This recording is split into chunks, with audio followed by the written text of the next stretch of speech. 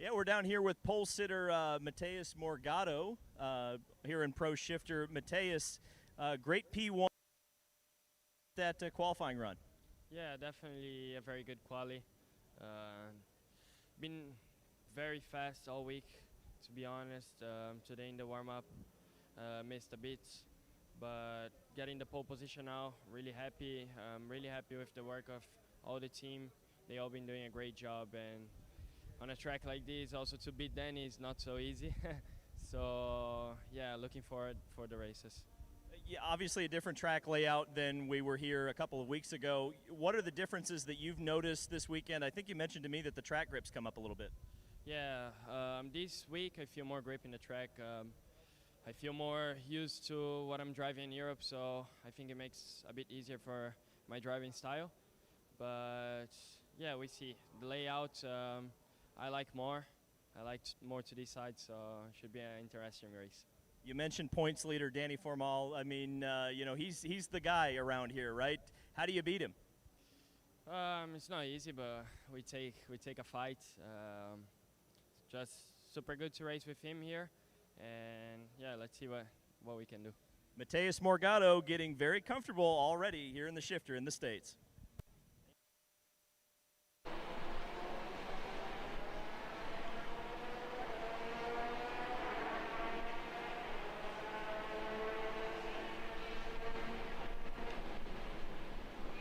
Studies show that even the best current generation of simulators only convince 50% of the human brain that they are real. Here at SimCraft, that just isn't realistic enough. Developed to offer the most realistic karting sim experience in the world, all testing has shown that the physics engine used in SimCraft's Grid 1 model convinces 90% of the human brain that you are actually on track. Now that is the real deal.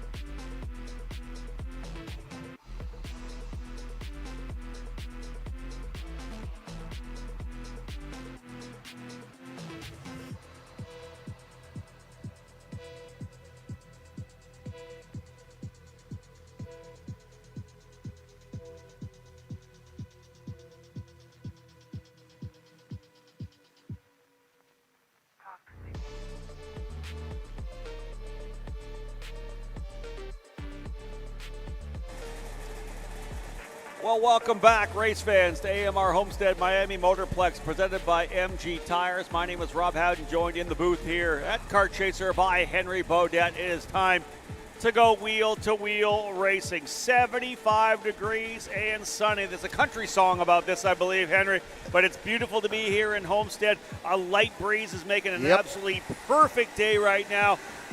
Contrast to what we had last time we were here on the Sunday. Wheel-to-wheel action, our first of 4 pre-finals. 4 of them, Henry, going before lunch. KA100 Junior, Mini Swift, KA100 Senior, and Micro Swift. Time to go wheel-to-wheel racing. It is indeed 51 drivers in KA100 Junior, in the immortal words of the late, great Chris Economaki. Let them all go. And they are indeed 12 laps, and everybody will make the main, no LCQ, and this is going to be a huge race. You're not going to know where to look with 51 drivers out on circuit. I can't wait to get to the green flag underway under the sun here in Homestead. Just one thing to remember, again, this puts a little onus on getting to the end of this one here. If you do end up having an issue, let's say on the opening lap, you're starting 51st or something, 45 on back.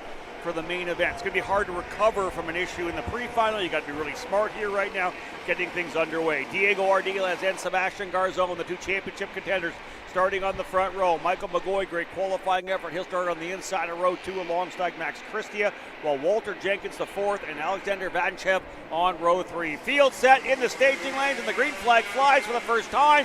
Green, green, green. Contact with a couple drivers coming out, and they're into the barriers on the outside of turn number 1. And that looked like McGoy and Christia, possibly Walter Jenkins, the 4th, involved there. So, and more contact up at the top end of the circuit there.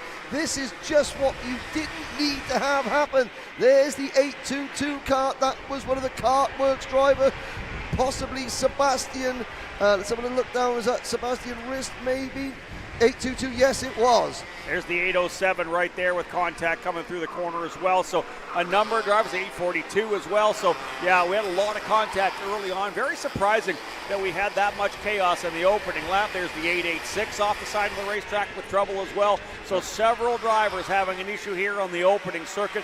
We saw a lot of lack of patience, if you will, for the drivers on the opening lap here as they're coming through to get the first couple laps in the books. Diego Ardiles, how about a 1.9-second lead? All the chaos happening behind him in turn 1. Well, you talk about a situation where there's Sebastian Garzon making the move a second. They're 3 wide going into turn number 3 further back. But Ardiles, it's high in the points lead. And the last thing his rivals wanted to do was to give him a huge advantage on the opening lap. And that is exactly what they have done.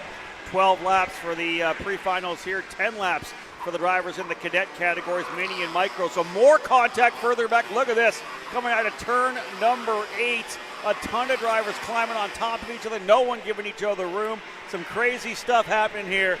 Again, Roland and KA100 Junior are first of 4 main pre-finals before we go into the lunch break. And again, Diego Ardiles now 1.8 seconds up on Fausto Arnaudo. Yeah, Sebastian Garzon in 3rd position, Jackson Walney 4th, Naomi Garcia up into 5th, the young lady from Trinidad and Tobago. Big movers, Fionn Shi up 10 places, Aidan Nicotra up 14 places, Ethan Sky is up 14 places, so's Keith Lewis. So a lot of drivers up 17 places for Braden Zervis.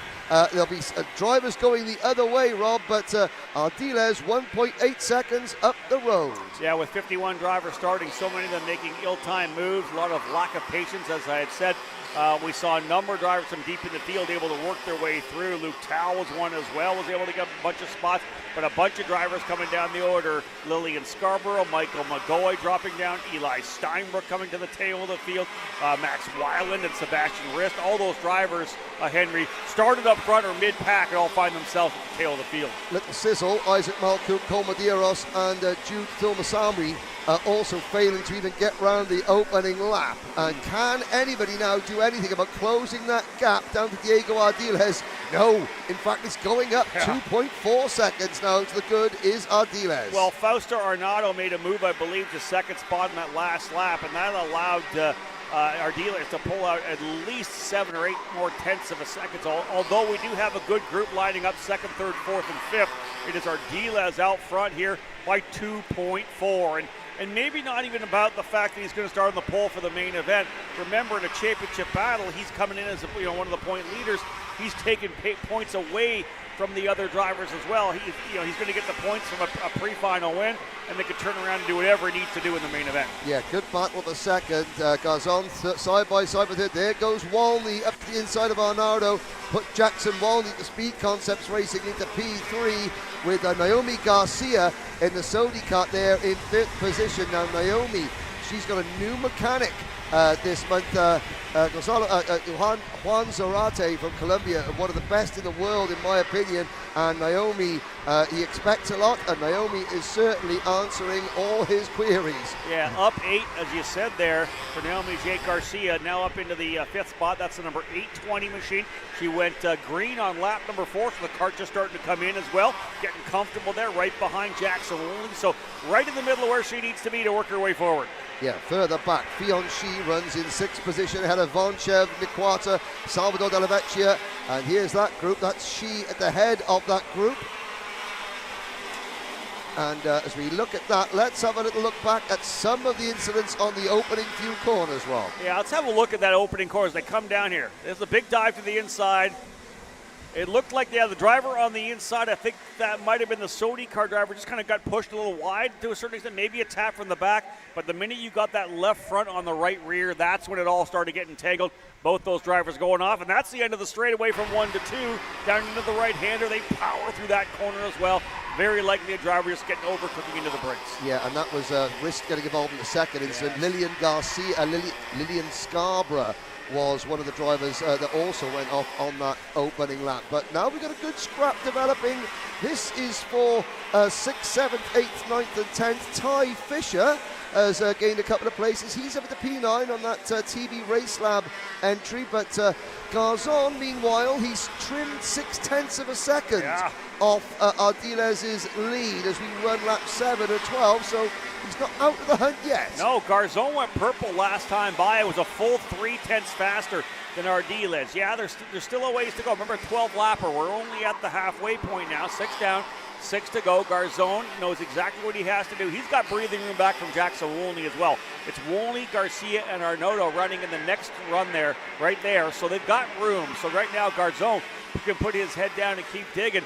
But this is a good little battle here up front, running for 3rd, 4th, and 5th. Another purple lap for Garzon, a half a second faster than the leader. Garcia, though, on the Sony Kart now goes to 3rd. Yep, the young lady from St. John in, Port Spain in Trinidad and Tobago is now ahead of Wolney. Then the Argentine driver, Fausto Arnaudo, who was in 3rd. He's now slipped back to 5th in that RPG kart. The Inter-MS car, do apologise. Big gap behind to Vanchev, Delavecchia, Fisher, Shi and Max Cristia in the 833 Cristia, who dropped it on a place on the opening lap, has gained a lot of them back.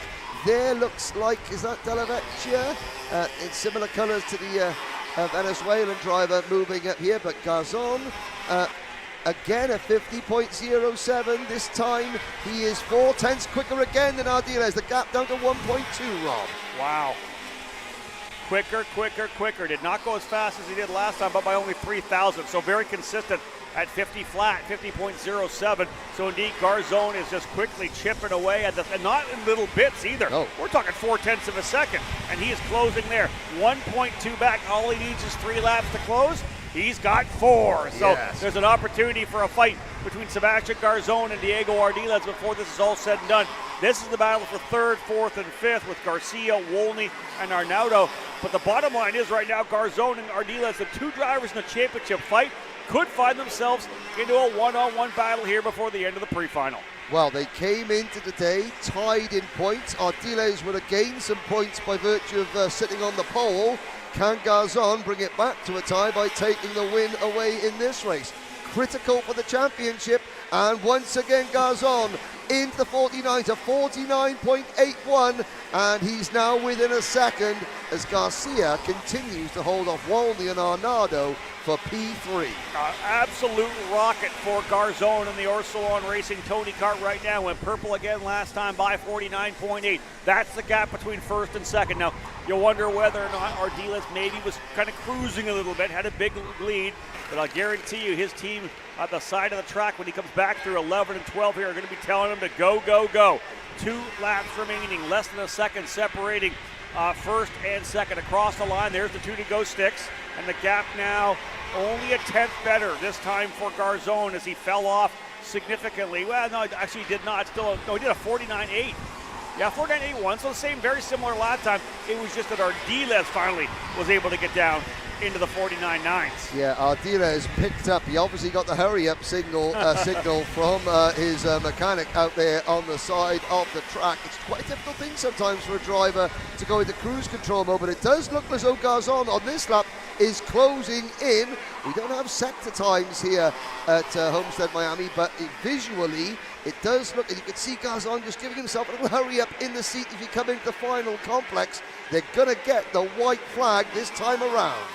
Indeed, he was able to hold that gap on that last lap this time by. Does he go purple again? He turns his best lap. Not quite. Garzon actually with the fastest lap. He closes it down to 0.6 of a second, a 49.740. Garzone has been so impressive over the second half of this race. Here's that fight further back. Wolney, the Speed Concepts Racing Red Speed, will throw it to the inside as they work their way through 2 and 3. So put Wolney in front of Garcia, and here comes around the outside. Oh, good move to the inside as well for Arnaudo. He's able to go through, but again, the battle between first and second not done. Yes, I know, but the Garzon can't quite get close enough to the race lead to force Ardiles into defending. If he could just get Ardiles to defend, then he could have a move. There goes Garcia up to the inside, trying to repass Arnaudo through turn number 9, but that's not going to happen as we come to the line. Ardiles takes the win, Garzon in second, but only 0.3 down. He left it a little bit too much work to do. But another purple lap for Garzone in the final circuit. Now, he may come home in the second position there, but the bottom line is he's got the knowledge that the speed is there. He was 0.3 faster than Ardiles. Although Ardiles did go faster and faster, he got quicker and quicker at the end of that 12-lap run. It was a big run there for Sebastian Garzone as he closed to within 0.4 of a second at the line. Jackson Wolney comes out on top of that battle between Arnaudo and Garcia. They finished 3rd, 4th, and 5th respectively. Ty Fisher up a couple spots for 6th. Salvador Della Vecchia ends up in 7th. Enzo Vidmontien up 4 to 8th. Max Christia dropping from 4th down to 9th, and Alexander Vancha falling down to the tail of the top 10 as well. But Ethan Sky Manjenzek ends up 13 to 11th. That's a huge improvement, and same with Aiden Okotra as he goes up 8. How about Tristan Murphy? Well, 2 drivers. Tristan Murphy in the 811 kart. He is driving. He's driving for the Super Tune USA team. He gains 26 positions to move to 14th. From 40th. But hang on a sec. Chase Cassiope says, "Oh my Kool-Aid." He moves up 31 places to 18th. Marco Romero up from 38th to 19th. Nathan Dupuis from 34th to 20th, and Sebastian Venegas up 27 places to 24th. But of course, some go up, others will go down, and there will be plenty of tales of woe at the end of that one. I was just going to say that, yeah, indeed, while there are drivers that were able to capitalize on all the chaos of those opening couple of laps, not everyone coming out on the top end of that equation for sure.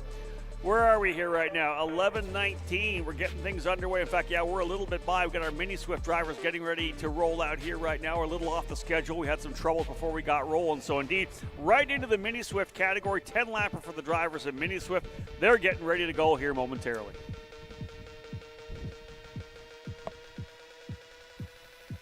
So looking there at the karts coming in to the tech area, and it's always good to see the body language of the drivers that are unhappy at the back of the field. Plenty of stories to unpick and unfold, but our kart chaser pit reporters David Land and Alexander Searle, I'm sure, will get to the bottom of all the juicy stories. This, of course, is Kart Chaser's coverage of the SKUSA Winter Series, sponsored by Accelerate Kart Racing and brought to you this weekend by Simcraft and their Grid 1 model, which is here in the paddock. And there are plenty of very, very intrigued drivers and parents looking at what is the new market leader in terms of realistic karting sim racing. Now, Mini Swift Championship up for grabs in the absence of Alessandro Truccio and Rocco Simoni. Benja Fernandez, 3rd in points, will start from the pole.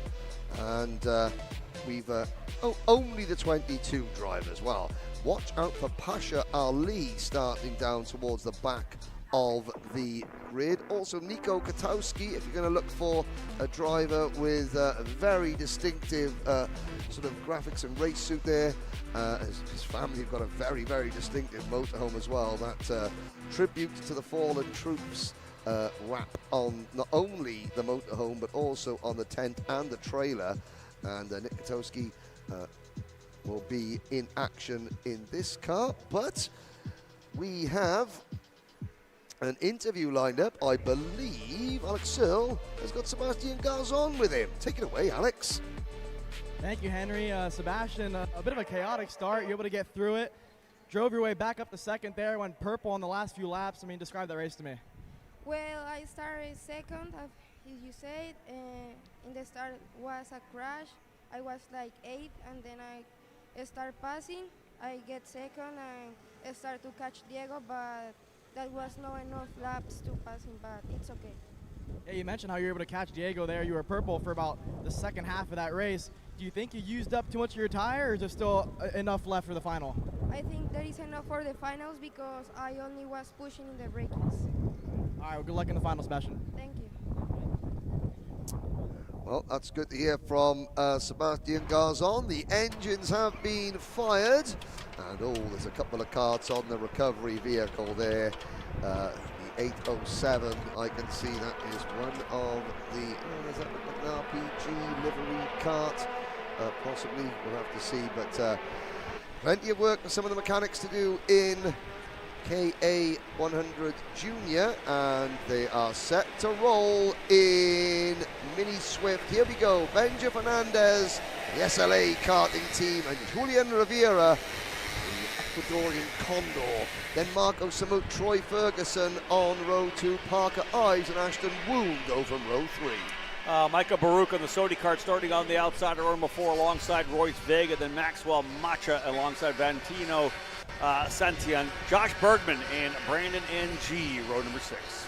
Nicholas Ardilian and Colton Schniegenberg go from row number 7. Grayson Walcott and Lorenzo Varela on row number 8. Nico Katowski and Darren Kidd roll from row number 9. Simon Klein and Max Bitter round out your top 20.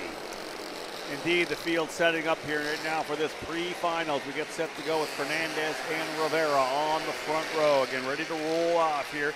Samet and Ferguson, row 2. Ives and Moon, row 3. Again, drivers working their way around the track. We'll get them set up to go green flag racing in the shortened 10-lap event for the drivers in the cadet class. Both mini and micro. We'll have both those categories out before we go to the noon lunch hour.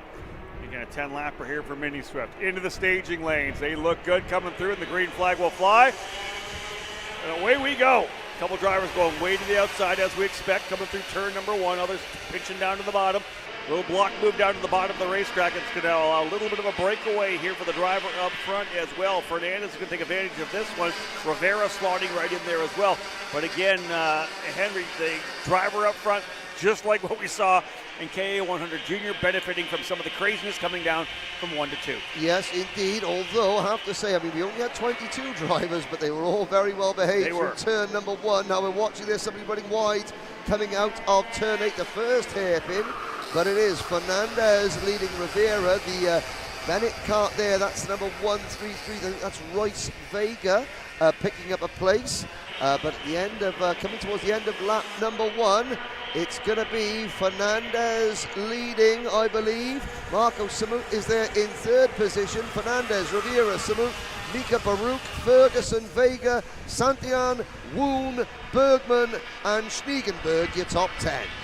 Indeed, Benja Fernandez, who takes over the effective lead. Driver going around further back. We had a spin. Driver coming out and dropped the wheel right there. 129 going around from somewhere. Nicholas Ardalian going around, coming out. I think, honestly, Henry, I think he just kind of came through, just dropped the wheel and just looped it around. He was literally turning in just as that right rear wheel fell off the track onto one of those curbs, and around he goes, but everyone else manages to avoid it. But again, Benja Fernandez, we said, able to essentially take over the point lead as first and second in the championship standings coming in, not here this weekend. So indeed, Fernandez as a driver will be watching here throughout the weekend to try to take back control and to try to win a championship. But a little breakaway early, but here comes Rivera, Samet, and Ferguson. In fact, the driver of the tailback group, Ferguson, he's the fastest driver on the racetrack, 52.858. Counted less than a second separating the front-running quartet. Now, what does Marco Samut do? Does he work with Julian Rivera and try and push up to Benja Fernandez, or does he think, nope, he thinks I'm quicker, I'm going to make the move straight away without losing too much time to the race leader and still giving himself enough time to catch up and try and make the move? Question asked, question answered from you right yeah. there. Immediately went right on by. Samet in the number 175, that LN cart goes to P2. A quick work of Rivera does not want to let Fernandez pull away, so he's slotting into that second spot.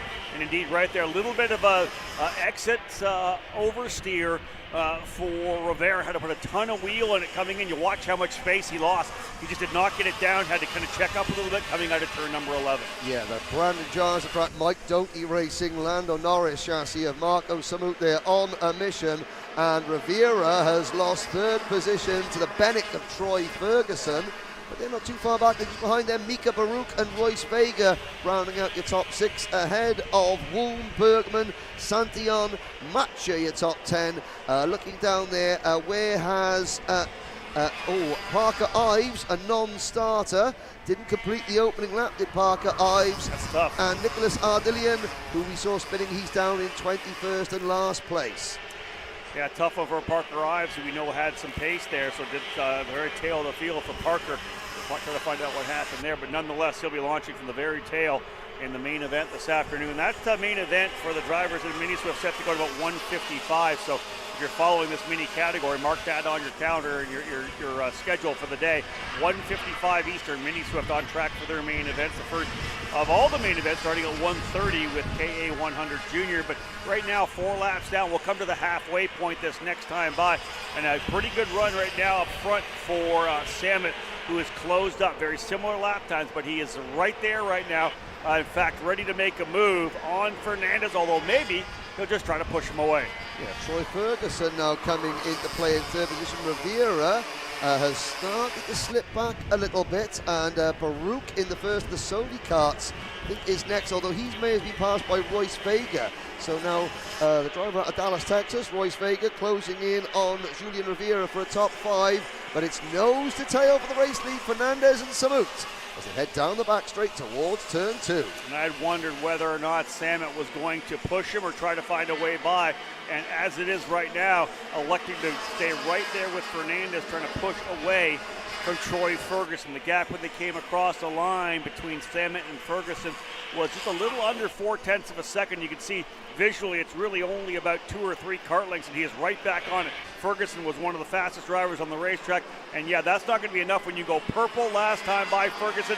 We'll make it a front-running trio here momentarily. Yeah, this is what we've been waiting for. We didn't have much of a battle for the lead in race number 1, but the Mini Swifts have obliged as we head through the final complex now to start what will be lap number 7, I believe. Front 3 drivers stretching away. The gap from Ferguson back to Rivera now over a second, 1.1 from third back to fourth. Rivera at fourth, Vega fifth, Woon, Bergman, Baruch, Santillan, and Maxwell Macha rounding out the top 10 early. Biggest movers really in the top 10. Bergman able to get it from outside the top 10 up into 7th. A little further back though, and you've got Nico Katowski, who started 17th, now up into the 12th spot. And of course we mentioned Parker Ives non-starting. Could that be an issue after his crash at the end of qualifying? He spun and then Maxwell Macha hit him. I didn't see Parker Ives hurt, holding his back there as Ferguson makes the move. And Marco Samut, after making early progress, now slips back to third.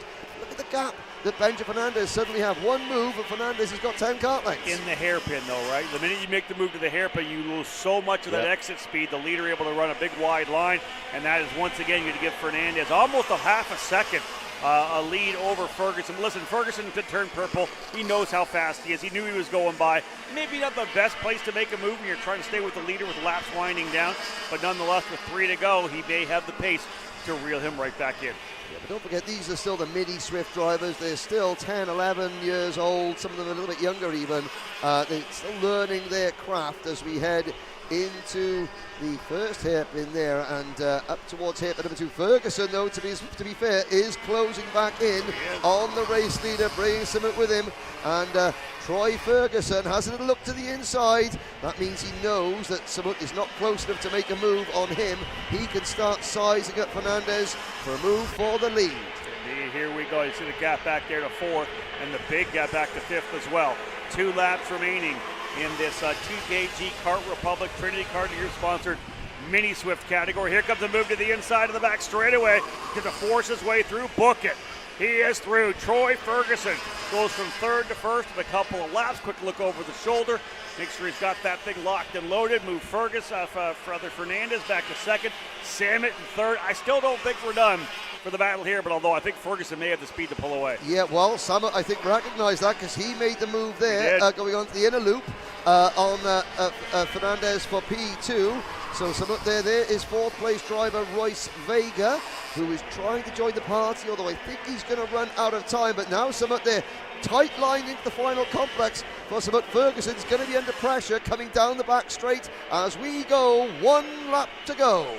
Oh, that's a move to the inside and a move to the outside. Not sure the race directors are going to like that swerve coming down the straightaway as Ferguson went down to the bottom. Let's make it all get excited. Here comes Fernandez back to the inside of Samet. Samet back to third, and this is all playing in for Royce Vega. The driver from fourth now right there. Another move down to the bottom, block move. Here we go. How about 3 wide coming into the carousel? Into the turns number 4, 5, 6 over to 7 and 8. We're going to go 3 wide. Lots of excitement coming to the first of 2 hairpins into turn number 8. Samet finds himself in the lead and a little bit of cushion as well. Ferguson still holding on. Still not done. There's more drivers coming further back from 5th. Yeah, good move there from Marco Samet to take the race lead. Up the Royce Vega up into P2 as Ferguson now forced to defend from Fernandez. Rivera also closing in, but a great win and a good move there. Well timed, didn't panic for Marco Samet. Wow, he gets the win, but so much action further back, and at least one spot for Julian Rivera. He's able to move forward.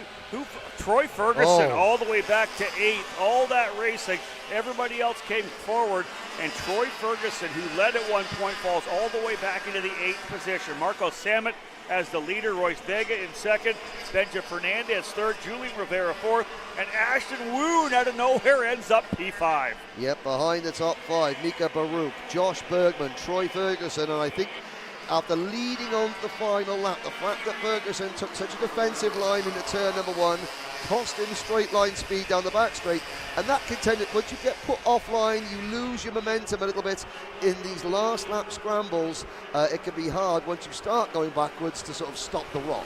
And your mind is, what do I need to do to stop the bleeding to? Where do I need to get to? So you're on the defensive, and then everybody else is on the offensive, and you never quite make the right move, and guys were all over each other. And listen, the guy that came out of it as the best, number 1, Samet with the win, but he was in the lead group. Yep. It was Royce Vega. Yes. He was well back, over almost half a second back, finds himself in the fight.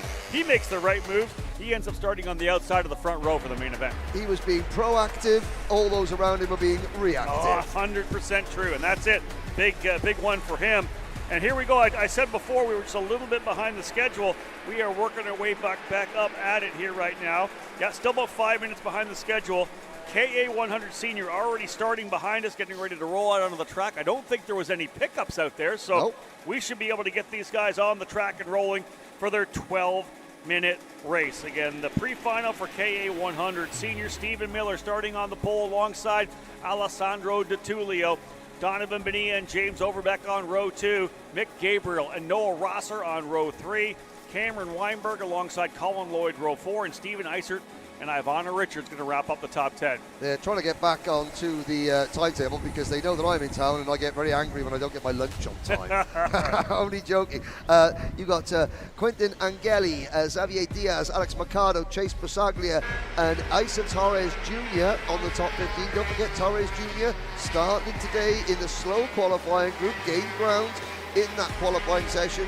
Can he maintain that forward trajectory in this next 12-lap race ahead of Rivera, Jared Clark, Austin Olds down in 18th position. We're looking down the order. We've got 39 drivers. CJ Bowman starting shotgun on the field.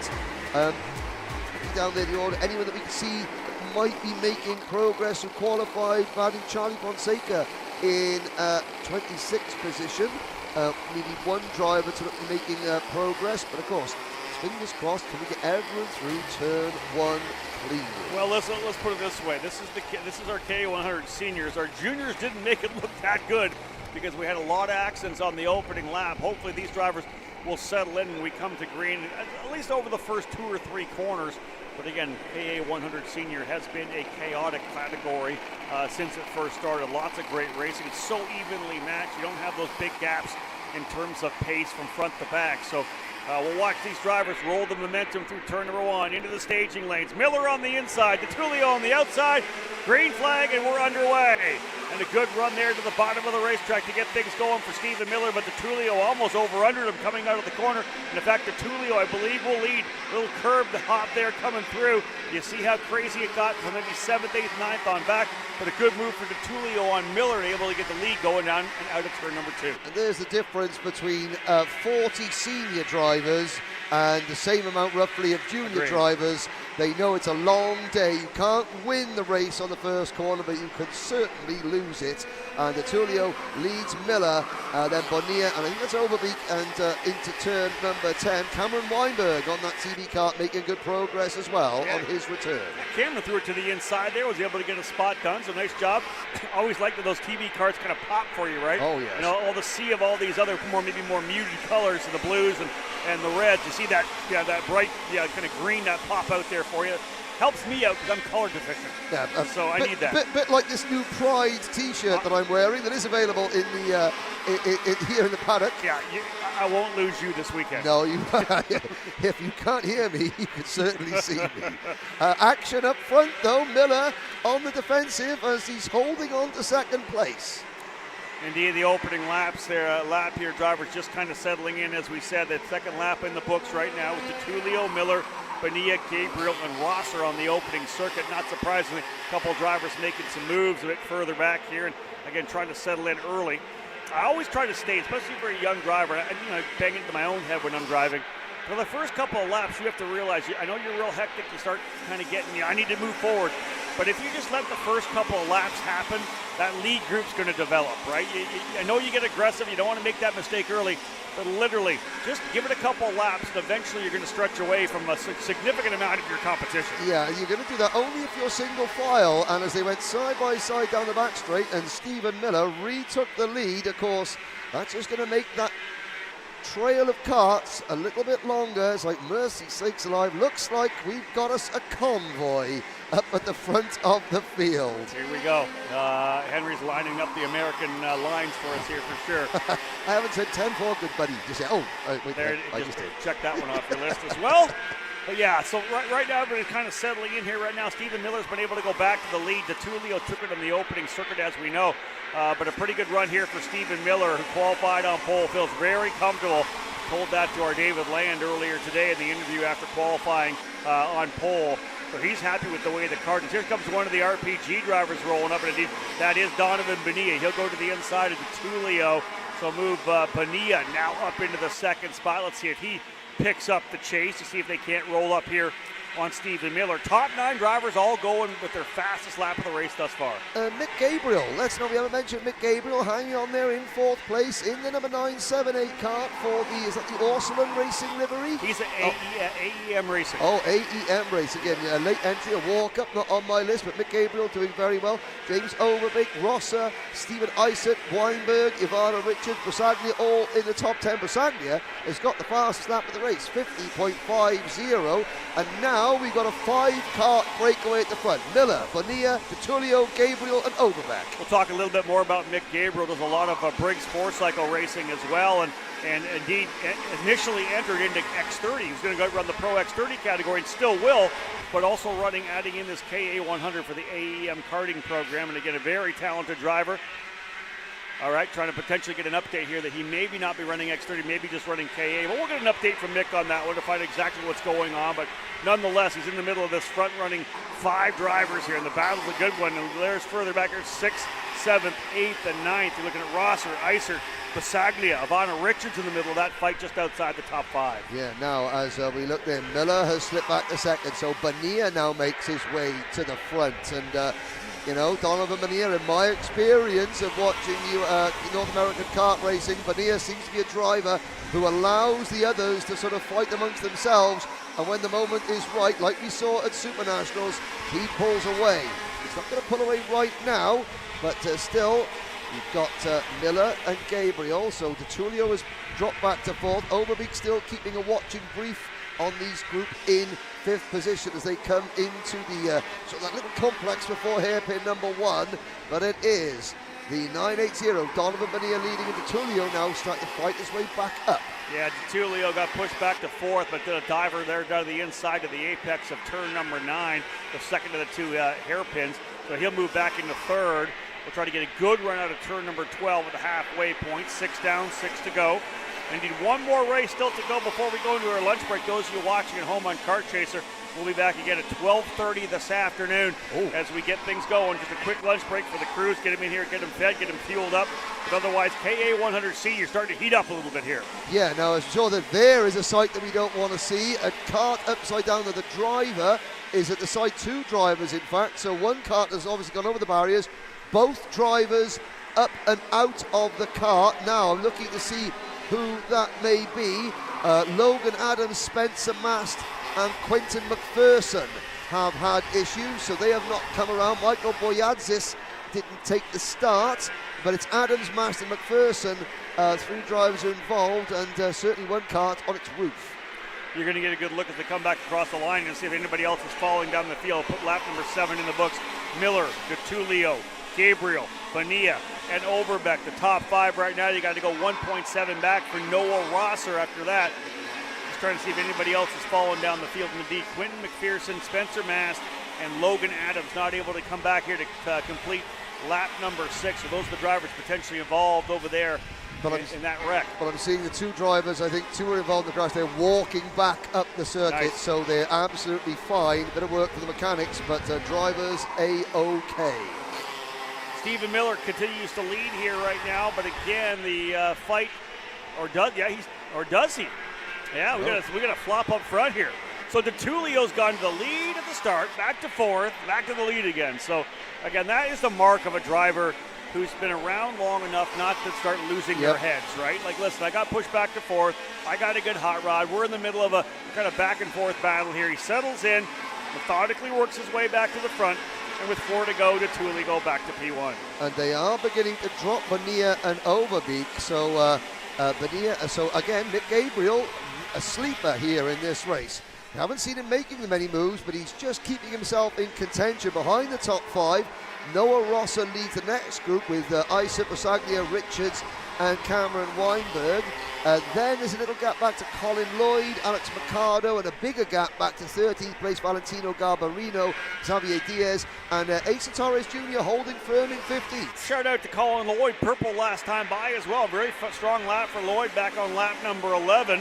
Let's see if he does it again. This time Bonilla has done it, but Lloyd trying to close his way back up. He indeed has put himself on the rear bumper of Cameron Weinberg in that fight, although Bonilla now just went purple from P4. Front-running 5 drivers, DeTulio, Miller, Gabriel, Bonilla, and Overbeck. James Overbeck, very comfortable sitting and hanging out back there, P5, kind of waiting for this all to happen, see how it shakes down. They've got 1.7 on Noah Rosser.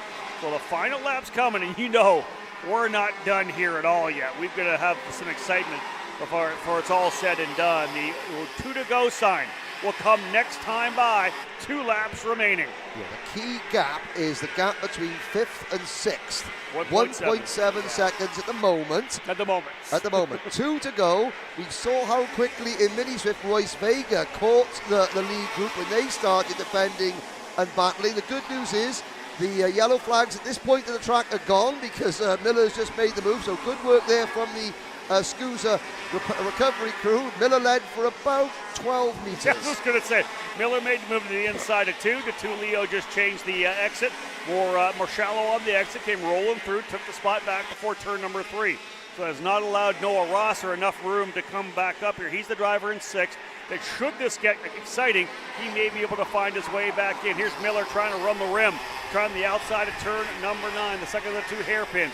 They're going to block to the inside in turn number 10. Rosser just absolutely hungry, seeing what's happening up front. They're still lined up.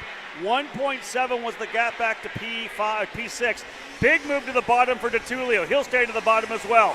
What is it now? 0.8. Oh, yeah. There's split the difference, and away we go. Rosser's going to be in here in a couple of seconds.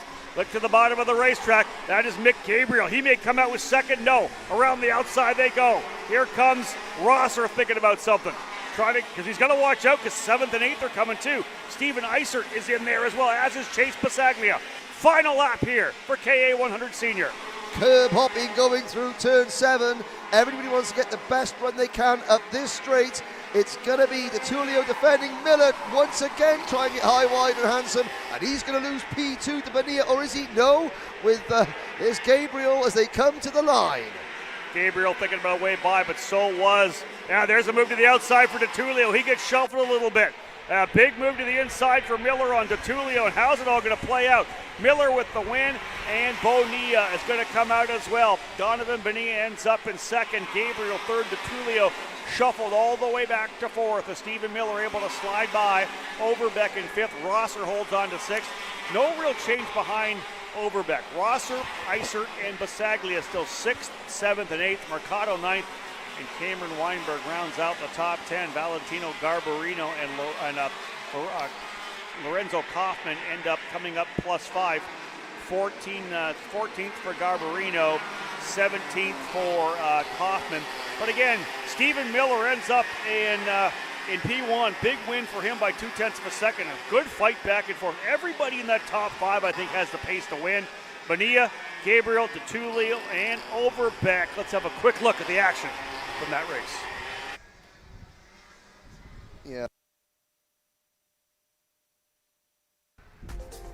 Yeah, looking at the start there, down the back straight, a clean start, and Rob, DeTulio leading early on, and I've got to say, as the race panned out, we're going to see DeTulio moving up and down the order. Miller was certainly aggressive in the early going, Bonilla as well, but Gabriel and Overbeek in the top 5, they sort of stayed back a little bit and allowed the other 3 to sort of chop and change. It's almost like they were kind of watching and learning, right, to see what they could do. Bonilla made a couple of moves. You can see one of the big things about this track is that if you do make a move and you're the one getting made the move on, you try to pressure it too much, you could lose a couple spots. You can see DeTulio wisely a couple times there, just checked right back in. There's the fight further back with one of the Sodi Kart drivers not very happy at all. And that was the gap that really put the 6th place battle. It was a big group of 10, then it became a group of 5, and that was the incident coming out of hairpin number 1 that sort of delayed the second pack. But DeTulio, I thought Stephen Miller had made a couple of brave moves there. Obviously no fear moving up into senior class for the first time, but at this point, they got some slower traffic around them, but Miller was ultra aggressive. Couple drivers getting used up. That was Bonilla who got pushed off the wide coming out of turn number 8. That's 7, that right-left combination that leads into the hairpin. DeTulio will have to look over his shoulder. Here's the pass for essentially the lead right there and the win right there, I believe. No, he went right back by again. A couple of times DeTulio doing that over-under. Yeah, this is now the last lap. This is where you can see in the 6th place Kart finally catching it, but nowhere to go for Nolan Rosser. And Miller, I thought his goose was cooked at this point, but it proved not to be the case. Indeed, the pass here as they, and even no contact there, just literally just a more shallow entry, kind of pinched it down and was able to get enough. There was no contact whatsoever coming through turn number 11. He gets the job done. And then, of course, DeTulio having to drop a wheel in the back. It really got wild coming through 11 and 12 as everybody was on the attack mode. At that point, McGabriel wanted to attack. Everybody had their elbows up over those last couple of corners. Maybe a precursor of what we'll see in X30 Senior and the main events this afternoon. I certainly think so, and I've got to say, if you were going to pick 2 drivers in this race, DeTulio against Miller, who's going to hold their nerve at the last corner? On experience, you would have picked DeTulio. Miller showing that, hey, I'm here and I'm not here just to play, I'm here to contend. It's really interesting. We've seen a number of drivers come through, Henry, over the last couple of years. The top junior drivers jumping up into senior and just the way they have had the pace, especially in the KA category, not so much in X30, but in KA where they've shown really good pace. I look back when Connor Zilic first made the run into senior, and then Jeremy Fletcher when he kind of came up was right in the middle of the fight. Stephen Miller's transitioned very nicely from junior to senior and doesn't seem like he is stressed at all at this point.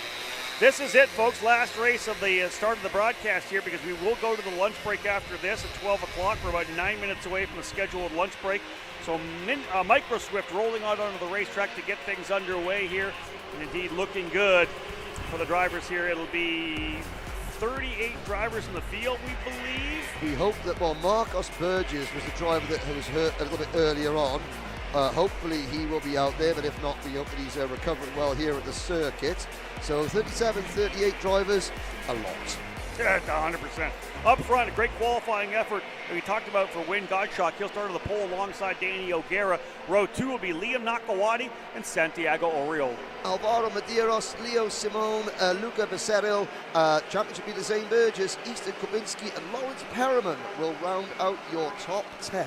The drivers now getting set up, ready to go here for a 10-lapper to cap things off for the first half of the pre-finals. We'll have pre-finals and main events for you. Field set into the staging lanes, and boom, away we go. Big run across for Gottschalk. He's able to get a good enough jump to come right across the racetrack from right to left to take the spot. Big lead for him as he works his way down into turn number 2 and 3 through the box. The back part of the racetrack. Left, left, left. On the one direction, right, right, right.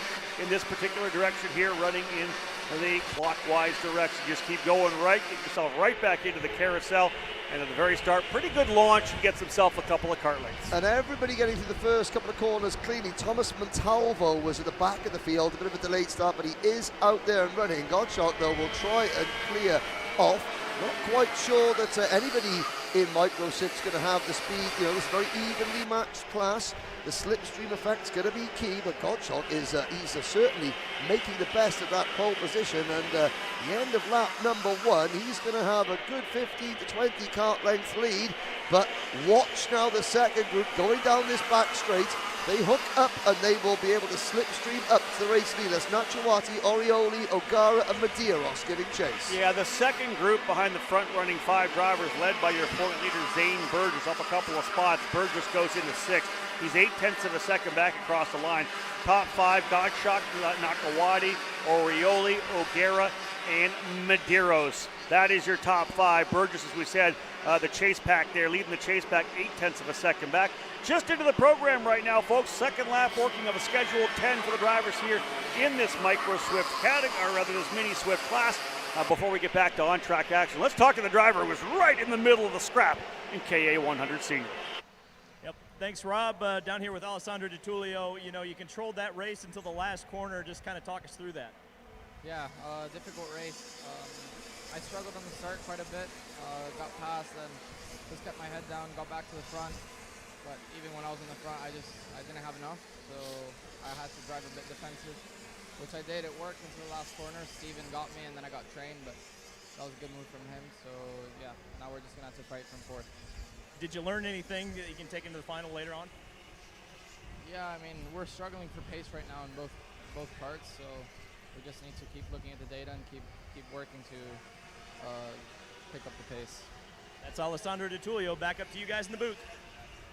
You know, Henry, it's essentially a weekend-long program, right? You're not done with one race. You're always just trying to fine-tune and fine-tune. He's talking about the fact that they just feel like they're off a little bit in both karts, right? So that's something that once they find it, they're going to find it in both karts as well. Let's have a quick look back at the action on the racetrack right now. Gottschalk still leading. There's the lead group right now. The fastest driver, Zane Burgess, gets a couple more spots. Zane coming to the tail of that group. It's Gottschalk, Orioli, and Nakawati up front. But right there in that Sodi kart, Zane Burgess is coming. We're closing in. We've got only 3 laps down. He's already worked his way up 4 spots into P4. Great run here for Zane Burgess. Well, we had a chance to talk to the driver who was definitely in the middle of the fight, ADT, but let's get back to the driver who made the move at the end, Stephen Miller, standing by with David Lamb. Yep, Stephen Miller. I mean, that was, you know, race car drivers always dream about that last corner, last lap pass. You got to do it. Walk me through it. So at the start of the race, Tulio got ahead of me, and he looked pretty loose out there, so I passed him. And my tires weren't there yet, so I was super loose. And as soon as someone passed me back, I just waited behind them until my tires came in. And the last 2 laps, when we were battling, I managed to get around them. The RPG guy behind me pushed me through and managed to get the win. It looks extremely tough to hold the lead in KA 100. What are you going to have to do in this final to stay up front? Just sit behind the leader, push them, get a big gap, and battle. See what happens. There you go, boys. Back to racing. So, Henry, very interesting there that when Steve was kind of talking about everything you have to take in when you're in the race, right? You not only you're worried about what you're doing, what your kart's doing, you need to know what the guys around you are doing to find out what you need. Your strategy gets lined up by what everybody else is dealing with. Yeah, and as Stephen Miller was talking, we've had our first lead change, and it is Santiago Orioli who took the lead from Wayne Gottschalk going down the back straight into turn number 2. Gottschalk is there in second. They've actually broken away a little bit. So it's the 2:06 of Orioli leading the 2:25 of Gottschalk. Nachawati, O'Gara and Burgess have got a little bit to do because we were down to a lead group of 5. Let's see the slipstream effect coming into play there as we've now got the 2:80 of Nachawati, the 2:67 of O'Gara and the 2:55 of Burgess. Again, Rob, you were saying earlier, a driver that leads the championship doesn't need to push the envelope, and indeed, Burgess seems content to sit and see how things unfold, don't put himself under any pressure by making any costly errors. Yeah, indeed, you can see this pack kind of developing, and more drivers coming from the tail of the field. You see Danny O'Gara there in 4th spot. There's a move for the lead. That is Gottschalk going back high for another one of the MPG Motorsports drivers has gone back to P1. Not far behind him, his teammate Danny O'Gara, who's purple just a couple laps to go. But here comes 5th, 6th, 7th, 8th. Not surprising. They're all turning their best lap times right now. And in fact, Lawrence Perriman further back went purple on that last lap number 5. So everybody closing back up. We got ourselves a pretty good lead group right now. And indeed, you look at the gaps, really you have to go all the way back to Perriman, who's a half a second back, and then Lopez, who's another 7/10 of a second back. Those drivers 8th and 9th respectively. Yeah, 1.1 seconds separated the top 7 as they began lap 7 out of 10. And now we have a little look going through turn number, the infield complex here, the inner loop, and now up the straight towards the second hairpin. That 3-car breakaway, Orioli, Gottschalk, and I think that is Liam Nachawati. No, it's Danny O'Gara. It's the second of the MPG Motorsport karts there, number 267. It was Danny O'Gara, the son of former IndyCar star Sarah Fisher. And going to be a slipstream down the main straight as we start lap number 8. I'll tell you about Danny O'Gara. That's a racing family, let's put it that way. You talk about Sarah Fisher, of course, all the stuff she's done in Indianapolis, but the dad as well, Andy O'Gara, and the whole family, in midgets, sprint cars, you name it, Silver Crown cars. So there's a lot of history and a lot of, let's say, motorsports prowess. The heritage is there, the DNA is there for Danny O'Gara, and had a great run last year in a couple different other programs, and great to see what he's putting in here right now. The MPG guys looking good, P1 and P3 right now here in Mini. They are indeed. I mean, I know we're over in the RV lot. I know that Billy Vincent and the MPG guys have been cooking up a mean barbecue all week. Well, obviously, they've given their drivers their Weetabix this morning because they're pumped up as well, coming out of turn 11 and 12. So we're going to get the 2 laps to go. Market, there's the flagman.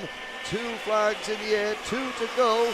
Orioli is holding firm. Nachawati, O'Gara, Gottschalk's back to 4th, but he's still there in contention. And then a gap back to Burgess in 5th, Medeiros 6th, and a gap to Perriman in 7th. Micro Swift will take us to the halfway point, take us to the lunch break. Couple laps still to go on a 10-lapper for these young drivers, the youngest drivers here in the SuperKarts USA National Program. They're digging in nicely right now. Gottschalk right in the middle of the fight as well as he was from the get-go, but Santiago Orioli there. This is a great scrap right now. Orioli is going to lead them down into turn number 9. Back here, white flag going to fly this next time by. Some good, both Gottschalk and Burgess turned their fastest laps last time by, so the speed dialing in back onto the front straightaway. Likens is going to give them the white final lap here for Micro, Orioli, Nachawati, O'Gara right there as well as Wood Gottschalk, and he just went purple. And Nachawati defending going into turn number 1. Is that going to mean it can be 3 wide into 2? No, Gottschalk gets a good slipstream. Nachawati holding on now. Gottschalk will look to the inside. No, it's the outside going into the inner loop. This is good news for Santiago Orioli. Yeah, indeed, with a big move. Oh, there's a cut course there. Didn't make the corner. That's an issue there for Nachawati. I believe he missed the corner coming out and went right across to the inside of turn 7. Orioli's got no challenge whatsoever. The fight's still coming for second, though, between Nachawati and Gottschalk. O'Gara trying to fight back in. Here they are side by side. Orioli's going to run this one clean and green to the end. Nachawati holding on to second. O'Gara to the inside. Side by side, not quite enough. And a win goes to Santiago Orioli. The margin of victory almost a full second as Nachawati, Gottschalk, and O'Gara went at it. Lawrence Perriman all the way up to P5 over the last couple of laps. But a little bit of an issue there for Nakawati coming out of the carousel. I want to say he went wide on the exit and was not able to get back for the curbing of turn number 7. Yeah, so that's something for the officials to look at over the lunch break. One driver that went backwards on that last lap, Zane Burgess, back to 12th. I caught him, he was just staying out of the way. The people were diving up the inside, he gave them room. Now, of course, every driver wants to win, but big picture, he's holding a big championship lead. This championship is 4 rounds. This is round 3. Round 4's tomorrow. Drivers count their best 3 rounds out of 4. So Burgess is Zane Burgess is thinking to himself, well, do you know what?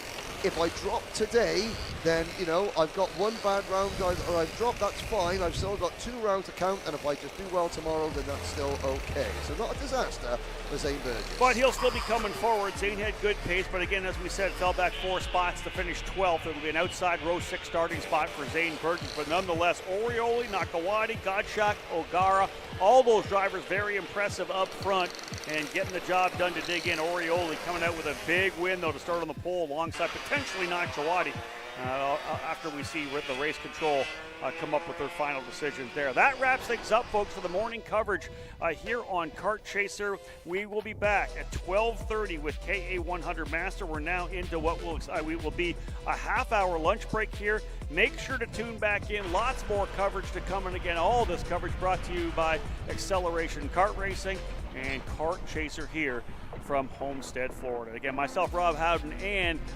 my man beside me here, Henry Beaudet, will be back again 12:30, back with racing action.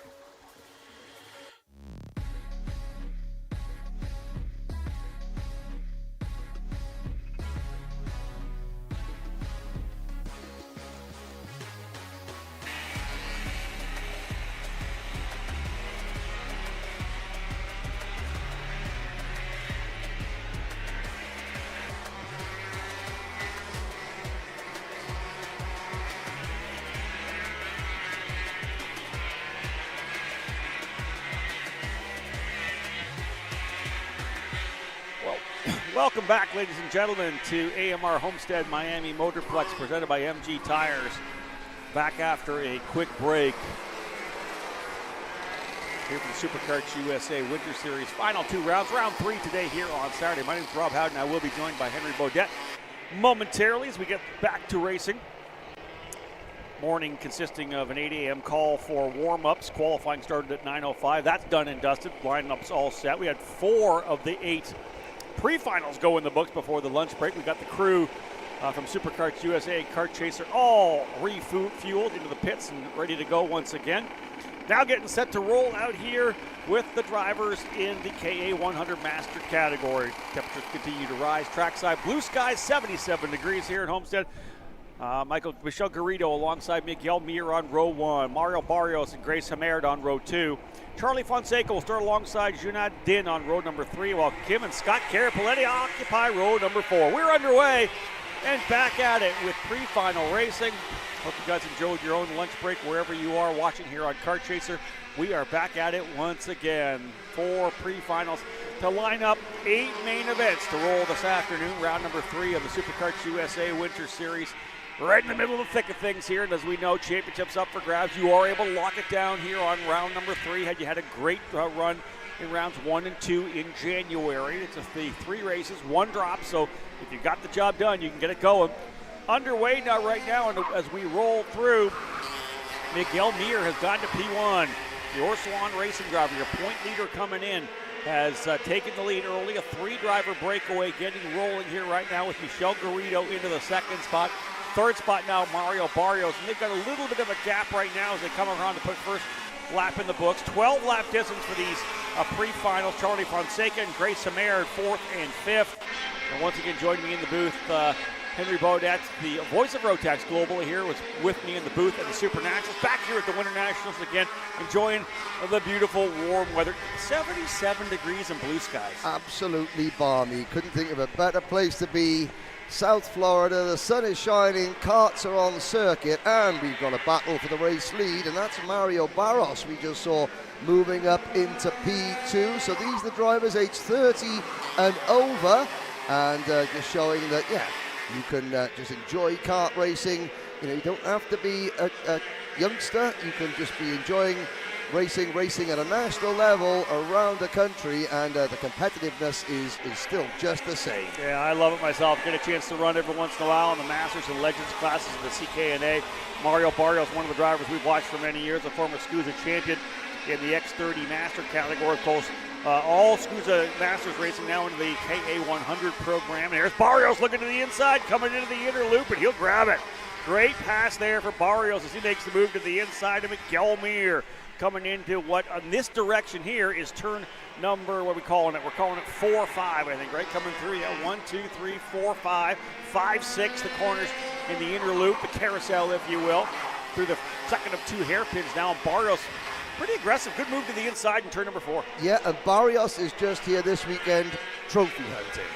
He's not a factor in the championship, didn't race the first 2 rounds, so he's just here to win out. He wants to take home 2 first-place trophies. Miguel Mir, championship leader. We didn't see him fight too hard. That's because it's early stages, but also he's thinking big picture.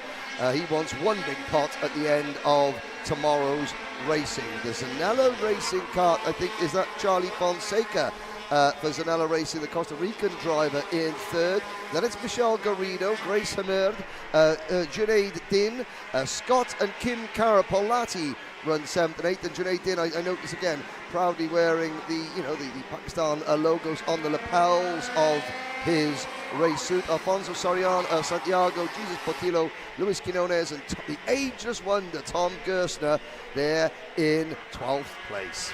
Indeed, and Barrios able to get that job done. A good pass, as we said, to the inside, coming into the inner loop there. That kind of tighter, decreasing radius right-hander that leads back over into the 5-6 combination, the inner loop of the racetrack. So got that pass done there. Puts lap 4 in the books. The 0.3 of a second lead over Mir right now. He's out of the gate very strongly, but Garrido just went purple with a 51.077, about a 10th quicker, and Garrido's back P4, so just about a second separate your top 4 drivers right now. And the funny thing is, the guy at the tail of the field is actually the fastest one right now. Yes, indeed. The top 4 have broken away from Hamerd in fifth position. And you think that it's only the kids, the junior classes, who've got parents at home watching. Not so. Junaid Din, he spoke to me in the lunch break. He said, my parents are watching back home as well. And so hello to Mr. and Mrs. Din Senior, watching wherever you are in the world. And again, even if they're 35, they're 40 years old, they're still your babies, aren't they?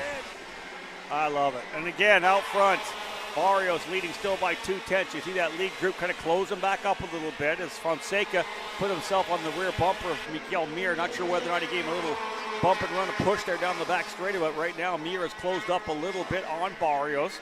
Fonseca with the fast lap last time by with a 50.902. Garrido there in the 4th spot, and then all by herself in P5 with Grace Hamard, as she now runs in 5th ahead of Junaid Din.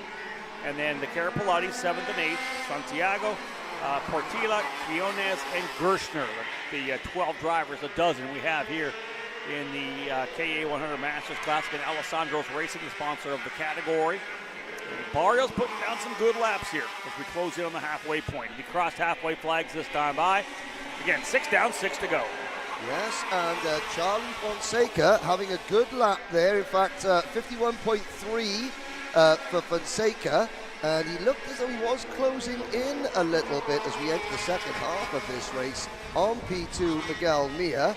And Garrido keeping the watching brief, and you're thinking, oh, these are the older hands, the more sage, experienced competitors. They know they've got a long 22-lap final ahead of them. And not to discredit any of them, but 22 laps, so I get tired just thinking about it. There's the move from Fonseca. They know energy is key. You know, there's only 12 of them. They're going to start at worst on the 6th row. Let's just preserve energy for as long as possible. I ran the Summer Nats at Newcastle last year with Rawlison Performance. You're about to upset me now. No. 22 laps is a long way. No. Everything you're saying is right. I was able to get through the 12-lap pre-final. I'm like, I'm feeling pretty good. This is good. Man, I'm telling you, last 5 laps, I thought I was in pretty good shape. No, I needed to dig a little bit deeper. It was a last-minute thing. I didn't know I was going to do it. I wasn't prepped. I had a great time. But yeah, those last couple laps, last 3 or 4 laps, I was holding on. You're trying to say that Monday morning was not fun? I felt great. I was just tired. My body was aching on Monday, no doubt about that. But it was a ton of fun, and that's why these guys do it. Guys and girls, because Grace out there as well, right? Yep. That's why we're out there having a good time, because we love karting. It's so much fun. It's the purest form of motorsport. I don't care if you're 7, 17, or 57 years old. Yep. It's a ton of fun to do. No, it absolutely is. Now, we're concentrating on the lead quartet. But behind them, Junaid Din has moved up to 7th. Kim Carapolati was running in P7. Kim's now dropped back to 9th behind Din and Santiago. Portillo, Quinones, and Gerstner still running a little bit further back as we've got a battle for the race lead. How about this run for Charlie Fonseca? He started back in the 5th position, and that Kart for Zanella Racing is just coming alive. He just turned his fast lap here at 50.543, 2/10 faster, and he's making the move, and the pass is done in turn number 8. So move the Zanella Racing number 434 of Charlie Fonseca to P1, and here comes as well Miguel Mir and Michelle Garrido. So Barrios trying to hold on. He does for 3rd. Got to stop the leak there. Holds on for 3rd, holds Garrido back, but away goes Charlie Fonseca. Yeah, for a minute there, I thought that you're looking at a mini or a micro Swift race with the drivers getting forced backwards. They're getting hung out to dry. Fonseca, he made that move going into turn number 8, parked the kart on the apex, and that really prevented Barrios from getting a good run. Mia capitalizing, and now Michelle Garrido is the driver trying to move into P3. So Mia now closing in on Fonseca, running lap 10 out of 12. So we've seen, Rob, that Fonseca is very quick being the hunter. Now, can he be just as quick where there's no one to gauge himself off? Now he's the hunted. One thing to remember here as well when we're talking about Miguel Mir is there is an opportunity for Miguel to lock down the championship here, right? The battle, people he's been racing against, a couple of them, Ruben Ravello being one, not here. Mario Dominguez not here as well. A couple of drivers that were in the top 5. Mir coming in here, I believe, second in points. Or was he the point leader coming in? Mia's the point leader. Garrido's second. Yeah. Garrido fourth in points. So he's there you effectively go. the second best driver here racing. So if indeed Mir comes home with a win or a second, there's a good possibility he could lock this thing down. We'll do some mathematical equations on that to make sure we're correct. But it's an opportunity for Mir. Again, maybe that's playing into the mindset a little bit. A second here, a second in the main. As long as Garrido's behind him, he could be in a position to get this championship. And we've been joking about Skitchy Barnes sewing up the Master Shifter title today and then taking the lead off and running Pro Shifter tomorrow. If Miguel Mir takes the Masters title, he can't turn the clock back. He's not going senior. And go senior. No. He's going to be safely. He'll enjoy the championship run in Master if it happens, as the white flag goes in the air for Fonseca, Mir, Garrido and Barrios. Indeed, we're not done yet with the battle here in third, that's for sure, because Michel Garrido is being challenged aggressively by Barrios right there as they come through turn number 2 and 3. Mario Barrios would like to start on the inside. There's the move to the inside again. Book it. Slider through to the inside of turn number 4. Through 5 and 6, Barrios has taken the spot back from Garrido, and this actually plays into the hands of Miguel Mir as well. The further back Garrido finishes, the less points he'll be able to take on the day. Going to potentially give a chance for, as we said, Miguel Mir to lock down the championship this afternoon. And again, that category, the Masters class, set to go at 3:10 this afternoon for the main events. Indeed. A couple of corners to go. The battle of the third still rages, but out of the final corner, checkered flag in the air, Charlie Fonseca on his Winter Series debut this year takes the win by 1.2 seconds over Miguel Mir. Mario Barrios, Michel Garrido and Grace Hamid round out your top 5. Grace Hamid less than 5 seconds down at the end of the race, and then a long gap back to seeing the rest of the field cross the line. Scott Carapolati beats his brother Kim.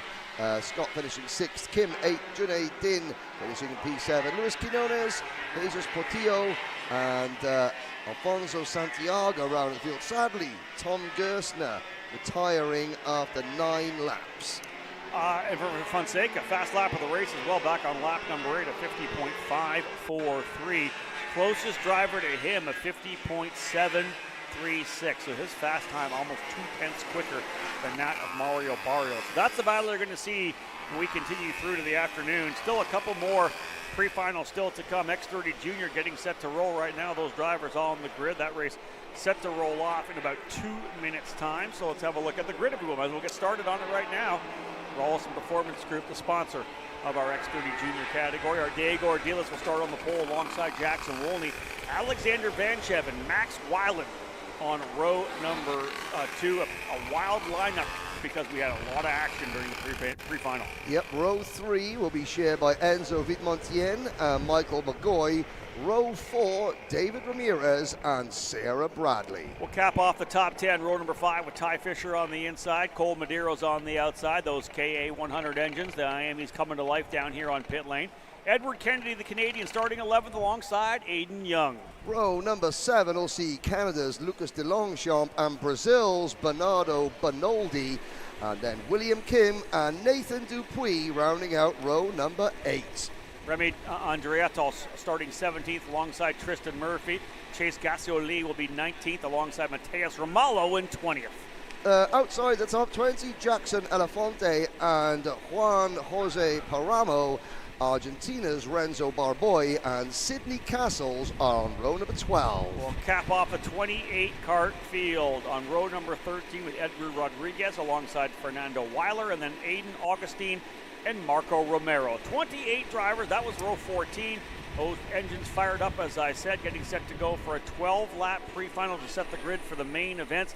Main set to go at about 1:30 again. We'll take the opportunity to say hello to everybody watching right now on Kart Chaser or potentially listening on the EKN Radio Network. We have the audio only there, but watching the action here on Kart Chaser, the broadcast brought to you by Acceleration Kart Racing. These drivers rolling out to set the grid. And again, Diego Ardiles, we have both he and Sebastian Garzon with an opportunity to potentially get at it here, but Ardiles just has been so good all winter long. Absolutely. Now, unfortunately, I don't think we got Marco Romero on the grid. He was down to do this class. I think he's just doing KA100, didn't qualify. And as you're running through the grid there, I'm looking at the back of the field where Romero was due to start, and the number 771 kart was conspicuous by its absence. But Marco's out in K Junior, so not to fear. Getting set to go here with the drivers here in this X30 race. Again, rolling our way through X30 Junior, X30 Senior, and Pro and Master Shifter to cap off this run through the pre-finals. Yes, indeed. So Diego Ardiles and Jackson Walney lead them into the final two corners. They will come out of turn 12 into the tram lines. Vanchev and Wyland on that magic cart will line up behind them. There they go. Into the tram line. The flagman watches, observes, makes sure that he is happy with the formation. And the green flag goes up. We're off and racing, and it's a good start from Ardiles. They all get through turn number one cleanly. Just about somebody, in the middle of the pack there's someone broadsided. What a bit of evasive action there from two drivers. We know we're going to get a replay on that shot there. That is why these are such great athletes there. Incredible reactions. I mentioned as we were going through the lineup, the craziness that we had at the start of the pre-final for KA100 Junior. We're expecting a better run here, and we got it out of the X30 Junior drivers. KA100 Junior, there's some younger drivers in here. Really, the average age younger in the Junior in the KA than it would be in the X30. Those drivers worked their way up. But that was, listen, you mentioned it. Some evasive maneuvers and great reaction time. One of that Magic Car driver was backwards in the middle of the track. Incredible. We'll get number checks next time. One of the Ryan Perry Motorsport karts there running very wide at turn number 8. That could have been a right front puncture on that car. I'll see if the driver comes round, but he certainly was understeering and making it look as though there was something amiss. But up at the front, that looks like it is Enzo Vidmontien making moves from 4th on the grid up to P3. Getting by Alexander Vanchev in the Zanello racing machine, that trademark white, yellow, and black.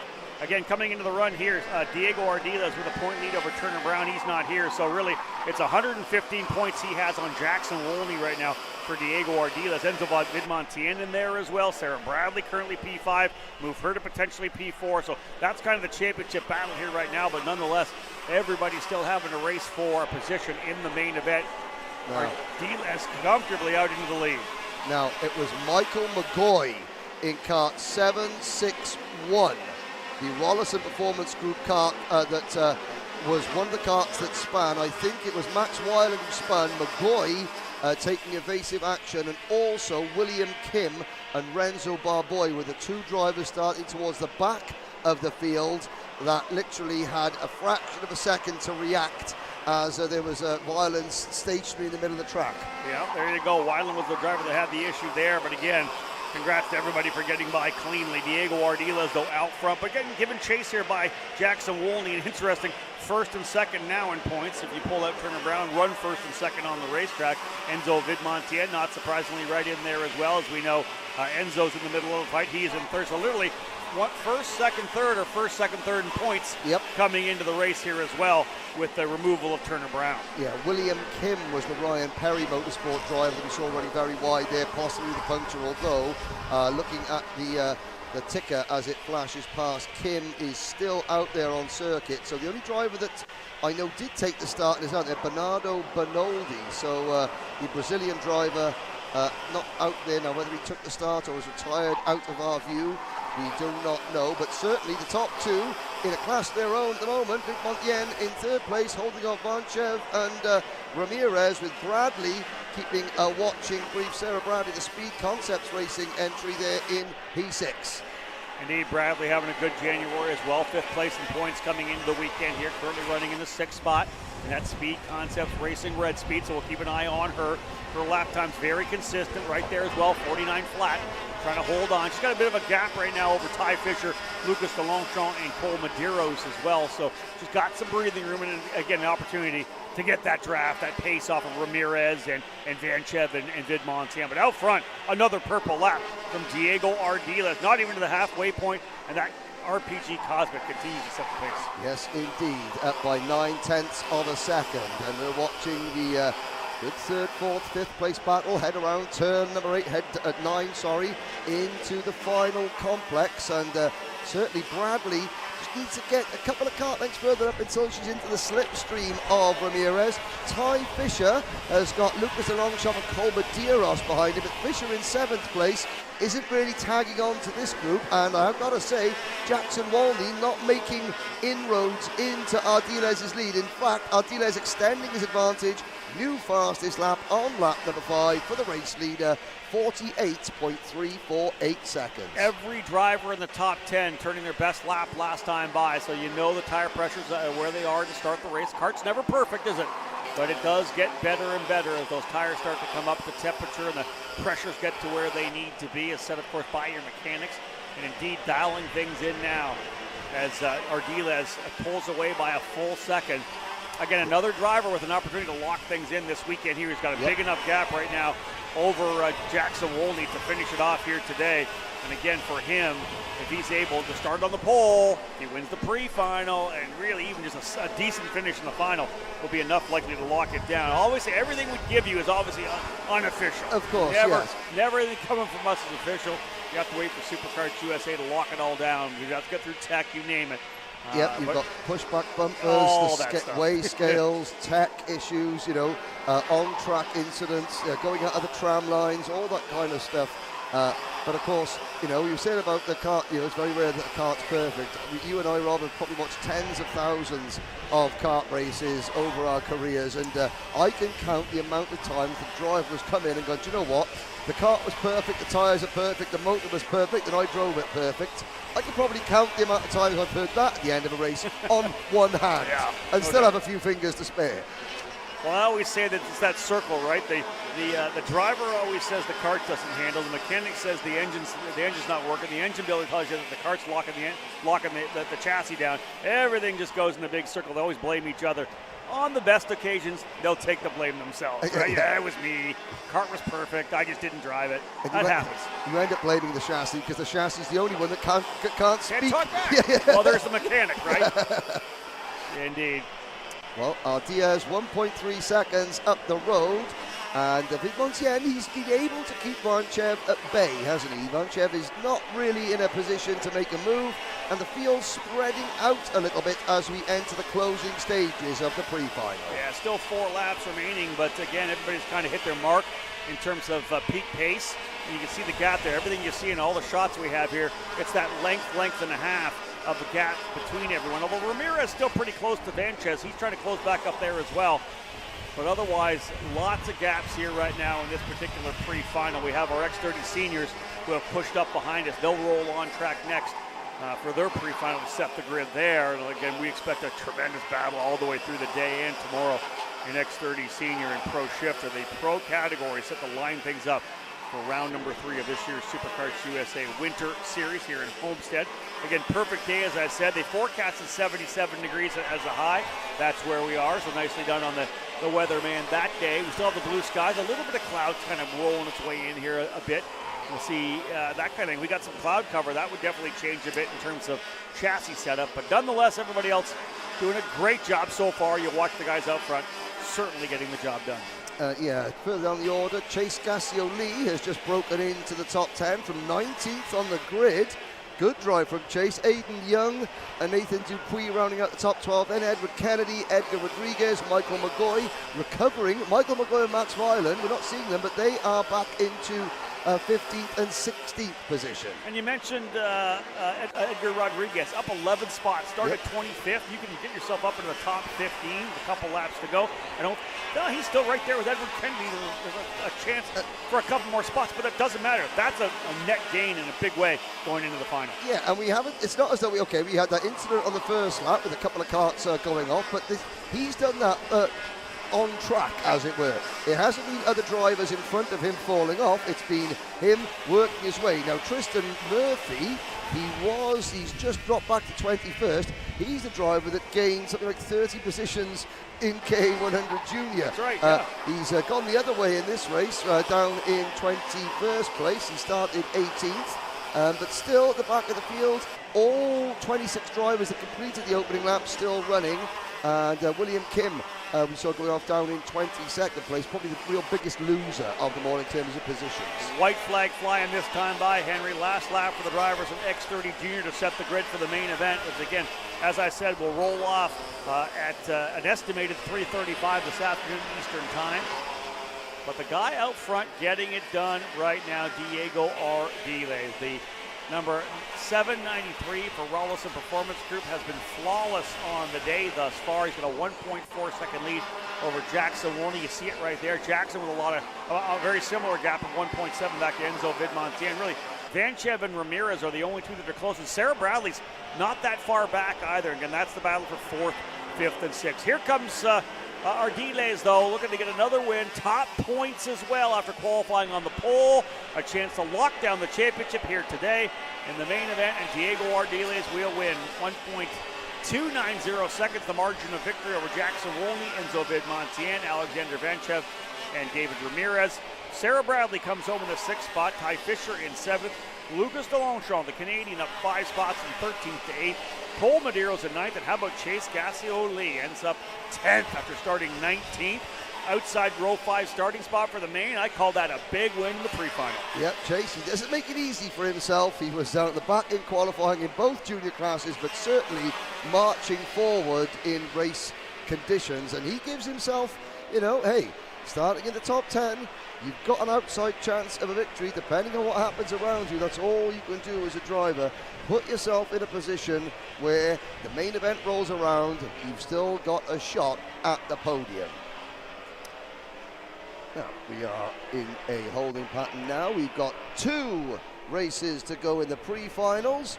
The finals will start at 1:30 p.m. There may be a short break after the Pro Shifter pre-final before we get underway with the mains. Not a huge break, though. It's X30 Pro up next. And I think we're going to take a short break. Don't go away, ladies and gentlemen.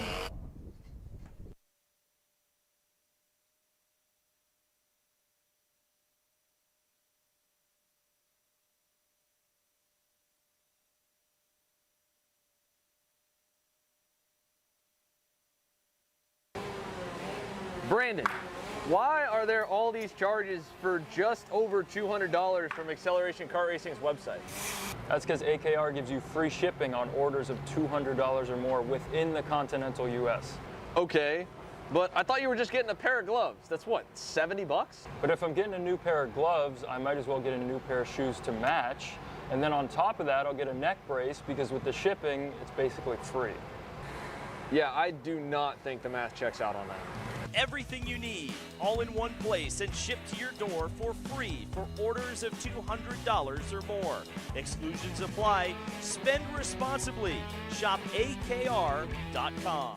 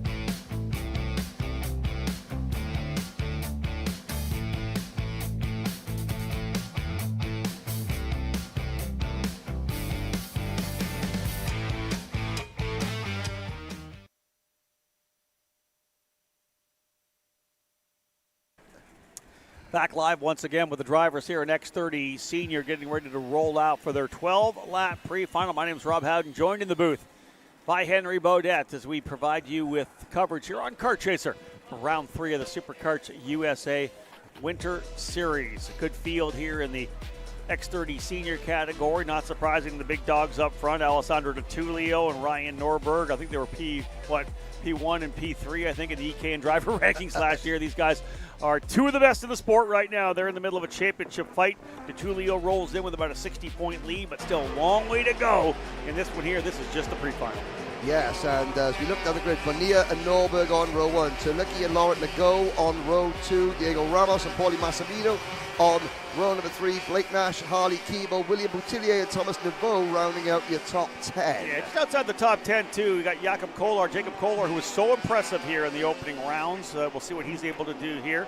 And alongside him, it'll be Alessandro Di Tullio. Di Tullio's starting a little bit further back. If he wants to battle for the championship, he wants to work his way back forward. He was super strong, but can kind of shuffle back a little bit.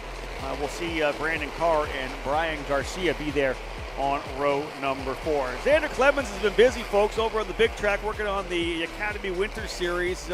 Xander, good to have you back here. We've got some karting going on over here. Yeah, good to be back here. Hopefully we'll have some good sessions. Of course, it's been a busy day, back and forth, all kinds of things thrown at us here at the kart track side, at the big track side. We're ready to go big-time racing here with our 2 headline classes to end it off in the pre-final. So let's get it done. Donovan Bonilla on the inside, and we're underway down to the first corner. Good equal start through turn number 1, but the poleman Bonilla has it over Norberg. Norberg on the outside, getting pushed a little bit wide. Over the grass goes the 2 plates, and Ryan Norberg slips down the order, but all the front runners through cleanly. Yeah, Ryan Norberg had obviously there was an RPG 1-2 at the start. All the front row had the outside run, but coming down there, everybody kind of forced the issue on the inside. He went to the outside and really just got run out of room, although Bonilla holding on to the spot. But how about Nicholas Turlecki? What a great qualifying effort for him, as we know. Started in the 3rd spot, able to work his way up into 2nd right now. And these opening laps, obviously crucial in this level of competition. You get out into the opening laps, and somewhere in the top 2, 3, 4, 5, you're really giving yourself a very high chance of coming home with a good finish. Daniel, you know this. You've watched it many times. If you can get away from the early lap chaos from the end, especially here at a 90-degree racetrack like Homestead, very often you end up with a good finish. Yeah, and I mean, as well for Laurent Legault to be running 3rd, he's having a great day as well. It's a completely new top 5, really, from what we saw back in January. Even Donovan Bonilla was a bit under form back in the early part of the Winter Series. So for him to be leading the way here is good for him as the battling continues to go further back down the top 10. And a bit of separation from Paulie Massimino back to this group as we see Norberg trying to make up some ground. He gets by Blake Nash, put him 1 spot higher. He's still on the edge of the top 10 as now next up will be Harley Keeble in that Sodi USA by PK Sports machine. Yeah, Keeble running a little bit wide there. Norberg looks to the inside through 11 and 12, but no dice there. And through turn number 1, Keeble under pressure. Here comes Norberg to the inside. Can the leader of Norberg Nation get it done into 2? Yes, he can. And Keeble now runs wide. Yeah, it's Keeble hanging it out there on the outside of the turn 2 exit curbing. The runoff area there, drops a wheel. But Norberg, again, for him, put your head back down. Remember, he comes in 2nd place in points, so he is trying to methodically work his way back forward.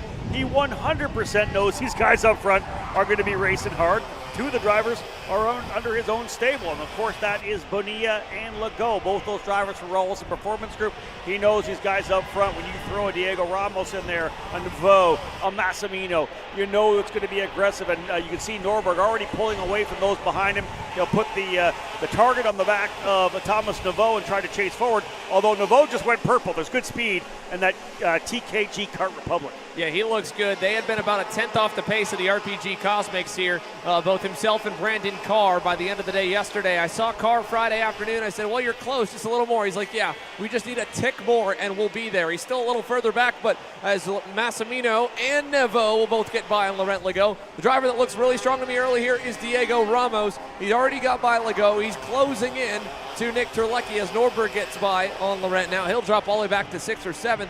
But Diego Ramos might be the strongest driver besides the race lead right now as he closes in on Nick Turlecki. He's at about 2 car lengths back, and we're still early in this pre-final. Plenty of time to settle things out, and that's good news for Ryan Norberg. He's picking him up, putting him down.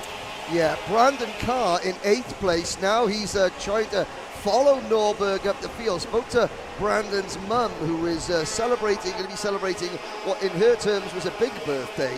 They're going on a cruise after this event, and she couldn't tell me exactly how old she was, as is a lady's prerogative. 30, 29. Plus tax. And yeah, no. So Brandon Carr, 30 plus tax, I think should be fair with that one. But there is Thomas Neveu getting his head down now as we head into turn number 9 on this lap 5 out of 12. Indeed, let's have a look when they come back around, although the race really, our focus has not been on that driver. Right there, just ticking in is Donovan Bonilla. He's the driver out front getting the job done. There's a better look at the gap he currently has over Nicholas Terlecki, who's having a tremendous drive, and we're getting a little more defensive further back, as that was Paulie Massimino trying to hold off Laurent Legault, and here comes Brandon Carr back into the action as well. Massimino wide to the inside comes the TKG driver of Brandon Carr, finally making it happen. And Xander, you talked about him trying to find the pace. Really worked his way nicely through some pretty top talent to work his way now up into the 6th spot. Another Kart Republic moving forward is Jacob Kolar as he hugs the inside there in that Vice Racing machine, and Blake Nash gets shuffled to the wayside, but it's so tough to fight the backwards momentum in the 90s, so Keeble going by, and then there's Carr, and I believe maybe Noah Jackson right there.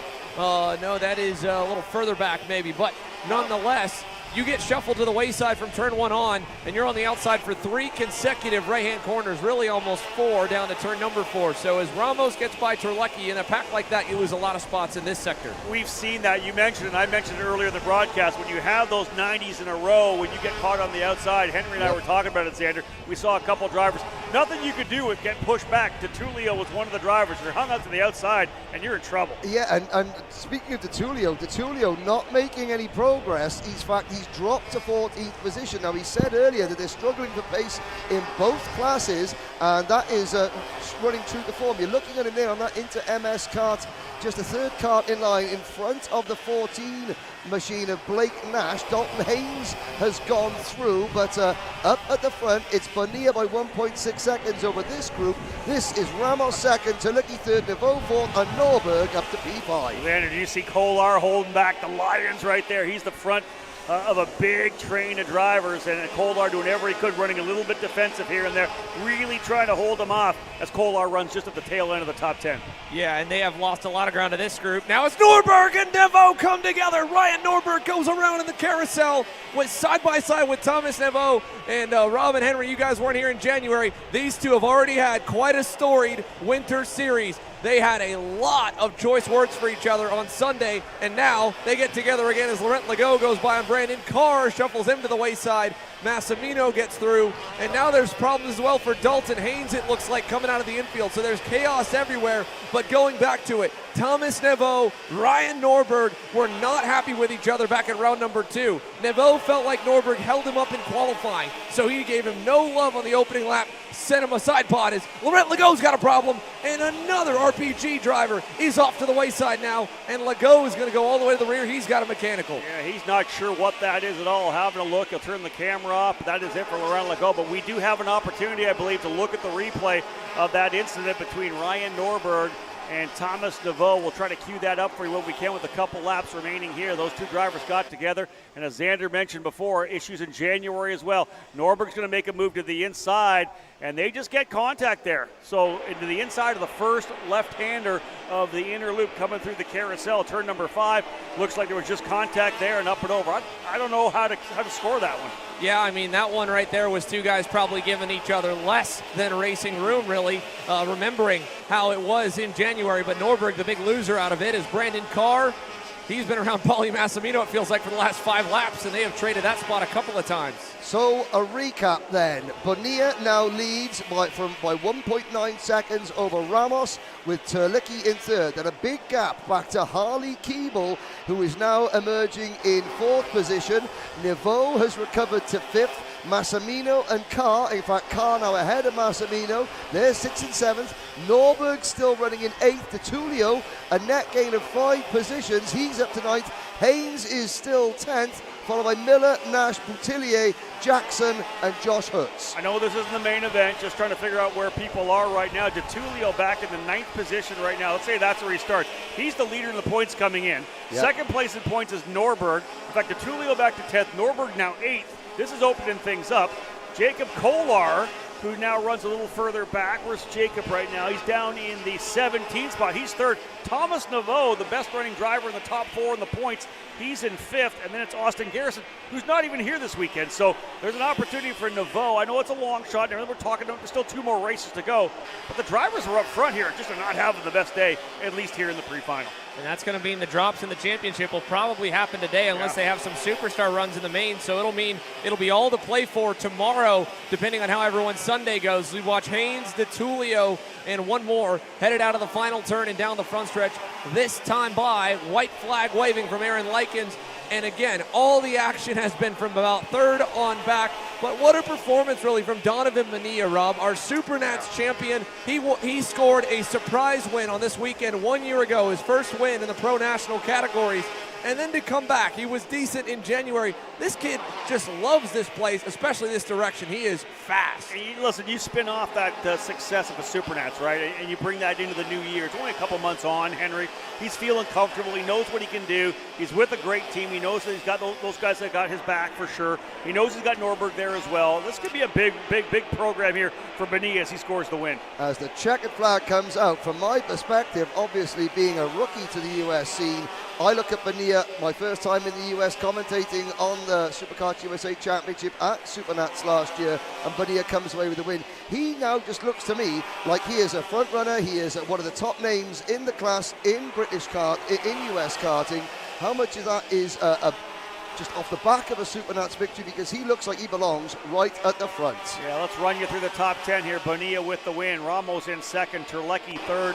Fourth was Harley Keeble up 4 spots. Thomas Naveau up 5 for 5th. Brandon Carr, very impressive as well. He talked about and told Xander he needed just a little bit more, and he works his way up from 13th to 6th. That was big for Carr. Yep. Massimino essentially holding station around 7th. Norberg falling all the way down to 8th. Dalton Haynes up 9 spots, 18th to 9th for Dalton Haynes. And Alessandro Dotula, you mentioned this, did not set the world on fire at all. It does finish in the top 10, but your point leader coming in, not looking like he's going to be on fire today, making it a point call he may need to take. Well, I have to say the 2-point lead is sort of hobbling towards the finish line, as it were, in terms of the championship, with the pack of wolves snarling at their rear ends. Further down, Stephen Miller, 11th, Blake Nash in P12, Boutillier, Jackson, Hertz, Lucas Nanji in 16th, Jacob Kolar, even worse for Jacob, third at the points, down in 17th place at the end, Santiago Fernandez, and we look down the order, Austin Perrin failing to finish on the last lap, Maximo Tovagino also failing to finish, as did Laurent Legault, who we saw going out quite suddenly with a mechanical issue, and James Stegman. So interesting shuffle in X30 Pro on this. This is the Kart Chaser coverage brought to you this weekend by Simcraft. And that means that we have just one pre-final to go before the main event. And, well, it's going to be, I have to say, the Pro Shifters, they're going to have to go some to match the drama in Pro X30, have to say. For me, I just think it's the pending storylines, the potential storylines of X30 that we're seeing happen, right? Because it's just the guys who that were so good in January aren't quite as good right now. Everybody's kind of stepping things up.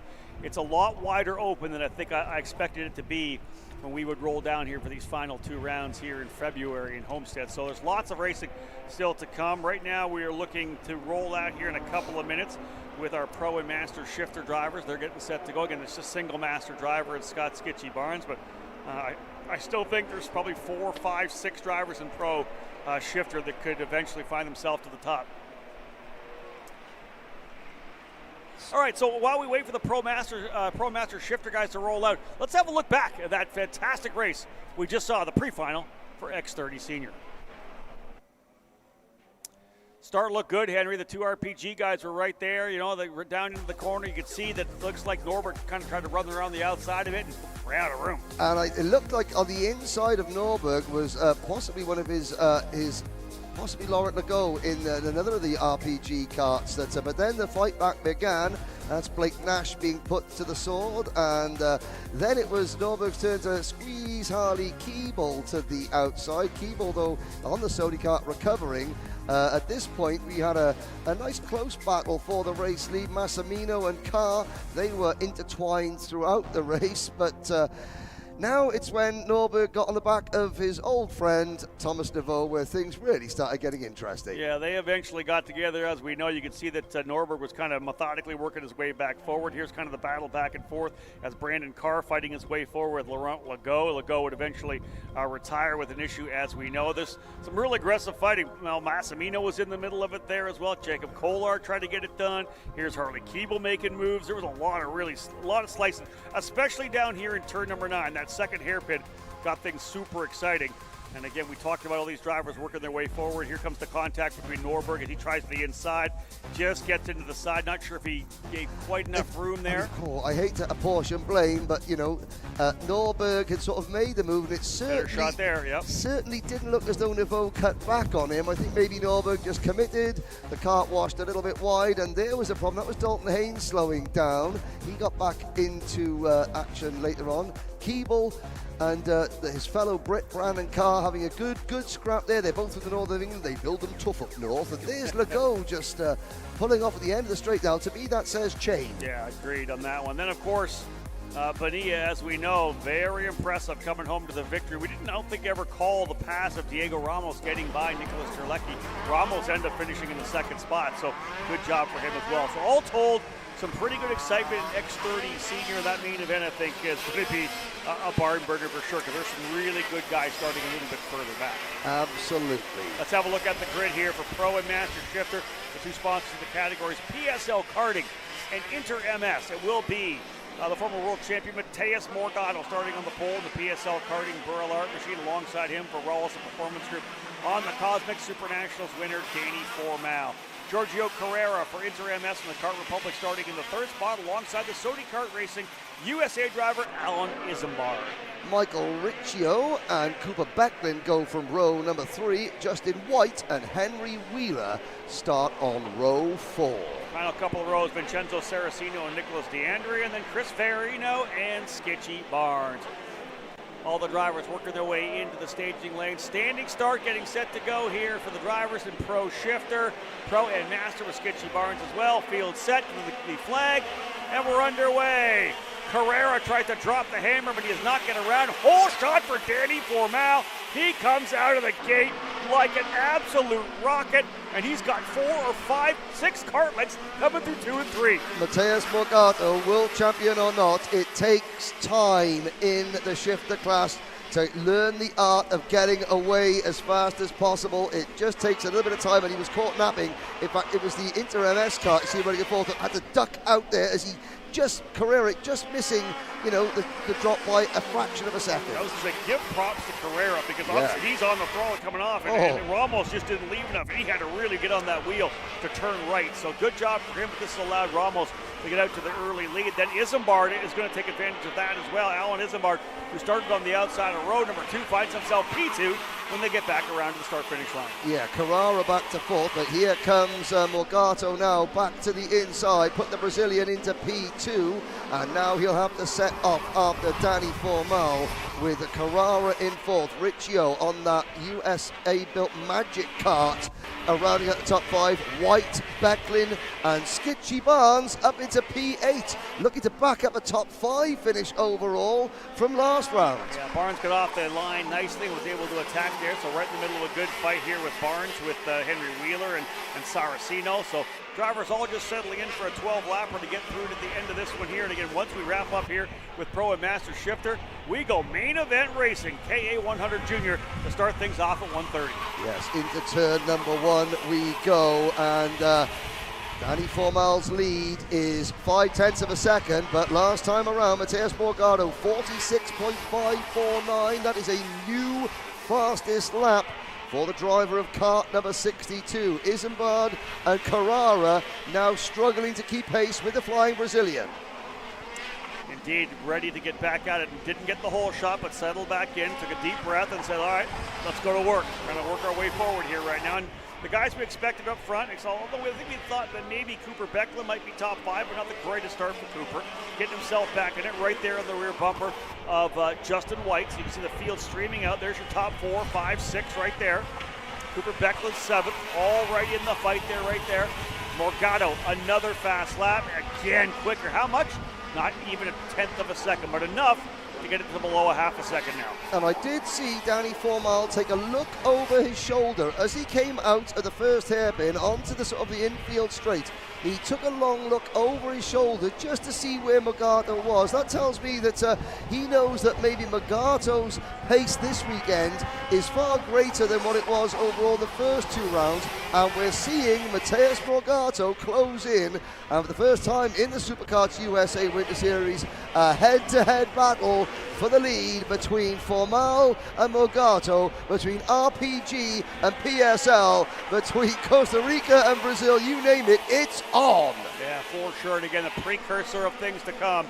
Main event set to go for 4:25 this afternoon. So these 2 big guns in this sport. Of course, former world champion Mateusz Morgado, multi-time Superkarts USA Super Nationals winner, a 4-time winner now, Danny Formal, trying to line himself up to win a Winter Series championship for RPG. And of course, a professional racer now as well in IMSA, running with Wayne Taylor Racing. So again, Andretti Osborne and Wayne Taylor Racing for Danny Formal, but still so connected to his karting program. Well, when I asked him back in Las Vegas about that, he said, "Are you still going to be able to go karting?" He went, "I had it written into my contract." Yeah, I said, I had it written into my contract. It's the only way I can stay sharp. He needs to be sharp because Morgado takes the lead. Back down and over under into turn number 1. Arrows into turn 2 is Formal back on the inside, but Morgado has arrived on the scene, and whether or not Alan Isambard has anything for them as they start battling, both those drivers turned their fastest laps, all 3 actually, when they came across the line, although Morgado was the quickest. Back into the inside, Morgado. That's that move through 7 and 8. He gets to the inside of 7, takes the spot, and here comes both Isambard and Carrara. Top 4 separated by maybe 5/10 of a second. You've got to love this. This is Birrell versus OTK versus Sodi versus Kart Republic. 4 drivers, 4 teams, 4 nationalities, and they're all battling for what is only a pre-final win. Somebody passed the popcorn. I couldn't buy a ticket for this one. Yeah, all 4 on different manufacturers. Are you kidding me? This is fantastic up front right now. The Burrell Art leads the way with Morgado. We're just to the halfway point. 6 more laps to go before we go main event racing. We have a ton of races for you after this. 22-lap main events, 20 for the drivers in the cadet category. Does Formal have anything for Morgado here? Again, this is that run to kind of the middle. The 12th lapper is the middle of the main event. You got to be a lot better for a lot longer in the main events. Right now, Morgado's fastest lap came on lap number 5. Let's see who gets quicker as we get through to lap number 12. Yeah, and Danny Formal, he's been overtaken twice by Mateusz Morgado. He retook the lead. Morgado went straight back in. So Formal's thinking, okay, Mateusz, he's being aggressive. I'm just going to sit and watch and learn. And that's what he's doing now. He's right behind. He could make a lunge at the braking if he wanted to, but he's choosing not to. He is sort of sussing out where that red and white PSL karting Birrell ART is maybe a tad better than his kart, and where his Cosmic Rollerson Performance Group machine is better for later in the day. And now they've straightened themselves out. They're pulling away from Isambard and Carrara. One more wrinkle, add another layer to the differentiation. One driver is on a TM, one driver is on a Vortex as well. Even better. Exactly that. That's what you want to see. The premier classes of karts, you want to see multiple manufacturers, multiple engine builders, multiple karts, multiple teams in the fight, and we have that here. Yeah, Morgado out front, as we know. 4 laps to go. He goes purple once again, 45.771.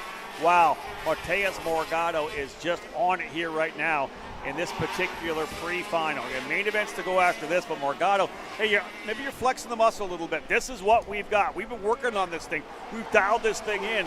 We got this hot rod going. You're going to have to step up your game. Yep, indeed. And again, this is Morgado saying to Formal, say, come and get me.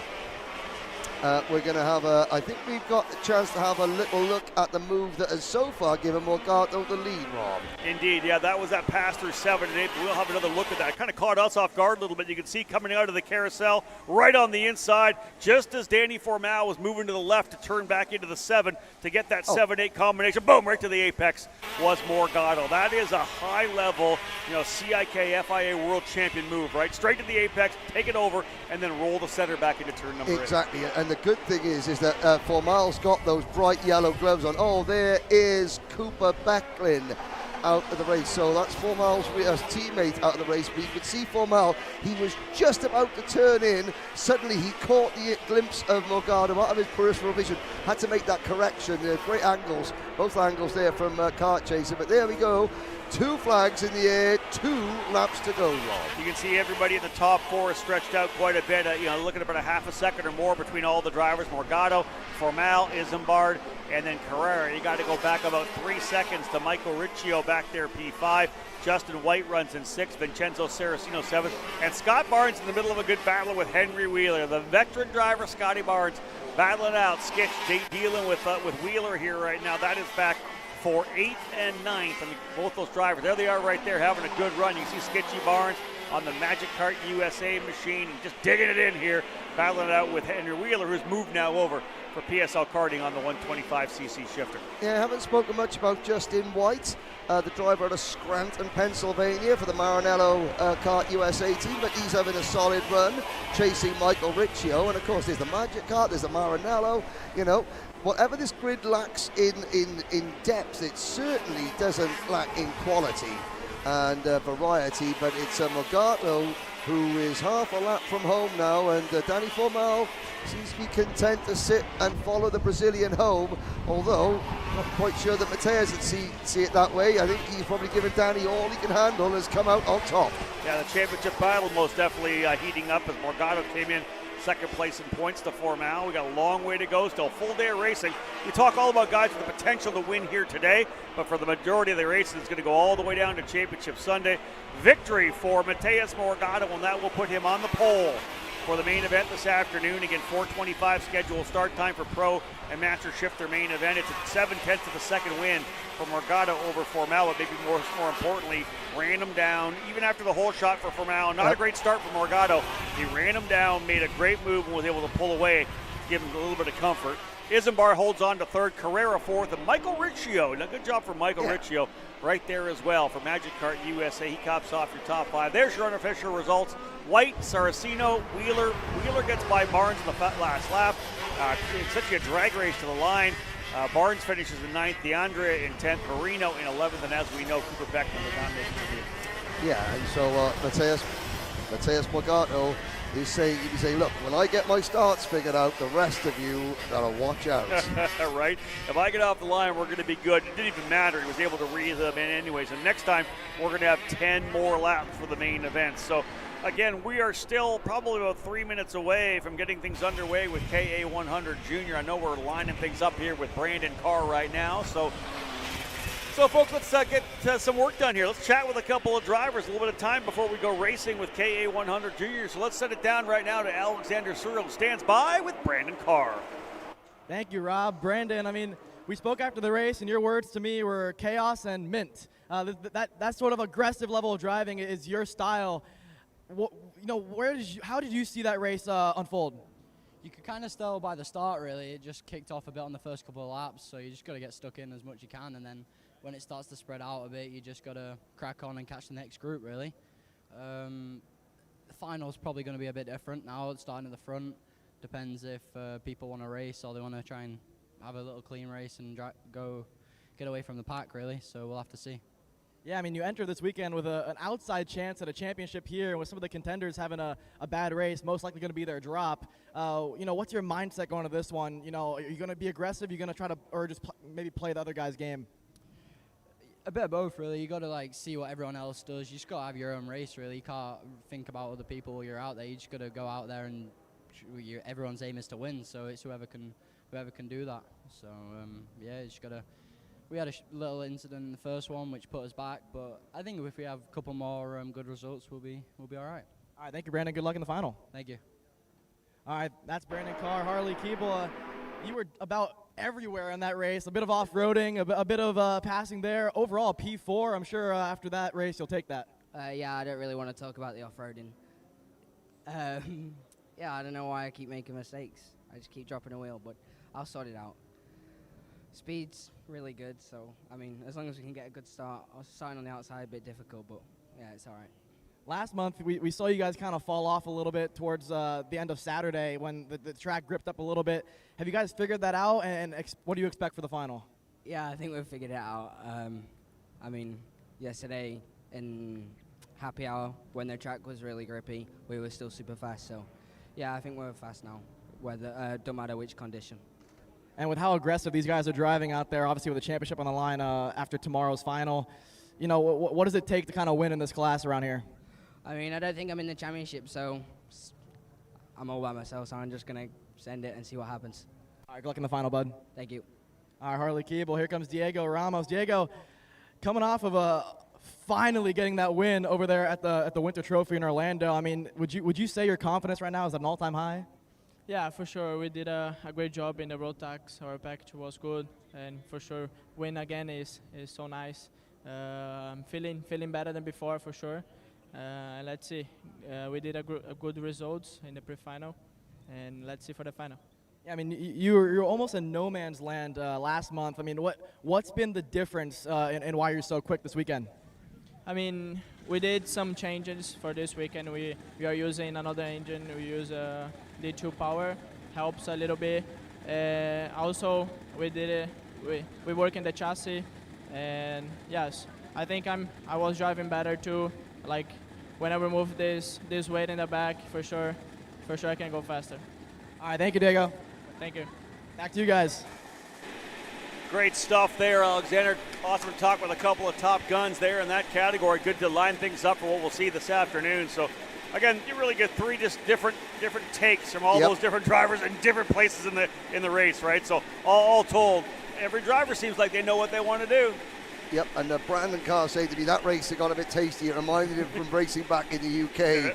You know, when it does get like that, where, you know, a bit chaotic, drivers from the UK, they seem to be able to sort of negotiate traffic. You know, when it gets a bit more spread out and it's more tactical, then some of the American drivers and the South American drivers take over. But if it's going to be a fist fight, then you don't bet against the Brits. Well, I like what he said. It was kind of that deal where it's kind of like, are you going to work with me or are we going to race? Let me know. Let me know. And then I'll tell you what you're going to get from me too, right? So that's what I kind of liked about that. But let's get things underway, folks, because we're going racing right out of the frying pan, right into the fire. KA100 Junior, brought to you by Nash Motorsports, getting set to go.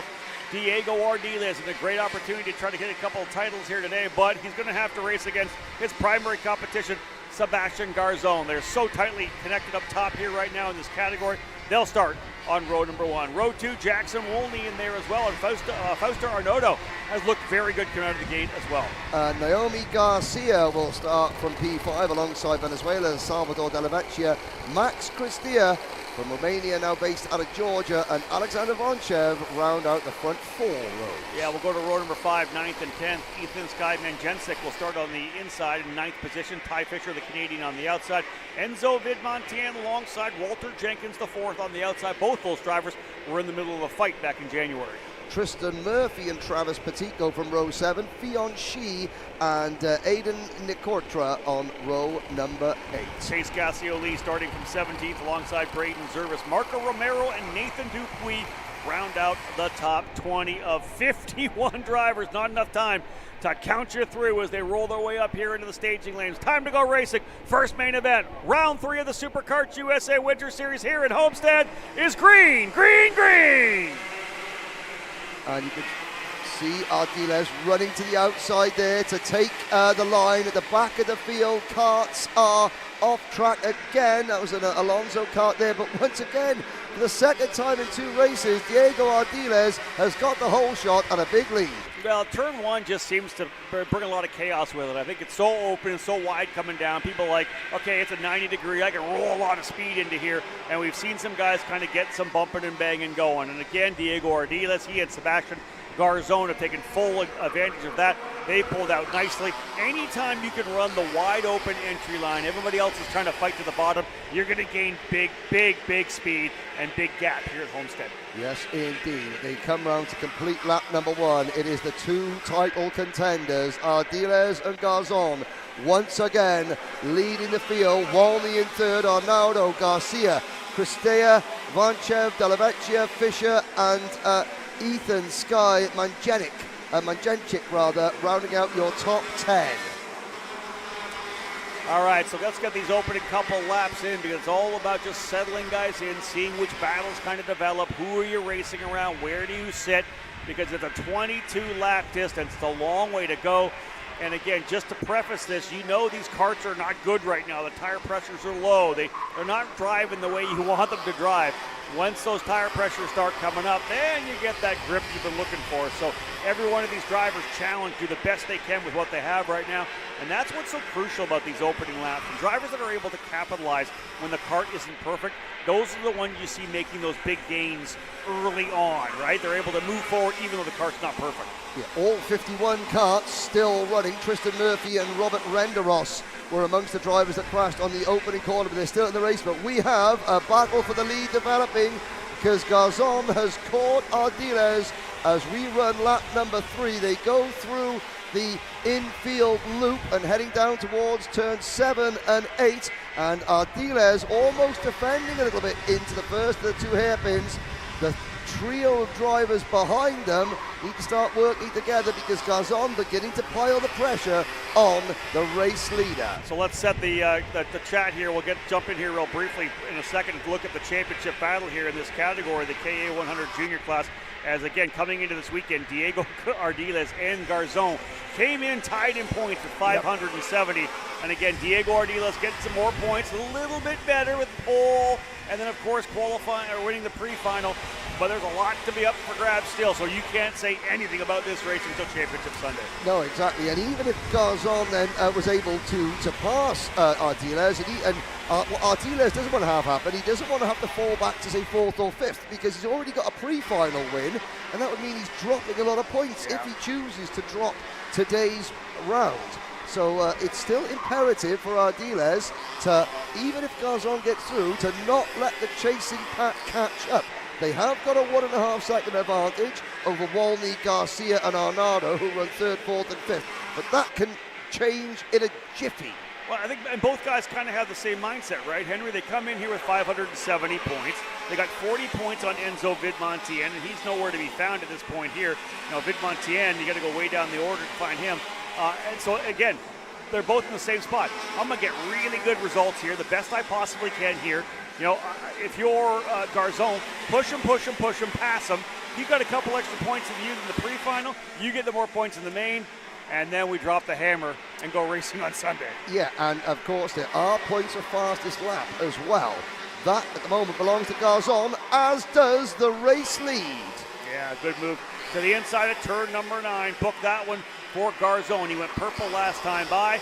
I'm sure the kart's telling him he's got to go, and he made the move to the inside. And it was one of those ones where you're going to lose a little bit of a gap, but they had, over a second and a half coming by the line. Would they lose this time? Did they lose a couple tenths? No. They literally, even with the pass, gained a couple of tenths, but give it up for Naomi Garcia, now running P3. Yeah, Juan Zarate, Naomi's mechanic, will be urging his driver on. It's the first time they've worked together.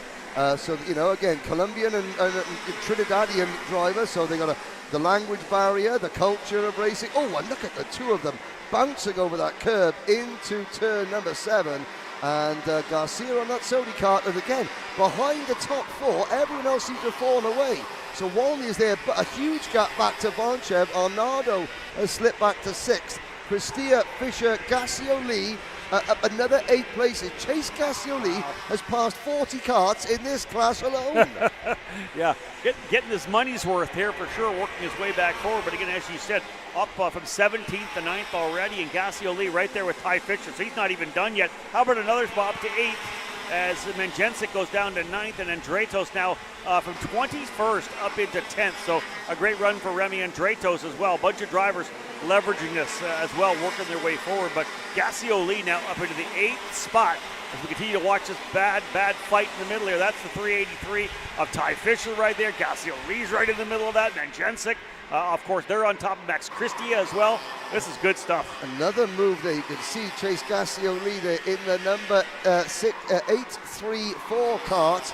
And he's got that very distinctive, that black and yellow machine, the driver with the stars and stripes. I think that's our Rennie, is that Ethan Sky Menjenchik in the 854? Yes, it is. That's extremely distinctive looking black and yellow kart there. And behind them, you can see going the other direction, Fausto Bernardo. Marco Romero is in 12th. This is a great scrap. Yeah, I want to say Vanchev might have been able to pull away. Yeah, Vanchev's worked up the road a little bit. As this scrap was happening, Alexander Vanchev's been able to work his way forward and get a little bit of cushion. When they come back around, we'll set that for you. Top 6 drivers all turning their fastest laps for this last time by. Lap 7 in the book, still a long way to go. 15 laps still remaining, but Garzon, Ardiles, Garcia, Wolney, Vanchev, and Fisher all turning their best laps. So I think it looks to me like maybe Vanchev and Fisher have pulled away a little bit. Gassio leaves a little further back. Yes, and it looks like, possibly that Inter-MS kart was the cork in the bottle.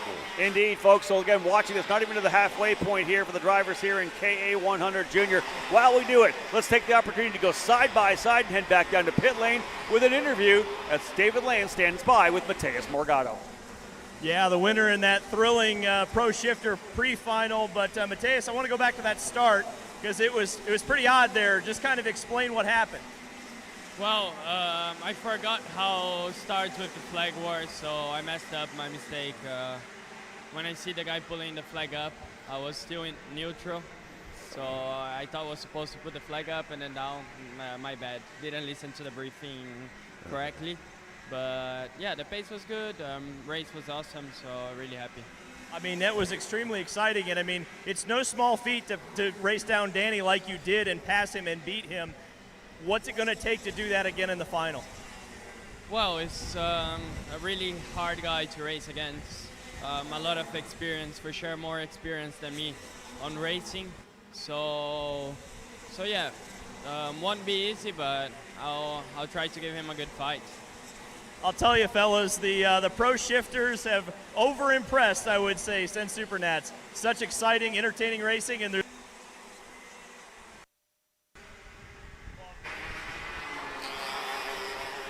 Well, I'll tell you the way it's going to happen is I think if Morgado just gets off the line, he's not going to have to pass him again. As long as he's got the pace. As long as he can get off the line, he's going to be all right. Because, like you said, just didn't quite listen to the briefing correctly. And this is why you listen, drivers, in the drivers' meeting. But, again, he showed the speed. It's there.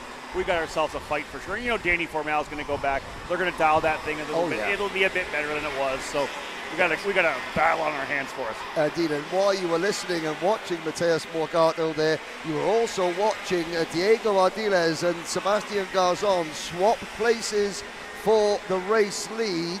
And it hasn't cost them time over third place driver Naomi Garcia, who still has Jackson Walney for company. But Ardiles getting back to the front of the pack, and we're now running lap 11. So we're just at the halfway point at the end of this lap. We will be halfway home. Further back here, I want to just mention Lillian Scarborough, the Nash Motorsport team.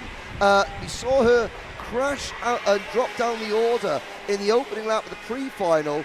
She started back in 38th position, and she's already back into the top 15. In fact, she's up to 14th place. Sadly, we have lost Jackson Elefante, Braden Zervis, Marco Romero. They have retired, so we are down to just 48. Well, in fact, Isaac Malkut and Sebastian Vanegas have also retired.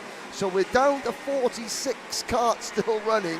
That is still 10 more than they're allowed to start one race in Europe. So plenty of things for the spectators here to watch. So Lillian Scarborough up 24 spots. She's 14th right now. Her sister, Emma Scarborough, finished 14th in USF Juniors in the Academy Winter Series on the big track today. They got 2 more races tomorrow for Emma, and a bunch of the other drivers we've seen over the years. Jack Jeffers, Sebastian Weldon, all drivers. G3 Argyros, the Togo brothers, Evan Dobson, who have all run here before.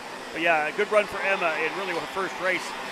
One of her first races running that USF Juniors, able to work her way to 14. And that is, just 2 weeks after 1 week after an absolute breakout performance in the Rotax Winter Trophy, where she finished 4th, just off the podium for Emma Scarborough against, again, a top class field. And I think a week before here, she was actually in top 3 in one of the other series as well. So she's had some great runs and has really started to pick up the speed there for Emma Scarborough. Moving into karts, obviously a lot different. I mean, cars is a lot different. You got to learn all about the braking, and it's a totally different animal. But she's getting that dialed in too. What we're dialing in here is a scrap because 13 laps down, 9 to go. This has become a mano battle, right? These two drivers deadlocked in the championship and now literally on top of each other here in the main event again. These guys do not want this to go. There's a move to the inside of turn 4. Book it. Garzone to the inside. Now, we were literally just queuing up a replay of the pass of Gardiles on Garzone. Yep. And he goes back at it. Yeah, and what you saw Garzon look over his shoulder coming on to the outer turn number 1. You saw him looking over his shoulder just to judge the gap. And he's like, okay, I'm under no pressure. I can afford to make a move. And if it doesn't quite work out and we lose, half a second, it's not the end of the world. Jackson Walney is now into P3 ahead of Naomi Garcia in their head-to-head scrap. And then you've got Fisher in 5th, Vonchev, Cristia, Manjencic, Gassioli, Arnado. That's your top 10. And indeed, Garzone, great pass to the inside of turn number 4, right there, where it did it 1 lap ago. And again, Ardiles just tucking back to the inside. Those two drivers still with lots of time to go. And again, like we said, they came into this weekend tied with 570 points.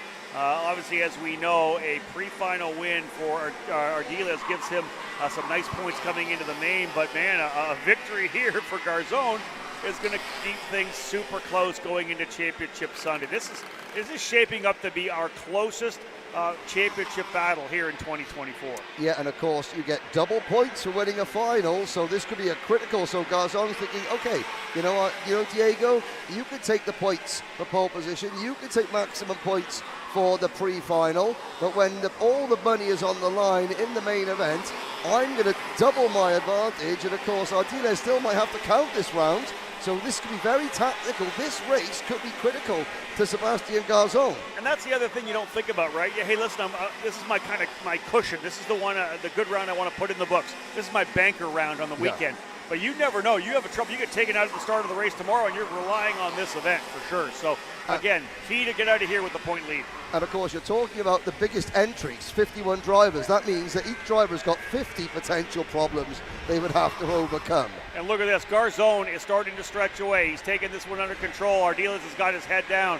But right now, Garzone stretching away. This time by was a half a second. Last time he was 0.2 quicker. So Garzone pulling away right now. It's 16 laps down, 6 to go. Here's your top 10. Garzone, Ardiles, Wolny, and Garcia together. Fisher by himself. Vanchez all alone in 6th.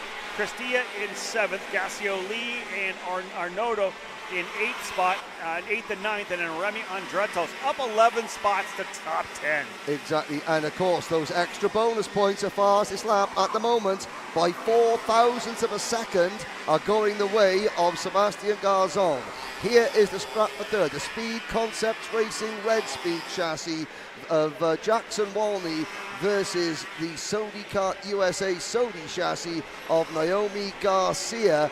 And we talked about the breakout stars of 2024, put Emma Scarborough on that list, but after watching her the last 3 weeks, put Naomi Garcia on that list as well. That's awesome. David Cole and I were talking last night about, ekartingnews.com, and which of the next young girls that we're going to see work their way to the forefront in the junior categories, right? Hannah Greenmeyer obviously is working her way into cars. She's been mechanicking on a couple other girls. Who's the next one we're going to see work to the forefront? Well, I'm telling you this right now. We've obviously talked a little bit about Sarah Bradley, but let's throw both Naomi Garcia and Lillian Scarborough in here. They could really dial things in here over the next couple of weeks. Not to mention race winner from 3 weeks ago, Ivana Richards. 100% Ivana Richards as well. The young Mexican who I believe has done some Formula Car racing already too, at least some testing I think, but nonetheless she kind of starred last in January and is hoping to do it again here this weekend. But these two drivers up front really are the stars of the day. Garzone and Ardiles looking to start off their season with championships. Yes, indeed. We've now got 4 to go. Oh, Diego Ardiles. A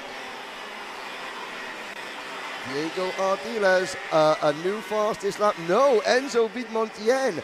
Well, Ardiles did a 49.925.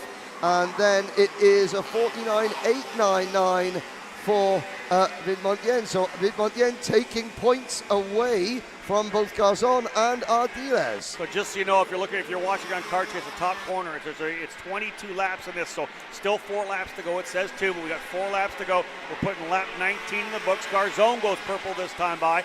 3 laps remaining, 7/10 of a second. Great job there for Garzon late in the run, just to stretch away a little more cushion on Diego Ardiles to give himself a chance, at least 100% chance to run that open wide line. No need to run defensive right now. No, exactly. So that's confidence in the kart setup, confidence in the tyre pressures, and a couple more points potentially in the bag. But of course, such is the strength in depth in field that it isn't just going to be Ardiles that can potentially take fast slap away from Garzon.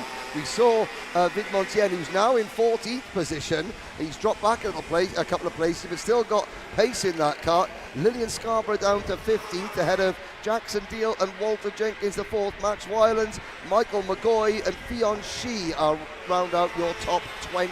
It's been a tremendous battle up front between Garzon and Ardiles. Both those drivers, for a time there midway through, just kind of settled in. But over these last 4 or 5 laps, this has been a show for Sebastian Garzon and the Orsolon Racing Tony Kart. 2 laps to go this time by.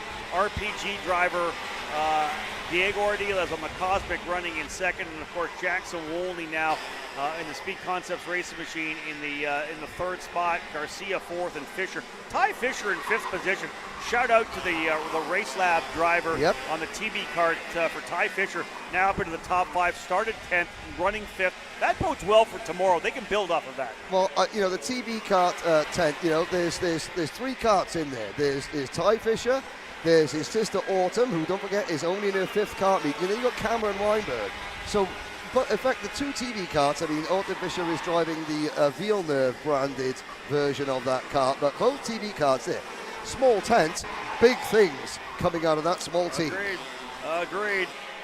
And again, here goes white flag for Sebastian Garzon. Remember, he came in tied with 570 points. He and Diego Ardiles tied coming into the weekend. Ardiles came out of the gate the best with the run in qualifying, and of course the pre-final victory, getting max points. But as we said, you double up the points for the main event. Fast lap of the race, he's got that one as well. Sebastian Garzon, what a great run for him. Pulled away, and he will win. Garzon victorious in this KA100 Junior category. The Orsolon Racing Tony Kart driver winning by just under a second. Little congratulations between he and Ardiles. I'll tell you, this battle will be waged tomorrow for the championship. Ardiles coming home in second. Both those drivers over 4 seconds away from Jackson Wolney on the podium, ahead of Naomi Garcia. Had a great run in that Sodi kart machine. Ty Fisher in 5th, Alexander Vanches 6th, Max Christia in 7th, Fausto Arnaudo in 8th, Chase Gassioli up 8 spots to 9th, and Salvador Della Vecchia rounding out the top 10. Big movers, Jackson Deal up 19, Lillian Scarborough ends up going up 21 spots. Michael McGoy working his way up to 19th, 27 position improvement for Michael McGoy as well. And how about Juan Jose Paramo up 24 spots as well. A bunch of drivers. Cole Madeiro's up 23 spots too. Cole Madeiro's up 23 spots, and he only just cracks the top 30. I know, it's unbelievable. That's incredible. Now, looking back there, sadly, Luke Tal was the last driver home in 36th position, the Dutchman. So the mice did get to the machinery. Ruben Gutierrez, Arthur Barbe, Eli Steinbrook, Tiziano Rosso Orcel, Carlo Ricchetti, a few other drivers as well failing to see the flag. But you know what? I really liked that congratulatory handshake there, because those 2 drivers know that tomorrow one of them is going to win the title, one of them is going to lose it, and yet still the sportsmanship is ringing out. And I like that, because that says to me that, when we go racing tomorrow, it's going to be a respectful race. If these 2 drivers find themselves out front battling for whoever wins the championship, we're going to see the respect. I want to see that one-on-one fantastic battle, because people always, we talk about how big a field is, how small a field is, and I know you feel the same way as I do. Yep. You could have 2 go-karts out there going Absolutely. back and forth, and that's all I need. It's 100% That's all you need. I need. So if we watch these 2 drivers go at it for 22 laps and one of them comes away with the championship, I will be very pleased, as will that driver. So again, the drivers here in KA 100 Junior, congratulations. Big win there for Sebastian Garzon, but hey, that's one down. If you're watching on Kart Chaser, we got 7 more to go. Lots of racing still here on a Saturday. Yes, indeed. I think we can have a little quick look back at just some of the highlights from that real cat and mouse head-to-head battle between Ardiles and Garzon. It was advantage Ardiles in the early going, and Garzon actually dropped back to 3rd position briefly. That lasted all of 2 corners. And then, I have to say, Garzon had to get his head down. There was move number 1. Let's count the corners, too. That's turn number 9, right? Yep. How many corner passes do we get? That was turn number 1. That's it. Turn number 7. Oh, that's the infield loop. That's 4. That's 4. Yep. So we're at the 3 corners. At that point, well, that's all we got. And there you see the emotion. I think there was a couple more passes as well. We had one more as well. I think it was at the end of the back straight there while we were on interview. So 4 moves, 4 corners. Wow. Great stuff. Great stuff. Fantastic drive again there for Sebastian Garzon. Like I said, tied in points coming in, Henry. It looks like we'll see how it all shakes down when it's said and done, but with the wins coming for Diego earlier in the day, Sebastian in the main event, still going to be super close. Again, what's the drop going to be? Again, that's the other thing, too. What's your drop from last week? The first weekend, it's going to be amazing. Yeah, Ardiles may not be able to afford to drop today's round. That's it. That's what we're saying. It's you never know what's going to happen. We'll have to go back and look at the results they had from back in January as well, but right back into it with the drivers in the Mini Swift category, folks. Before we give you the lineup, though, let's go for a quick interview because we're standing by right now. Let's head down to Alexander Searle. Thank you, Rob. Sebastian, we spoke to you earlier. You came into that race tied on points. Now you're leading. I mean, how good does this feel going tomorrow? Well, I'm super happy. In the start, we was 3rd, then 2nd. I pushed Diego some laps. I passed him, and then he passed me again, and then I pushed him again, and again I passed him, and then I got far away of him. All right, thank you, Sebastian. Good job. Thank you. Yeah, Sebastian Garzon, you can't say much about that. You see how he kind of had that thing handled throughout the entire time. Great job for him. Let's have a look at the grid here for the drivers in the Mini Swift category. Marco Samet going to start on the pole alongside Royce Vega, Benja Fernandez, and Julian Rivera on row number 2. Ashton Woon and Mika Baruch go from row number 3. Then it's Josh Bergman and Maxwell Matcher on row 4. Watch out for Troy Ferguson rolling off from P9 alongside Valentino Santin, and then Nico Katowski and Varela Lorenzo on row number 6. Grayson Walcott and Brandon and G go from row number 7. Then Colton Schniegenberg and Darren Kidd on row number 8. Tasha Ali going to start in 17th alongside Giovanni D'Antonio, while Simon Klein, Nicholas Ardelian, Max Mitev, and Parker Ives rounding out the 22 kart field here in Mini Swift. Keep an eye, though. I was just going to look to see whether or not Parker Ives is out there. We're getting some insight that he may not be there, potential rib injury for Parker. So field set into the staging lanes, looking to go green, and we've got it.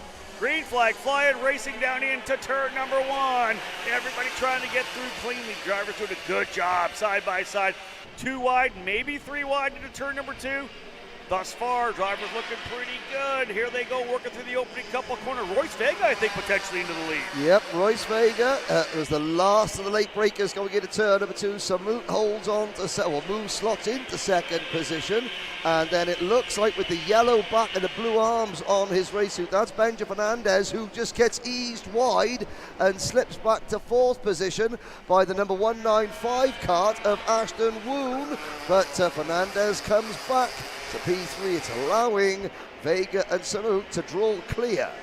20 laps in our cadet main events for both mini and micro. So the drivers here in the mini category settling in for their opening circuit. We'll give you a top 10 rundown when they roll past the stripe as the 2 front drivers really battling it out now, kind of settling in. Vega and Samet get themselves almost 9/10 of a second over Benja Fernandez, Ashton Moon, and Julian Rivera. Josh Bergman 6th, Mika Baruch up into 7th, Troy Ferguson 8th, and Varela Lorenzo up into 9th, and Valentino Santillan rounding out the top 10. Now, of course, Troy Ferguson led going into the last lap of the pre-final, found himself shuffled back to 8th position. He's got an awful lot of work, so we know that number 143 kart, the Bennett kart is good because his teammate is leading the race. Now it's down to track position, and Ferguson trying to get up through the field without getting delayed too much. That's it. He needs to have those drivers battling up front and around him for him to be able to get back up into the fight. I don't know whether that's going to happen because we've got a 2-driver breakaway now. Royce Vega, Marco Samet look pretty content just to run together. And the same goes for Julian Rivera, the RPG Cosmic driver. He's able to slip past Ashton Woon, and they're now locked together in 3rd and 4th. No, indeed they are, and they'll be working together, that is for certain. So the Flying Condor, Ecuador's own Julian Rivera, looking to make his mark. He has just moved out of the micro class, so this is his first year in Mini. Finished top 5 in the Rotax Grand Finals for Ecuador last year. A multiple champion in other disciplines, and again, Julian, he's part of, his family are going to be here for 5 or 6 weeks there. And there goes Mika Baruch. And Baruch and the Sodi Kart and Troy Ferguson battling on, so they're up to 5th and 6th. Bergman, Varela, Santillan, Macha, G. Antonio, and Giovanni Antonio up 6 places, followed by Walcott and Ardilia. I'll say this, Troy Ferguson making another move here. He had worked his way up to 5th, lost the spot to Baruch, and then just went purple this last time by. So he's back to P5. We'll see whether or not Baruch will work with him to try to work their way back up to Rivera and Woon. The top 8 are 2 by 2 by 2 by 2. It's like Noah and his ark, but without the rain. Don't mention the rain. Sorry. What did you just? Why would you say that? Sorry, I did it. You've been doing this a long time. Don't talk about that. Beautiful day right now. Don't mention the R word. That's Yeah. That's the suntan. I'll read it first. Royce Vega still leading over Marco Samet. They do not have a full second right now. It was only about 7 or 8 tenths of a second last time by. Everybody behind still ready to reel up on him, but Ferguson, like we said, was purple last time by. Whether or not he's going to be able to get out, he is looking good here, but all by himself, Troy Ferguson. Can he keep turning those laps? He does another purple lap. 52.546, a tenth quicker than the leader. Maybe more importantly, almost 2 tenths quicker than Ashton Woon. He's about 9 tenths back. That's what he needs. He needs to have the speed to get into their draft, to get up to them, and then maybe help them get to the leaders. So the key is with the top 4 drivers working together in their pairs. Ferguson on his own, if he can catch up to the top 4, then in the UK we would say he has some serious waft. And we've got a new leader. It's number 175, the Mike Doty, Brandon Jarzakrak, entered Lando Norris kart of Marco Samut. Samet now leading the way. They'll work their way through these corners. The final couple of corners, 10, 11, and now 12. The LN kart up front now for Samet. We'll see whether or not he's able to pull away from his position. Good run now up front. Again, swapping the leaders. Let's see if this guy, if Marco can now be the one to pull them away, because you can see, I believe 3rd and 4th are getting closer. Last time by, they were quicker by about 2 tenths of a second indeed. Julian Rivera leading Ashton Woon. That's getting the job done right now. You go back to Troy Ferguson. He's got it down to 8 tenths of a second. Troy's not that far back. It's a bigger gap back to Micah Baruch now, who's got Varela right there as well, Varela Lorenzo. And there's the pass again. He did not like it, but that pass in that tough corner of turn number 8 has brought everybody back in. Rivera looking to the inside, thinking about it. Rivera's going to come out at turn number 9 with the lead. Great pass there for Julian Rivera. You've got to capitalize on the moments as you see them, and now Samut back into second position. Rivera runs a little bit wide. Troy Ferguson has caught the leaders. It's now a 5-kart train. Samut up the inside of Rivera. Rivera back to 3rd, and that's Ashton Woon up into P2. All change. Put the Super Tune USA Paralympic driver up into 2nd place. Now, I've got to say, I mean, the panic here in Homestead is huge. The Brandon Jarzakrak Mike Doty racing team are at the far back of the paddock. They are up in Fort Lauderdale, and they're going to show, hang on a second, we got a lot of time to think about the performance of our kart, pushing it down the dummy grid, and Marco Samut is thinking, yeah, they're closer to my hotel than they're at the racetrack. Yes. And there's lots. Rivera back to 5th. And Ferguson to P4. How quickly did the whole storyline of this race just change? We had a kind of a 2-driver breakaway. Looked like they'd be able to pull away. All of a sudden, they battled it out. Rivera's got a bunch of speed, and now we've got top 10 karts all within breathing room of each other. 2.6 seconds for the top 9. Let's go back to Maxwell Macha. It's 2.6 for the top 9 right now after we had a bit of a breakaway. That is long gone, and we're not even to the halfway point yet. This is 7 laps into a 20-lapper. They did not want to work together up front. Now we got ourselves a scrap. Because there are a trio of Sodi karts led by number 118 Mika Baruch and followed by Lorenzo Varela in number 110 and Josh Bergman in kart 140, who have now caught that lead group, and at the back of this pack there, a driver that won Supernats Micro Shift for Sodi, but has now gone back to his spiritual home of the SLA kart racing team, Maxwell Matcha, joining this group as well. 9 drivers separated by 2.5 seconds. We're not even at halfway yet. Let me throw a little wrinkle in here for you. Just the overall storyline of the category. We'll come back to what's happening on track. There's like 8 years for that still. We got lots of time here. We got 8 laps down, 12 to go. Alessandro Truchot, point leader, coming in. Not here. Yes. Rocco Simoni, second, not here. Nope. Benja Fernandez, third in the points, out of this race already. Benja Fernandez, I don't know what, we did not see what happened to Benja. He got 1 lap in the book. So first, second, and third in points are out of this race. So then you have a look at who's next up. That is Royce Vega. Yep. He's next up. Royce currently running third. Ashton Woon, who was 5th in points, so really is with the absence of Truchot and Simoni probably in third. Woon's now running in the second spot. Marco Samet's leading the way. He was 6th coming in. This championship is going to be so tight by the time we wrap up this day. Wide open would be an understatement. And yeah, we saw Benja Fernandez losing a couple of places on the opening lap. But then maybe he just pulled in and felt something wrong with the car. Didn't see him crash. Certainly haven't seen any yellow flags. No. So a problem there for Benja Fernandez. And, at least you got that drop to think about. As side by side, the 3rd position, the 2 Bennett teammates together, and that is Ferguson up to P3 with the fastest lap of the race. Yeah, give it up for Troy Ferguson. We talked about him when we did the driver intros, that he was well back just inside the top 10. He's now worked his way back up to 3rd position. Crossed halfway flags this time by as they come across the line. 10 down, 10 to go. Always kind of that little mind shift when you get past the halfway point. The first half you're getting there, you're making stuff happen, you're digging, and then strategy really starts coming into play when you see that halfway point. Like everything's on the downslope now. Every other lap, I'm getting closer to the end. So, indeed, this is where you start thinking more. I think about what you do with the long term. And right now, 4-driver breakaway, they're kind of on top of each other. They've got a full over a second back to Micah Baruch in 5th. Julian Rivera, Henry, who was in the middle of the fight quite a bit, he's followed him all the way back to the 6th spot. So we've got ourselves a fight up front. Indeed, here they go. They're showing it right now. Inside, outside, turn 8, turn 9, back single file.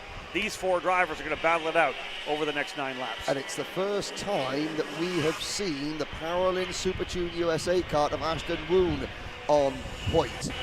So Vega has led, Rivera has led, Samet has led, Woon has led. I did notice that as soon as we were talking about a 9-kart train, the leaders sort of sorted themselves out and sort of jettisoned Baruch, Rivera, Varela, Masha, and Bergman. So they are now, we did have a 2-second gap between the top 9. That has grown to 4 seconds now. It could shrink again depending on how these 4 drivers at the head of the field behave. Yeah, Ashton Woon trying to jet away, but that's really hard to get done. You can see back there, Troy Ferguson giving the signal there to Royce Vega. Go, I'm with you, let's go, just drive forward. So, because they've got a battle with Woon and Samet for sure, a couple of different teams there. And again, this is going to be a good scratch at the end. I'm still looking at that run back to Mika Baruch, whether or not they start racing too much, but that gap continues to stretch right now 1.7 seconds. Yeah, 1.7 seconds. Baruch and Rivera will need help from these top 4 to get back into the lead battle, that is for certain. But you've got Paralin leading Lando Norris, which is an OTK product, and you've got Bennick up at the front. I believe Bennick is a standalone chassis, American built, I'm thinking, or it's European built. Oh, European built, but still, there is the move, and that is P2 for Royce Vega. Indeed, let it move for Vega. Again, we talked about the fact that it was Ferguson. Oh, a little wide, missed the entrance. Could not get the Kart turned down into turn number 9. Yeah, it's a bit difficult to turn the Kart when there's a rear bumper or two underneath your back tyre. Maybe it'll help. That was a case of, I think they were all just pushing and slipstream with each other, and they just missed their marker. No intent there, but that's what happens when drafting goes wrong. Now, is this enough for Ashton Woon to pull away? He has 0.7 of a second. I think Marco Sammet's smart enough to realize, hey, okay, if we went a little deep there, maybe we're all pushing together. We got to work together now to get back up there. We can't simply start fighting, because otherwise Woon's going to have this thing in hand. 13 laps down, 7 to go. 6 when we get back to the stripe. Yes, indeed, and the gap back to Baruch and Rivera, 0.9 of a second. Bergman runs 7th now ahead of Matcha, Varela, Santillan, Katowski, NG, Walcott, D'Antonio and Schniegenberg, your top 15. Then it's Pasha Ali, Nicholas Ardillian, Darren Kidd, Max Mitev and Simon Klein, the remaining runners. Good racing so far. Again, a number of the names we've watched for the last couple of years kind of settling in. That's the one thing I love about these junior classes, the cadet and juniors, where you see the drivers come through. They eventually get their time in the spotlight, right? They're working their way up. They're just outside the top 10. Then they're in the top 10. Now they get that opportunity where it's their turn in the spotlight. They may not come straight out of micro right into the front of many. Maxwell Mach is a perfect example. He's currently 8th. It takes time. Star last year. Exactly. It takes time to get that speed up. The drivers, continually maturing more as they turn 8, 9, 10, 11, 12 years of age, right? The grand old age of 9. Right, exactly. Exactly that.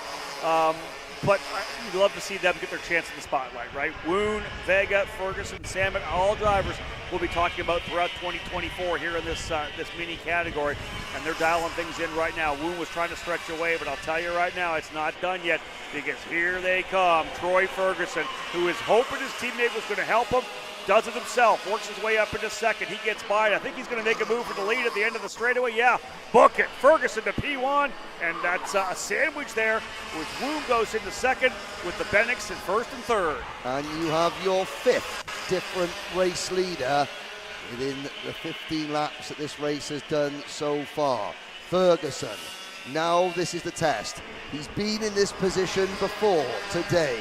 Can he hold his nerve? Can he position himself in the correct position on the last couple of laps when everything starts to shuffle out? He's got his teammate Vega behind him, but when it comes to last 2 laps, teammate or not, there's no friends in this sport. Well, Vega Ferguson rather had a little bit of a gap, and then the move came where Vega went to the inside of Woon over in turn number 9, and now even Sammet's worked his way back in, so move Woon, a leader a couple laps ago, he goes back to P4, and now this is an opportunity for these 2 Bennett drivers to potentially pull away.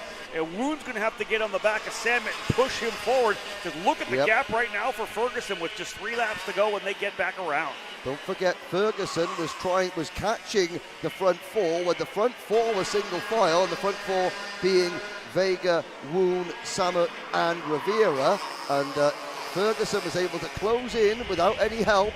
Now he's got an advantage. Can he pull away? Yeah, let's see. He's got the opening too. That's the one thing. He can run full wide open corners. Doesn't have to worry about defending at all from anybody behind him. Not even looking over the shoulder. And up the front straightaway, I'm looking at his helmet. Did not look over even one time. No, I mean, there will be his mechanic somewhere out on the circuit. There'll be a communication there. He'll be able to say, go, go, go. But, yeah, it's easy for a driver to say, okay, that's what you think, but I'm going to just check myself. Well, Sammet's closed up to the back of Royce Vega. That could help. Well, no, Sammet's going to make the move to the inside, coming through 5 and 6. Nice pass there for Marco Sammet. He says, okay, I can't let this happen. He's pulling away. We got to go get him. Look at his head's bouncing. Woon's trying to get back up in there as well. He was one of the strongest drivers early. Not sure if he's hit a bit of a wall because both Vega and Sammet turned their fastest laps on the last time by. It'll be 2 to go. 2 laps remaining. When they come back to the stripe, let's see what the margin is between Marco Sammet and the leader, Troy Ferguson. Here is the battle. Ferguson's got a pretty good gap right now. What is it across the line? Little less than a half a second. Guess who just turned his best lap? Marco Sammet. While passing. 52.327. Here we go. 2 to go. And Sammet's on a roll. Oh, we're not done yet, Rob. We are not done yet by a long shot. Sammet has got that Lando Norris, Mike Doty racing kart wound up like a spring. He comes into the infield loop, now through 7 and out onto the first straight, out of the first hairpin. Sammett's not there yet. You can see the BJR, the Brandon Jars of Crack Racing logo on the front of that kart. Every time Ferguson looks over his shoulder, he'll see those 3 letters getting just that little bit larger. They're going to come to 1 to go here in Mini Swift. You know that Samet would like to have been a little bit closer. He only made up about 0.05 of a second. He needs to dig in a little bit here. He needs to get Ferguson to at least turn his head. Shout out to Troy Ferguson to focusing forward right now. The minute you start looking back, you start making mistakes. You're not looking at where you want to be going. And this is where it all went wrong for Ferguson in the pre-final, so he's learned a lot. So he's got his head down right now, and the gap continuing. Samet trying to do what he can. Royce Vega in third. Ashton Woon trying to get back on the podium. Woon right there. Look at the background. Woon is right there on the rear bumper as well. He is trying to find a way by Royce Vega. But right now, looks like Troy Ferguson has things handled. There's that battle for the final podium spot. Woon's going to have to make some kind of a move down to the inside. Vega's going to block to the inside. Woon's going to try to go to work on him. But here comes Ferguson. What a fantastic drive, folks. He started 9th and has worked his way forward. It's a Bennick victory. Troy Ferguson winning by a nice 0.4 of a second margin. Samet coming home second. Vega in third by just 95 thousandths of a second from Ashton Woon. Julian Rivera able to fight his way back to 5th. Mika Baruch in 6th. Josh Bergman 7th. Maxwell Macha 8th. Verla Lorenzo in 9th. And Grayson Walcott rounding out the top 10. Troy Ferguson sat 4th. Was urging his teammate Royce Vega to look forward. He ends up working his way himself, getting in there and then pulling away. That was a tremendous drive for Troy Ferguson and really makes things pretty exciting in the championship as well. He was 9th coming in, and he is going to work his way significantly farther forward. He ain't 9th no more, and it's more importantly for the team and for Troy, that'll be a case of, okay, you didn't let the last race affect your mental strength. And, you put yourself in a position where you didn't have to worry about any last lap shuffling. You put the work in the previous 19 laps to make sure that didn't happen. And, really important win for Troy Ferguson there. Went through the top 10, Brandon and G finishing in 11th. Valentino Santillon on P12, then Nico Katowski, and Nicholas Ardian, Colton Schniegenberg, and Darren Kidd rounding out the top 16. Giovanni D'Antonio, Pasha Ali, Max Mitev, and Simon Klein, the rest of the finishers. There you go, 2 races down, still 6 more to come. We're about 4 minutes away from the start of KA 100 Senior, a 2:20 scheduled start time. Wind picking up a little bit here, Trackman, I'll say that right now. Still 78 degrees. Before we jump in to start talking about KA 100 Senior, let's have a look at some highlights of that tremendous race we just saw in Mini Swift.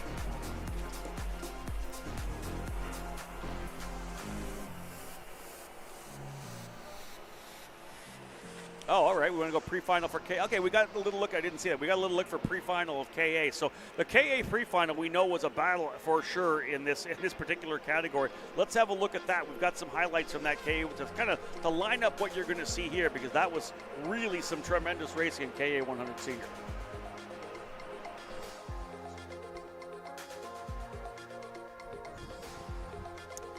So again, the battle we saw, Alessandro D'Attulio told us all about the fact that he thought he was just a little bit off there. And you could see the battle because Stephen Miller really had things handling. Miller's been able to get that little tuck coming down, coming to the checkered flag. That was that move. He kind of pinched it back down to the inside, Henry, coming through turn number 11. That was a really tough one to get down the inside. So indeed, we'll see if that rolls up again, folks. Stephen Miller's going to start on the pole alongside Donovan Bonilla. Before we do that, we got some time. Let's go to a quick break. More to come live here on Kart Chaser. I need a new 219 chain. I need a 77 tooth rear sprocket. I need some more chain lube, and I need it probably as soon as like tomorrow. Dude, are you even listening? Like, we need this to run this weekend. Want anything else? What do you mean? I already got it in the Kart on Acceleration Kart Racing's online store, bro. All orders over $200 get free shipping. Oh,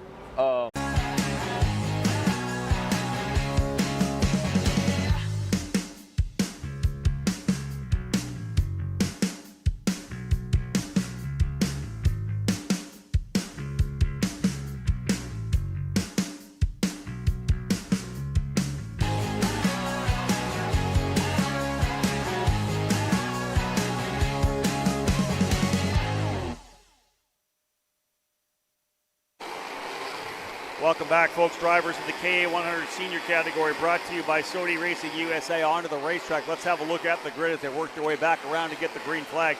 Stephen Miller with that great inside move on Alessandro Di Tullio to get the win. We'll start on the pole alongside Donovan Bonilla. Mick Gabriel very strong here as well in the AEM karting machine, starting third alongside ADT. We'll see James Overbeck, who's been great all weekend long, start fifth alongside Noah Rosser. Steven Eisert and Chase Passaglia on row number 4. Alex Mercado and Cameron Weinberg rounding out the top 10. Field coming through and onto the front straightaway. Time to go racing. A main event for KA100 Senior. Green, green, green, and down into turn number 1. You can see Gabriel trying to muscle his way to the inside in turn 1. Good start for Stephen Miller, but a lot of chaos a bit further back. Miller will talk it down to the inside and try to work his way through there. You can see everybody lean and mean, digging themselves to the inside and get down to the bottom in turn number 4. That's the guy. You can't be to the outside. You get shuffled out to dry. Nonetheless, a pretty early run for a number of these drivers deeper in the field, getting a couple laps. But Xander Clemens joining me here in the booth. Pretty good start to this program here. Stephen Miller out of the gate strong. Yeah, and only a couple of drivers really got shuffled left or right, as there's all kinds of passing down in the back hairpin here on the opening lap. Tullio even threw a late fade up in the top 5, but there's Colin Lloyd and our pole man for X30 Pro, Dono Bonilla, going at it. But as we come to the line here, we'll put one down. 21 laps to go. Stephen Miller leads, and James Overbeck going to lose second as through and clear to the inside is Quick Mick Gabriel. Yeah, Donovan Bonilla, the big dropper there, started on the outside of the front row, got shuffled when Mick Gabriel made that big move to the inside in turn number 1. He goes all the way back to 11th, so work to be done for Bonilla to fight his way back forward. James Overbeck, the big winner up front, he goes from 5th up into the second spot. Gabriel holds on for 3rd. Di Tullio and Eisert round out the early top 5, the opening lap. It was a pretty aggressive opening circuit.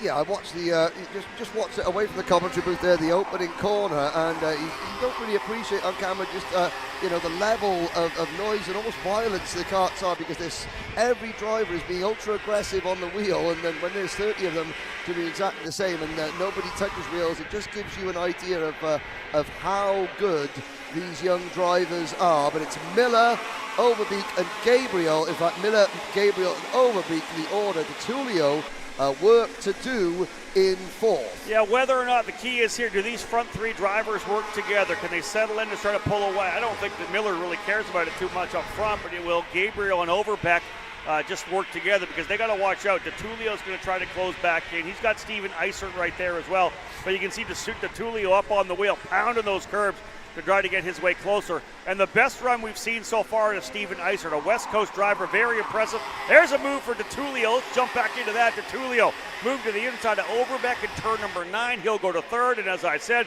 Di Tullio up on the wheel trying to roll up here, and Steven Eisert, the West Coast star, who's joined the Sony Racing USA program, trying to get himself into the top 5 fight as well. Yeah, and I don't count out Chase Passaglia, Nolan Rosser, and Cameron Weinberg. In fact, Passaglia's dropped 8th, but it's Rosser and Weinberg 6th and 7th that are just off the camera there. Alex Mercado, Bonilla down to 10th, then Colin Lloyd, Ivana Richards 12th, Xavier Diaz and Anthony Rivera round out the top 14 as the wind continues to pick up, Rob. Yeah, good racing up front. We're going to go split screen, folks. It's time for us to chat with the driver. So impressive in that Mini Swift main event. David Land stands by with Troy Ferguson. Yeah, Troy, what a great win for you. Tell me a little bit about that. I mean, I started from 8th, and then I got a okay start, and then I just kept passing until I got to 1st, and then I just tried to hold the lead until then. Is there anyone you'd like to thank for this great win? I'd like to thank my mom and dad, Walter, for the great motor, and Team Bennett. Troy Ferguson, a professional on and off the racetrack. Thank you, David. Indeed, Troy, what a great run for him. Like you said, started deep in the field, dug his way back forward, got to that front-running foursome, got into the middle of that fight, and then found his way with a big victory. Huge for the championship. He came in 9th in points. That's going to move him well up there. It's going to be very interesting to see how things shake down when all the calculations are done at the end of the day. Oh, yes, and he was so professional, he even decided I'm going to cut things short, because you could see that on the track there was action aplenty. we have had Stephen Miller lose the lead and drop to third. Nick Gabriel has now moved on to the point with the Tullio second. Van Overbeek is down to fourth with Isaac Weinberg, Rosser, Mercado, Basaglia and Bonilla still only 10th. But whatever the issues that the Tullio and the Inter-MS team were having kart or motor-wise, the pre-finals, in this category, in KA100 Senior, at least, they look as though they have solved those issues. Well, listen, that bodes well for him later on this afternoon, right? If they've got something dialed in with the chassis here with the KA, it might help when they get back into the X30. So, again, the Tullio goes to the lead. He makes the move to get by. So, move ADT in the Inter-MS Kart Republic to P1. Gabriel slots into second.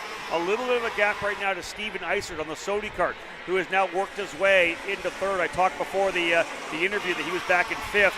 Move him now back into fifth again, almost into sixth, because the 994 in the middle of the fight right now up top. 994 digging in to get in there. That's Overbeck. We saw him work his way there on the LN kart as well. So Miller made a move to the inside of turn number one, and everybody else kind of came through. There's not much you can do when you get hung out to dry on the outside like that. Yeah, now only 38 karts took the start. Spencer Mast didn't take the start. Now on our screens there, it just said that Nolan Rosser has dropped out of the race.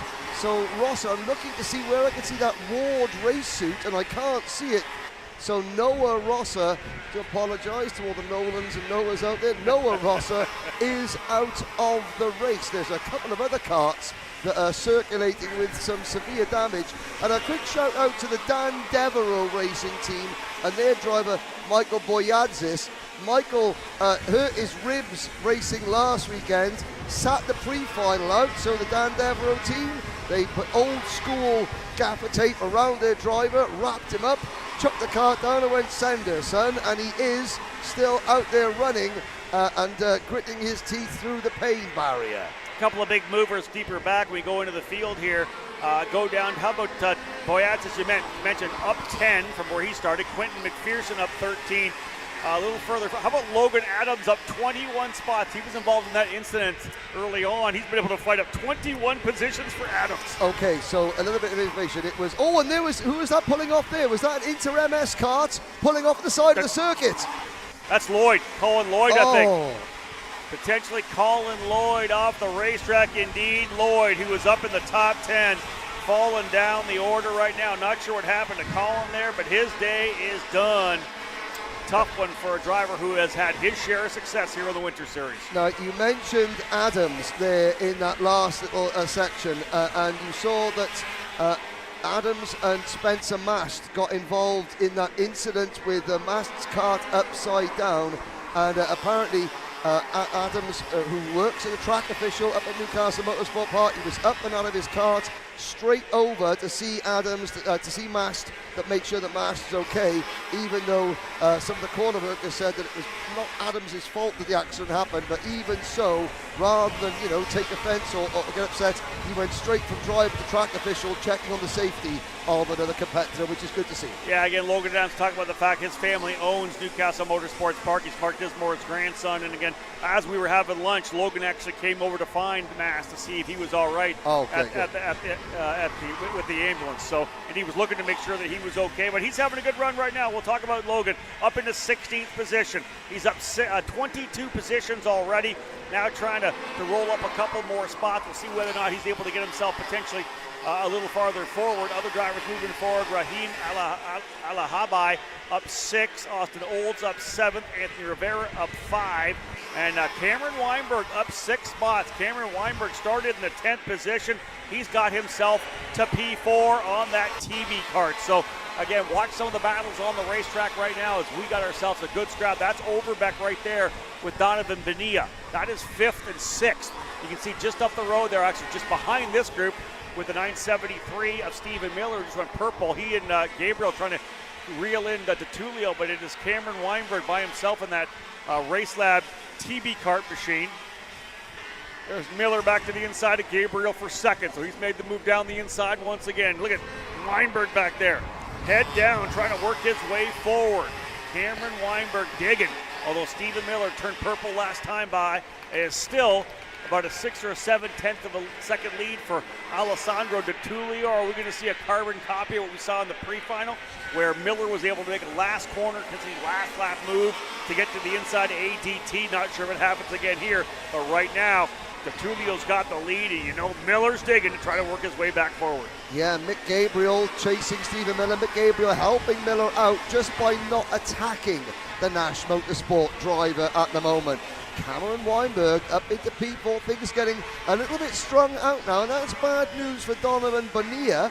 Yes, Donovan has got, after that poor start, he dropped to 10th, he's made it back up to P5, he's passed Overbeck and Isert Basaglia, and of course we saw the retirement of Colin Lloyd, but now Bonilla, well, he's got 0.8 of a second to make up on Weinberg, and then another little bit of a gap to make up on the third place driver, Gabriel, although Weinberg is not out of this one yet. There's Overbeek with a new fastest lap.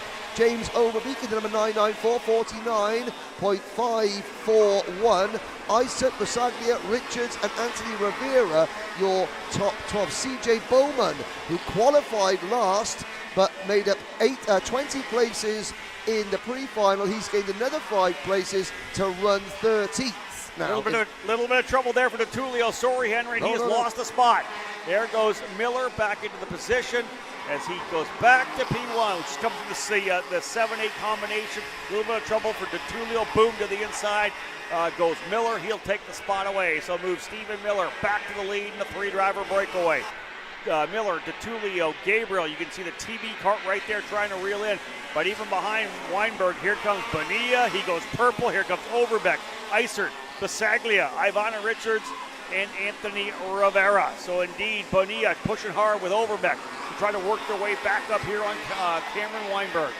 Yeah, Charlie Fonseca tumbling down the order back to 19th position on this last lap. Logan Adams now into P16, and I wonder if, again, apologies, Rob. I was looking at the timing and scoring monitor when the pass was made, and I wonder if that is an issue that's developing, whether it was just missing an apex, or whether that's indicative of something more serious potentially afoot for Di Tullio. Well, let's put it this way. Everybody in the top 10 but Di Tullio went faster last time by, that last lap. We'll check them again when they come across this time. Di Tullio finally gets his fast lap, rolled it in.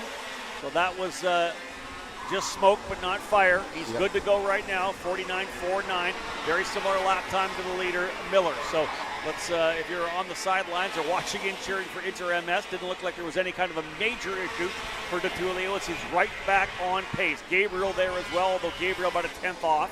They've got a full second now on Donovan Bonilla. You see the next group, that is Bonilla, Overbeck, and Weinberg. So they were able to reel in Cameron Weinberg, and both Bonilla and Overbeck get by to take over 4th and 5th. Yeah, behind the TB cart of Weinberg is the Sony cart of Stephen Isert.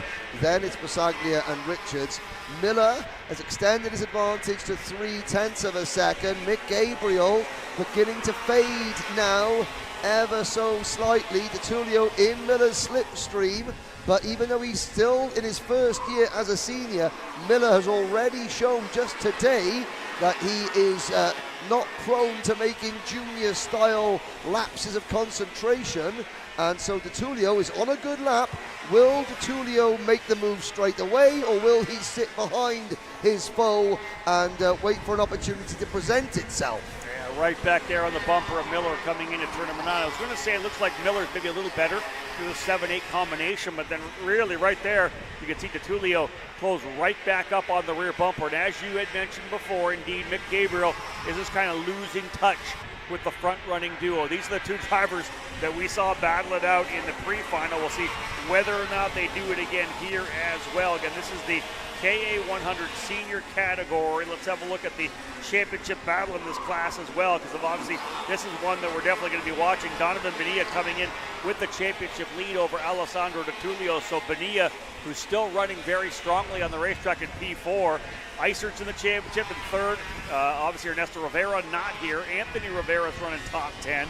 But again, a driver like Stephen Miller, what happened to Stephen? He's down in 9th place in points. So again, there was an exclusion. Yeah, I think there was an exclusion from the Sunday round. We're down to 28 runners So we've had 10 karts fall by the wayside. The last couple to retire: Alex Udell, Dominic Karai, John McCusker, Ibrahim Din, Colin Lloyd, Aiden Shimbashi, Noah Rasa. Alex Mercado has fallen out, as has Asa Torres Jr. and Lorenzo Kaufman.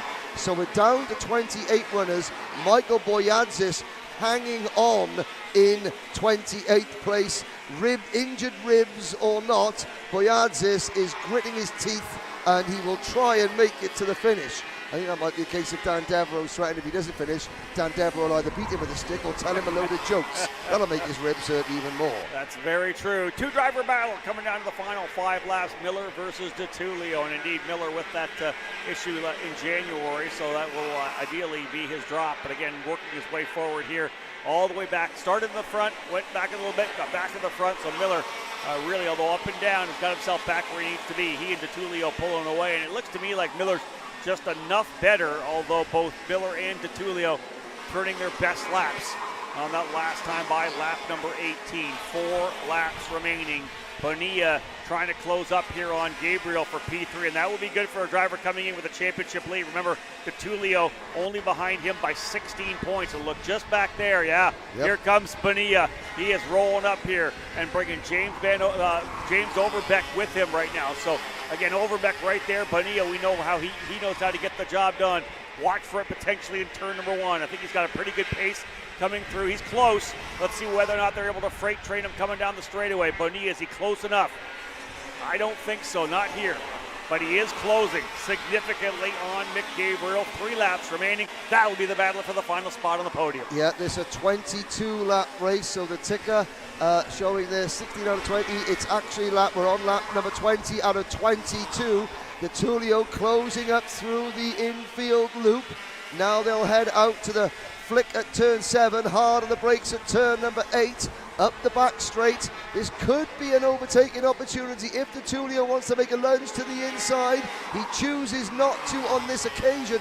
Miller just missing the apex, and now 3rd, 4th, 5th and 6th beginning to close in. Bonilla has passed Mick Gabriel. Yeah, I don't think we're done yet for the race win either. DeTulio's pretty good in the infield. White flag flying this time by. Bonilla's been able, 2 to go this time by, and Bonilla has been able to get by. Great job for Donovan Bonilla over into 3rd. Overbeck comes with him, and now Mick Gabriel's actually going to have to fight it out with Cameron Weinberg as well.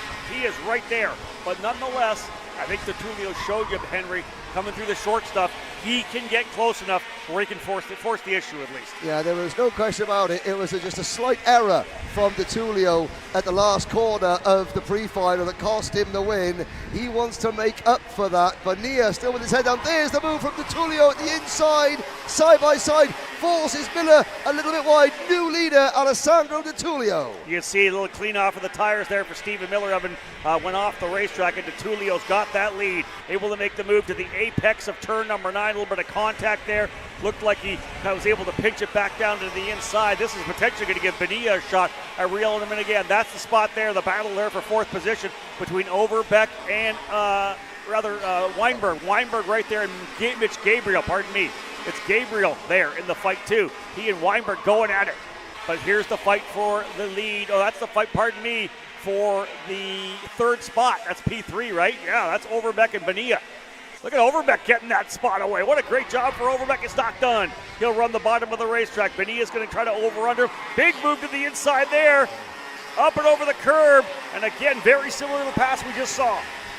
Oh, but Overbeck comes back onto the circuit. This is going to go down to the wire, but Alessandro DeTulio makes up for his error in the pre-final. He takes the win. Miller 2nd. It's a drag race to the line. Give it to Mick Gabriel by 18 thousandths of a second over Bonilla, Weinberg, and Overbeck. So all that racing between Bonilla and Overbeck allowed Gabriel to get back into it, right? And Weinberg as well. Weinberg is able to get by Overbeck as well. So 3rd through 6th, big changes there as Overbeck had got 3rd. Bonilla was 4th. But Gabriel able to get a better run into the final couple of corners. And even though Bonilla was trying to slide across the racetrack to pinch him down, Gabriel nips him by 18 thousandths of a second. But a big win for Alessandro DeTulio, able to get that move done on the inside of Stephen Miller. It was a bit rough. He got in there and had to to get to the side of them a little bit, but Miller ended up going to the other side of the curbing on the exit. Very similar to what we saw from Bonilla and Overbeck as well, but nonetheless, DeTulio with the win by 0.8 of a second at the line. Stephen Miller gets second.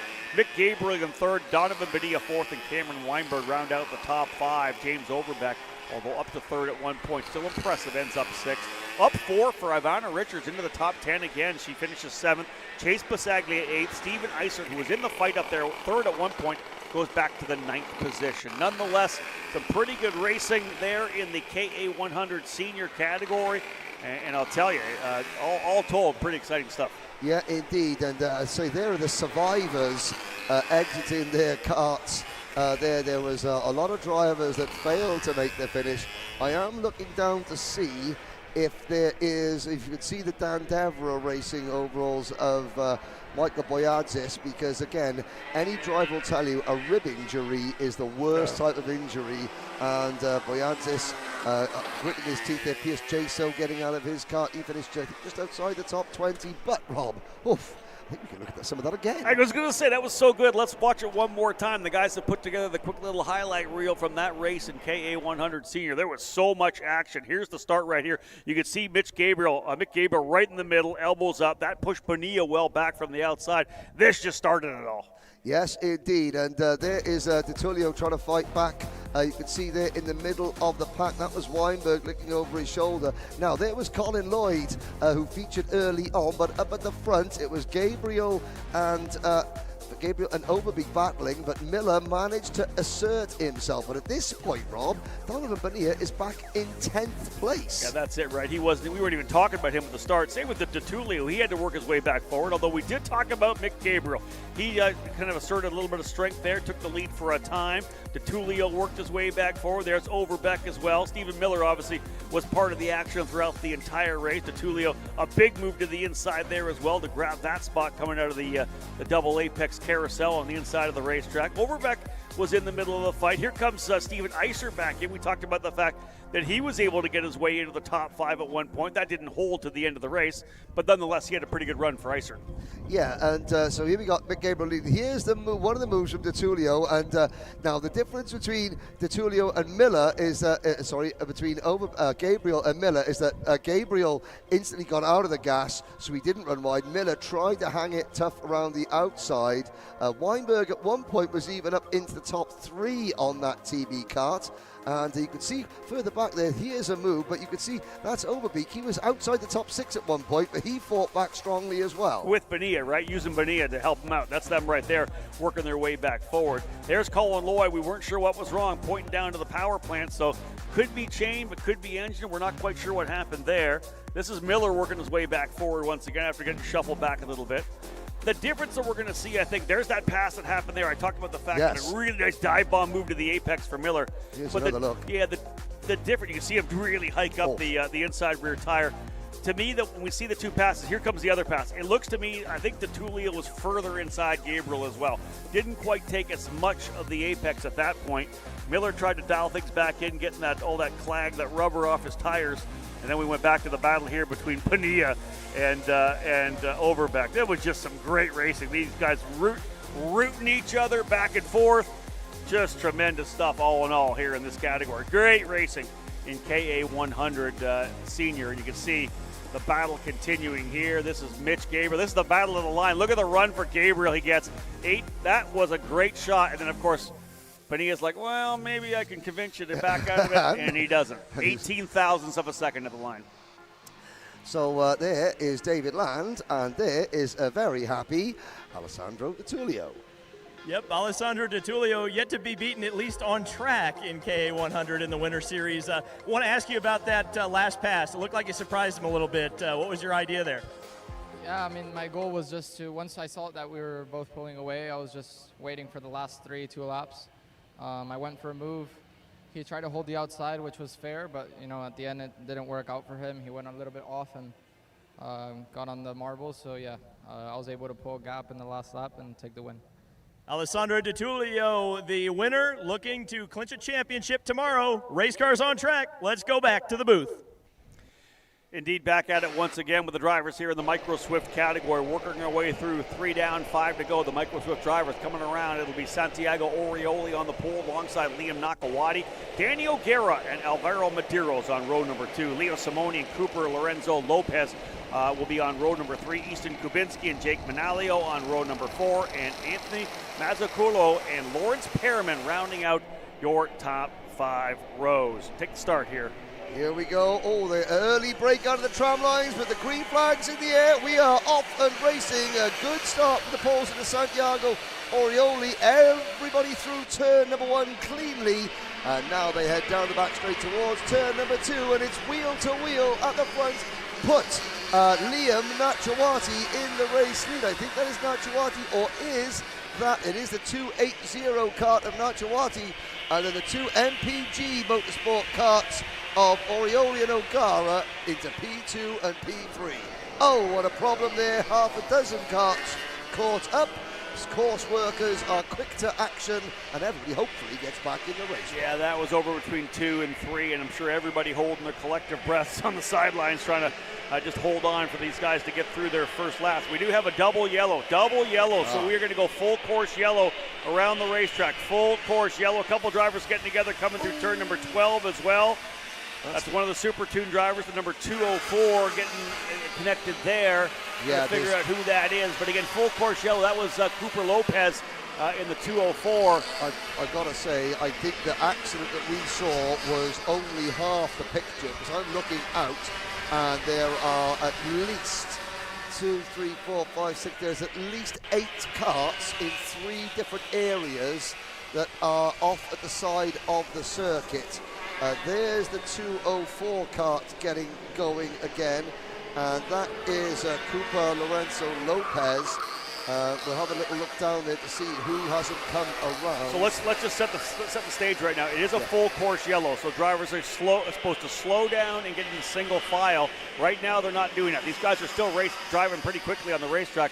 They're supposed to be slowing down. Aaron Lyken's coming out trying to get them to slow down. Again, these are the micro drivers, the youngest drivers, and they probably they could not potentially know the rule. Slow down, single file, you're no longer racing. So everybody just gets lined up. And at this point, they're still hauling around here. Yeah. I would not be surprised to see them either go red to tell these guys what's going on as a teaching moment, or at least get out there to try to get them to slow down, because really, the front drivers have not slowed down at all right now. They probably don't understand what needs to happen. Yeah, here we go. We got SKUSA officials coming down here right now to get them to slow down, finally. And now they slow down. I've got to say that it's a teaching moment. It's a teaching moment. This is why the drivers all listen to the safety briefings. They seem to have sped up again. So that's going to be, there's a teaching moment, and then there's, hang on a sec, guys, you know the drill. And, oh yeah, there's animated keep, and it's for the whole lap. We are still racing, and no overtaking is allowed. I'm going to say this. I'm going to say this straight up. These drivers don't know the rule. If the drivers know the rule, they would be super slow as soon as they tell the full course yellow. And they're also double filing up instead of single filing up. So again, listen.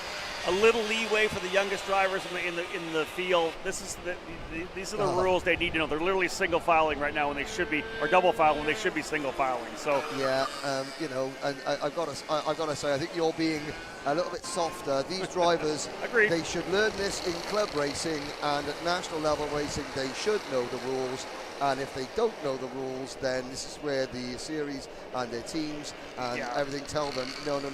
And here's where we are right now, You should listen more to the briefing. Get off your phones and listen to the race director and the briefing. 100%. Here's the rule right now. They're going to have to go red. Because they don't know what the order is now, because they've all got themselves double file. They're going to have to go single file. They're going to have to probably go red and get them back into single file line. Yeah, this isn't a restart. This is a full course caution. We are still racing. We're on lap number 4. They're and so you've got a driver now trying to get back into their grid slots. I wouldn't want to be in timing and scoring. I can see the language will be somewhat colourful in timing and scoring, and there's drivers now trying to retake their positions.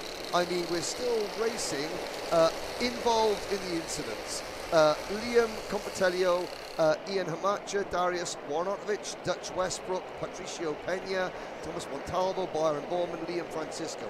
Now, Cooper Lorenzo Lopez in kart 204 should be down in 30th position. Alvaro Medeiros in kart 205 should be in 27th position. I'm not quite sure what they're going to do, whether they, I mean, they're not red flagging them, but the drivers are all in the incorrect position. This is not a restart. We're going to be starting lap number 4. And for example, Medeiros, well, so Medeiros has just gained 25 places when he should be at the back. Yeah. And now they're discussing amongst themselves. Yeah, see, yep. the 280. Now the red flag comes out. Yeah, the 280 says he knows it's supposed to be single file. Yeah, yes. So, you know, this is where, and everyone's got to take a bit of responsibility, least of all the drivers. Know the rules of racing before you get onto the track. You know, you can't say that the SKUSA officials were not very clear with their flags, because those double flags, they were, and of course some drivers are just, you know, now the discussion begins, and I think we'll let the race director have a few quiet moments with these youngsters. All right, folks, we're going to obviously have a little bit of a setup here. They're going to have a quick chat with all the drivers. They're going to have to get all of these karts lined up. We're going to have a little bit of a delay. So let's just take the opportunity to take a quick break, folks. Remember, when we get back, we'll have more coverage here on Kart Chaser of the SuperKarts USA Winter Series.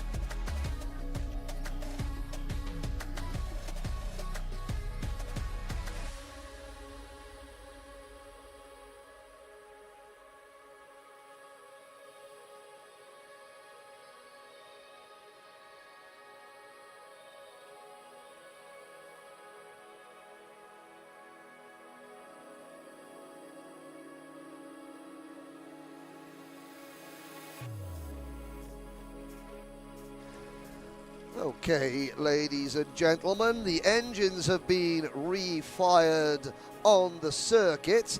They have put the drivers back into the order in which they were running, at the end of lap 3. Now, we haven't got all the drivers out there because some of those were not running at the end of, when the time of the red flag was called. You will notice that the drivers that had spun and then regained the positions, they've been put back into their correct position. Race leader is, it was 280, Liam Nachawati. No, it was, Liam Nachawati is second on track, and there was in between the pre-final and the final, Liam has fallen over and has got a couple of stitches, a cut on his top lip and his forehead, and he is being medically cleared to race, and it will be Nachawati, Santiago Orioli. Now it should be single file again. Oh dear, and Orioli, they're saying, right, come on Liam, you go past me. There should be a single file restart, but the top two can't decide who's first.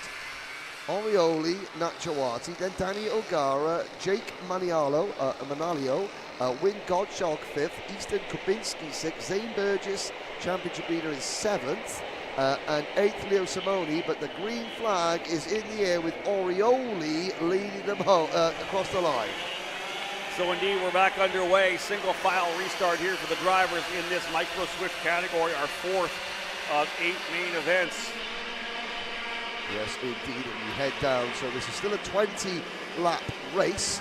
We are under green flag conditions again. The ticker on the left-hand side will adjust itself, but it's obviously going to put us a little bit back behind time schedule, which is why that we've got a couple of minutes built in. But on-track action is back underway. Orioli, Nachawati, or in fact Nachawati has fallen back a little bit. It's now an MPG 1-2. Yeah, O'Gara now up in the second spot. Danny O'Gara goes to P2 in the number 267 as his opening lap kind of settles out here. We'll give you a top 10 rundown when they come through and kind of fill you in on how everything developed over the first circuit around here after that red flag.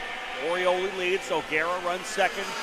Manalio now into third spot, Kubinski fourth, Nakawati goes all the way back to the 5th position. So Nakawati, who started second, shoves himself back into P5. Lawrence Pearman up 4 spots into 6th overall. So indeed underway once again in this 20-lapper brought to you by Team U-Race. 5 laps down, 15 to go. Yeah, Easton Kubinski in kart number 238, the Tony Kart chassis, getting shuffled a little bit wide going through turn number 2 there, and he's lost a couple of positions. He was up into 4th, but I think he's dropped down to probably 9th or 10th at the moment. Is Orioli, O'Gara, Manalio, Nachawati back up in there. So Nachawati, driving with a couple of war wounds, as it were, off-track war wounds, but he is battling away, and it's an MPG Motorsports 1-2 as we begin lap number 7. Indeed, as I said, coming into the halfway point of the main event today, KA 100 Master will be next up, followed by X30 Junior and Senior. Then we'll wrap it all up with Pro and Master Shifter, day number 1 here in the second event of this year's SuperKarts USA Winter Series, round number 3. A couple championships could have potentially be locked later on today. Otherwise, it's Championship Sunday for the remainder of these drivers. But right now, these two MPG Motorsports drivers pulling out nicely out front. Orioli and O'Gara now with a half a second lead. Can they keep it up? Can they work together and make it an MPG 1-2 here in Homestead round 3? We'll see. Long way to go, though, Henry. Very early on in the run here right now as they come across the line to put lap 7 down. There's still a long way to go, and you can see that Manalio's actually worked his way up. Nakawati back up into 5th. Got to get himself back 1 spot. Going to methodically try to work his way back forward. Looking at for Zane Burgess, there is the Jamaican sensation, Zane Burgess, on that Songi Kart chassis at the back of this group. We talked about his championship lead. Well, he can't relax too much because Orioli P2 in points and O'Gara P4 in points all looking to gain a lot of ground. Marcelo Flores was 3rd in the standings coming into this race, but he's down in 14th. But it's certainly Orioli and O'Gara, who are the drivers putting the pressure on championship leader Zane Burgess, who is stuck the 4th in the 5 karts you're looking at on screen right now. He's got Simoni, Godchak and Nachawati right in front of him. Yeah, so yes, it was a commanding advantage, and he's probably going to drop today's round, but that does mean that his points lead is going to get shrunk almost certainly. Yeah, for Zane Burgess coming in with a pretty solid lead, significantly well over 150 points over Santiago Orioli. But as you said, oh dear, that's always going to make me nervous. A kart stopped on the exit of turn number 1. It's the number 215 kart, and that is Zev Godchalk, who gets out of the way, and the younger brother of Win Godchalk is safely off the side of the circuit. I'm with you. That's the worst thing. When you see a driver spin in the middle of the racetrack and the oncoming traffic's coming, that one just makes me hold my breath. Yep, indeed. But everyone safely through, and Zev will, I'm sure, get that kart repaired, and we'll go again tomorrow. Shout out to Jake Manalio, who is closing up right now from 3rd, about a 10th quicker. He's only been 2/10 of a second back, and although O'Gara pushing Orioli, you can see Maniolio is closing right up. Lawrence Pearman tried to get in the air as well. When Godchak went purple last time by 2, so he's P5. So this thing is not done as Godchak bringing Leo Simoni with him as well. Yeah, and this is a big shout out to Team Ferris Racing as well. Family-run team. They've got Anthony Mazzacolo in with them as well. And Mazzacolo running in 11th, but that's a very smart blue and black livery chart for the Team Ferris operation. I was speaking to a couple of the team owners here on Thursday, and they were just saying, family-run outfit, branching out, doing a bit of national racing now, and again, no frills off track, but again, getting a job done on track. Been around for a long time. John Ferris and the crew, they've been in the sport for a long time. Connor Ferris, actually a very quick driver, was a front runner in KA 100 senior for many years. That team's still digging it. They got some young kids coming through. I like that. That's awesome. Yeah, and they've got they got one young kid who's coming through into P2 as we speak, and that's Manalio passing O'Gara for P2. Yeah, the drivers, this whole crew out of the Northeast, out of New York State, and again, big dig here for Manalio as he now gets himself up into 2nd, finds a way by Danny O'Gara. Still Orioli leading, and another purple lap for Win Godchak. He is coming in here from that 5th spot. He is working his way forward, started 11th. He's with Lawrence Perriman. They're kind of working their way together back up here as well, pushing each other. So that, again, is 4th and 5th. You can see them digging. Here comes, I wouldn't worry about anybody else but Godchak right now. He is rolling right now on the number 225. P4, looking to close up. He's right on the rear bumper now. Almost loses it, though, coming through there. Lost the rear end coming through turn number 2, back to 3 and 4. Right there in the rear bumper, Danny O'Gara. Crossed halfway flag next time by. Yes, indeed. Kubinski down in 7th behind Perriman, and it's Nachawati, Daniel Ramirez, Anthony Mazzacolo making it 2 Team Ferris karts in the top 10. Luca Becerril, then Marcelo Flores, Brody Stoffel, Cameron Johnson, Taylor Wolf, that's your top 15. Zane Burgess has slipped back to P16.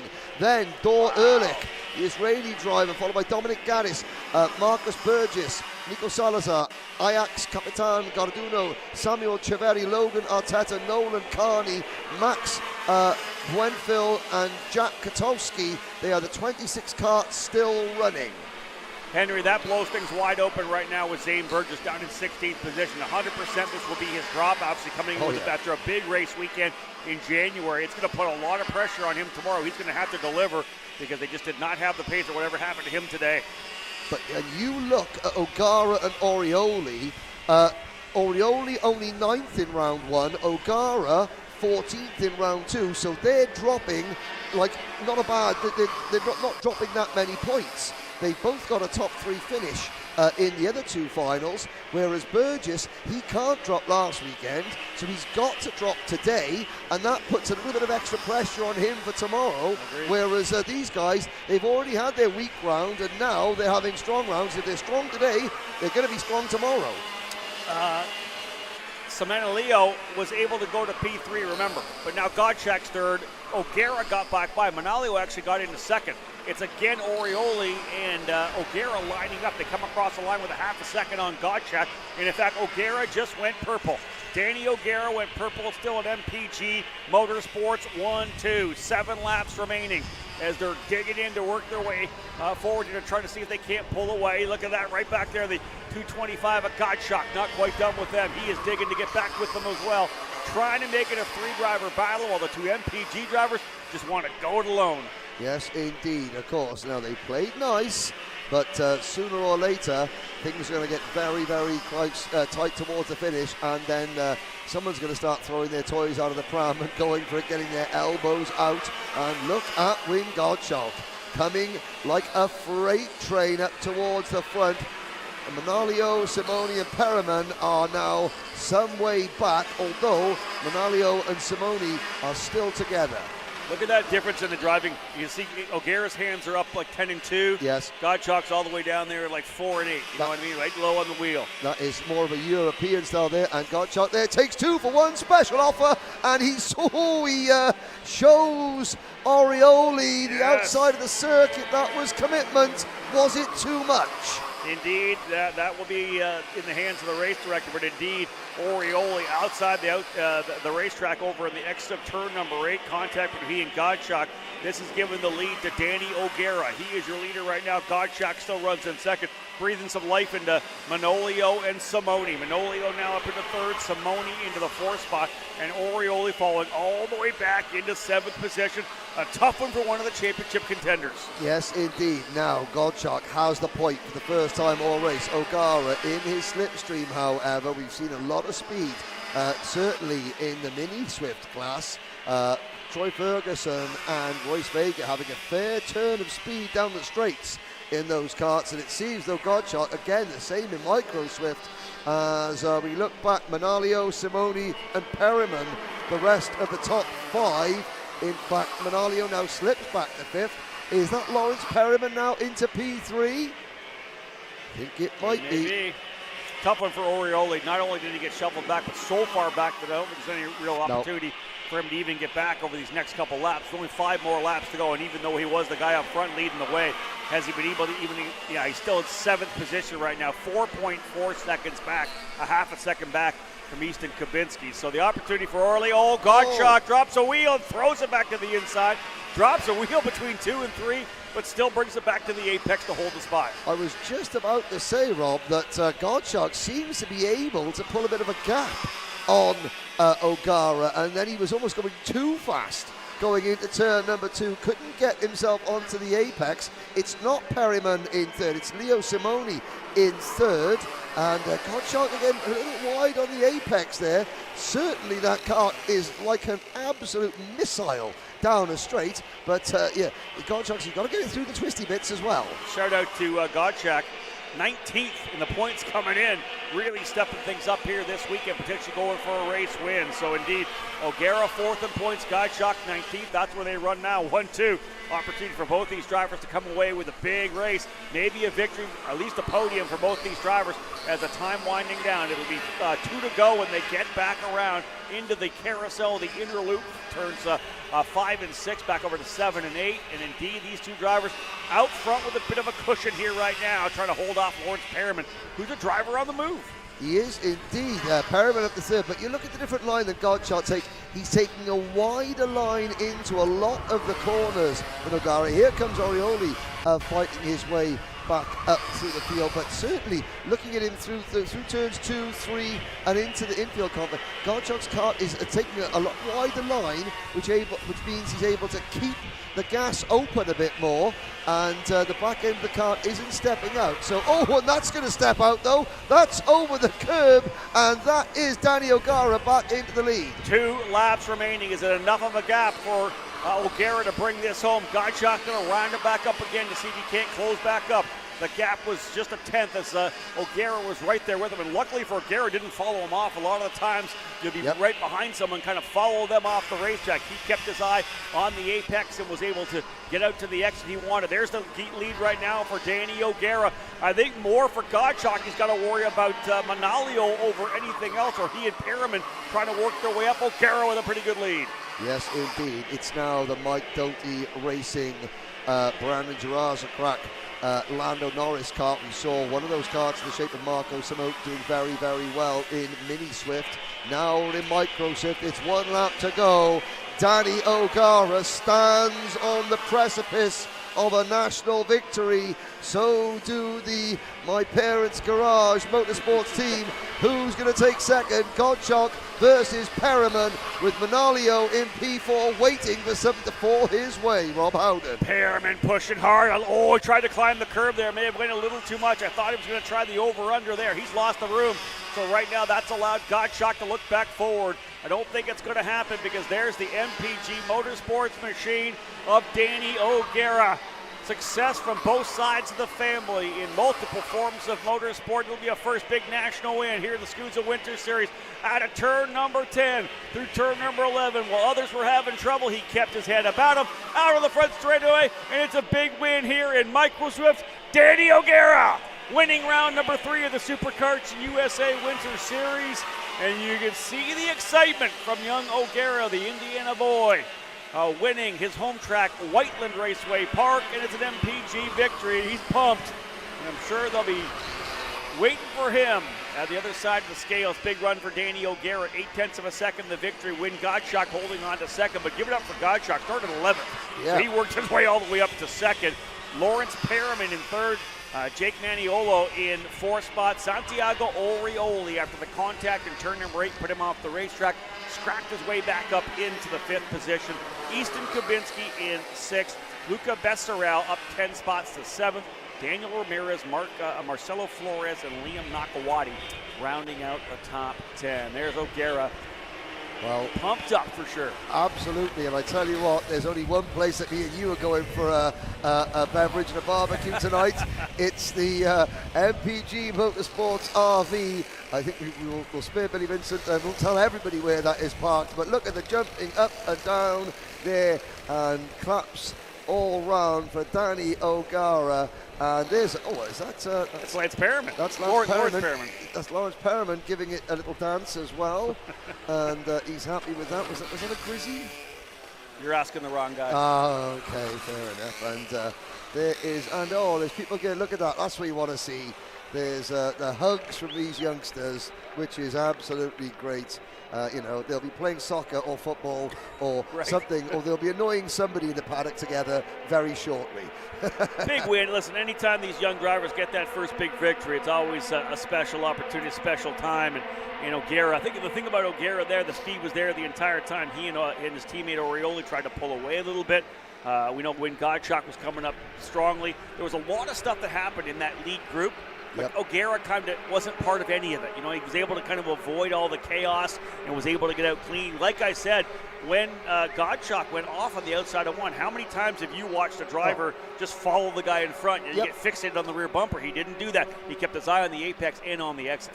Exactly. Maybe lessons learned from mum and dad. Keep your eyes focused on the apex, not the rear bumper in front of you. Zane Burgess, meanwhile, P12. At the end. So Zane, he was down as low as 17th, did fight his way back up a little bit, but still disappointment for the Jamaican sensation. And you saw there Liam Nakawati with the bandage round his head. That's a sign of a true warrior. Agreed.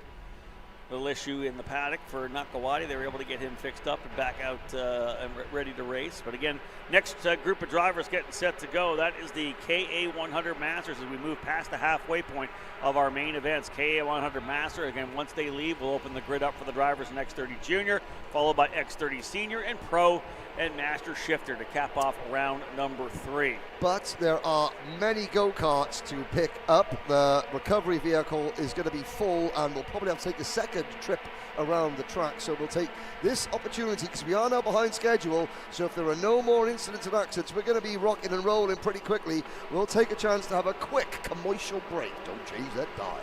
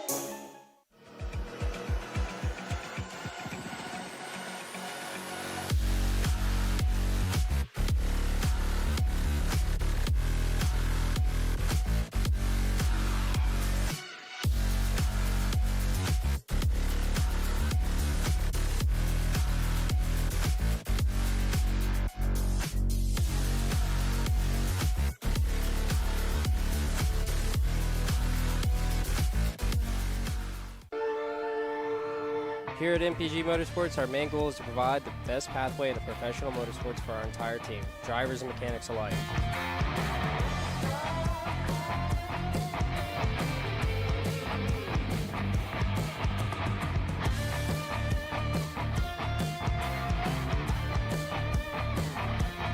We're based out of Whiteland Raceway Park in Indiana. For more information, contact us at chase@mpg-motorsports.com.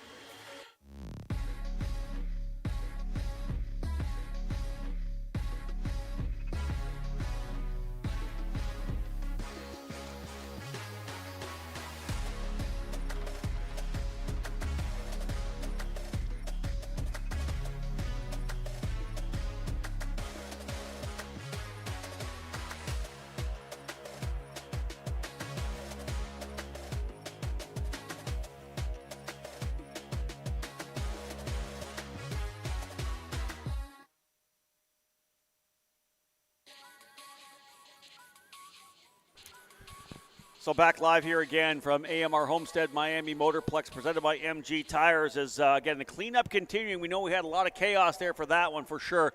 But hey, listen, the chaos came and this driver stayed out of it, which was amazing. What a great run for this young driver's first big national win. Danny O'Gara standing by with David Land. Danny, first of all, what a great win for you. The bedlam down there in the tech area. I mean, so many people are so happy for you with this win. I mean, talk about this, because I mean, it was just an awesome feeling, I'm sure. I don't know. I was just relying on my team and all that went on in the race. So I was just trying to follow Santi, and then they came out and took him out. So I had to just fight back for our team, and everyone was helping me, and I just want to say thanks to them. Now, Danny, one of the biggest hugs came from your mom, and that just is always a sweet moment. There's family history at this racetrack. Obviously, Mom raced on the big track. I know you're looking to do that someday, but how great was that to see Mom after a win like this? It was amazing. I mean, she helped me through this entire weekend a few weeks ago, and it was just an amazing time. Anyone else you want to thank for this victory? MPG Motorsports, and I don't know, Allison, the motor, and I always use them. They were amazing, and they always help me through every race that I run, and all my family, and that's pretty much it. That's awesome. Danny O'Gara, I think you're going to be hearing that name quite a bit in the next few years, and he's already a pro. Big congratulations to Danny for an awesome job there, able to get that first big win here in SKUSA Winter Series competition. All about the training, right, folks? We do it on the racetrack. We do it here with Kart Chaser on the microphone as well. Danny did a great job.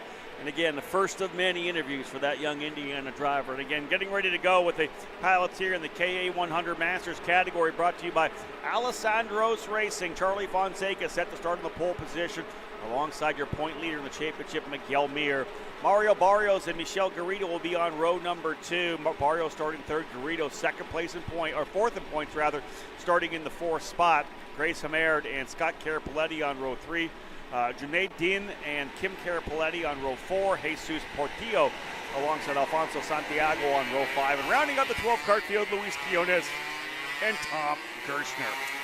And I just wanted to say, Rob, one final thing on Danny O'Gara and the Micro Swift. I went over there and, of course, lots of cheers. But what I think is really nice, there were loads of kids from Mini Swift waiting to congratulate Danny on his first big win, which is, it says a lot about Danny as well. And from Sarah Fisher, there was not one single tear shed, not one single tear shed at all from, no, I'm lying. Yeah, you're lying. I'm lying. She was blooding. But sorry.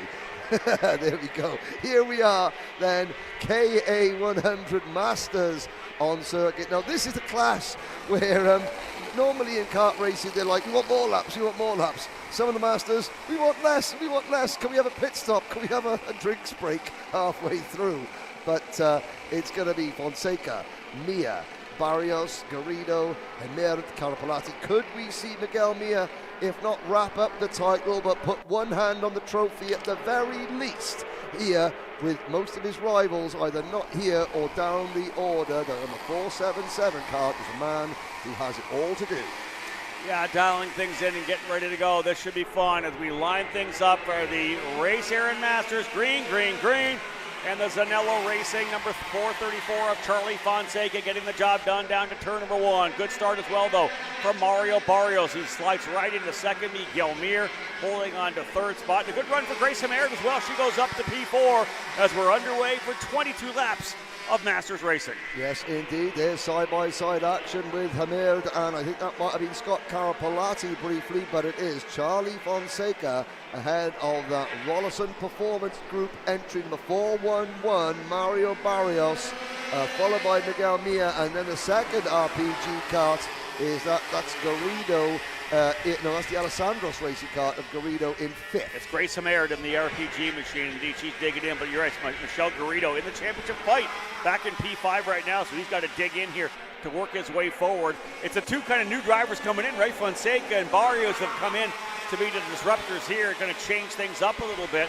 Miguel Mir, there, the point leader, running in the 3rd spot, trying to bring home essentially a championship here today, if he could possibly get it done. It may be too close to tell in terms of the championship. We'd have to do the calculations on that, but nonetheless, we got ourselves a good battle up front between Barrios and your race leader, Charlie Fonseca. Now, the ticker on the side of your screen, which has just disappeared, it was a little bit behind. That was still showing the Micro Swift results. We've got all 12 drivers still in a line, with the Magic Kart USA entry of ageless wonder Tom Gerstner at the moment riding shotgun on the field. But hey, if I'm 67 years old and I'm still driving a go-kart, no matter how fast I go, I'm going to be happy with that. He's up to P10 at the end of lap number 1 is Gerstner. When I ran the summer nats last year at Newcastle for Robinson in the Masters class, Tom was pushing me pretty good. We had a pretty good run. He's pretty quick around that racetrack. There's a lot of racing with the Magic Kart USA and Checker Motorsports guys, and yeah, he was pushing me. I had to dig in pretty hard to be able to get the pace I needed, but Tom did a tremendous job for sure, and he's right there. There's got a couple guys behind him right now digging in, coming through the inner loop. But there's your leader working their way through 7 and 8. Yes, and it is Kim Carapoletti and Alfonso Santiago, who have off camera have had, how should we say this, a territorial dispute over the same piece of tarmac. They both continue, and they're now trying to hunt down Tom Gerstner. But I mean, Gerstner, let's see how he hangs on. Quinones in 9th, Portillo 8th, Junaid Din in 7th. Scott is holding at the Carapoletti family honours at the moment. We've got a 4-kart breakaway. Fonseca, Barrios, Mia and Garrido. Grace Hamerd, she needs to get her head down and just start hustling up towards the front. She doesn't want to get Jettison, because she'll be in no man's land or no woman's land, as it were, and that could be a bit of a boring race. If she stays in touch, she's got the karts in front to focus on. and sort of keep herself in contention. Yeah, she's kind of been just that 10th off, right? A couple tenths of a second off. You can see her just a little bit back there, still ahead of Scott Carapolati, but based on lap time, she's a 10th, like she was a 10th, exact 10th off of Fonseca. But that every 10th, right? Boom, boom, boom. All of a sudden, you're 2 seconds off after a couple, 10 laps. So, indeed, she'll keep digging, and she needs them to be racing up front. But they're not doing it right now. They're essentially lining up. Fonseca, Barrios, Mir, Garrido, all there within a second. Grace is back a little bit. Again, she was 2 tenths off, almost 3 tenths of a second off that lap.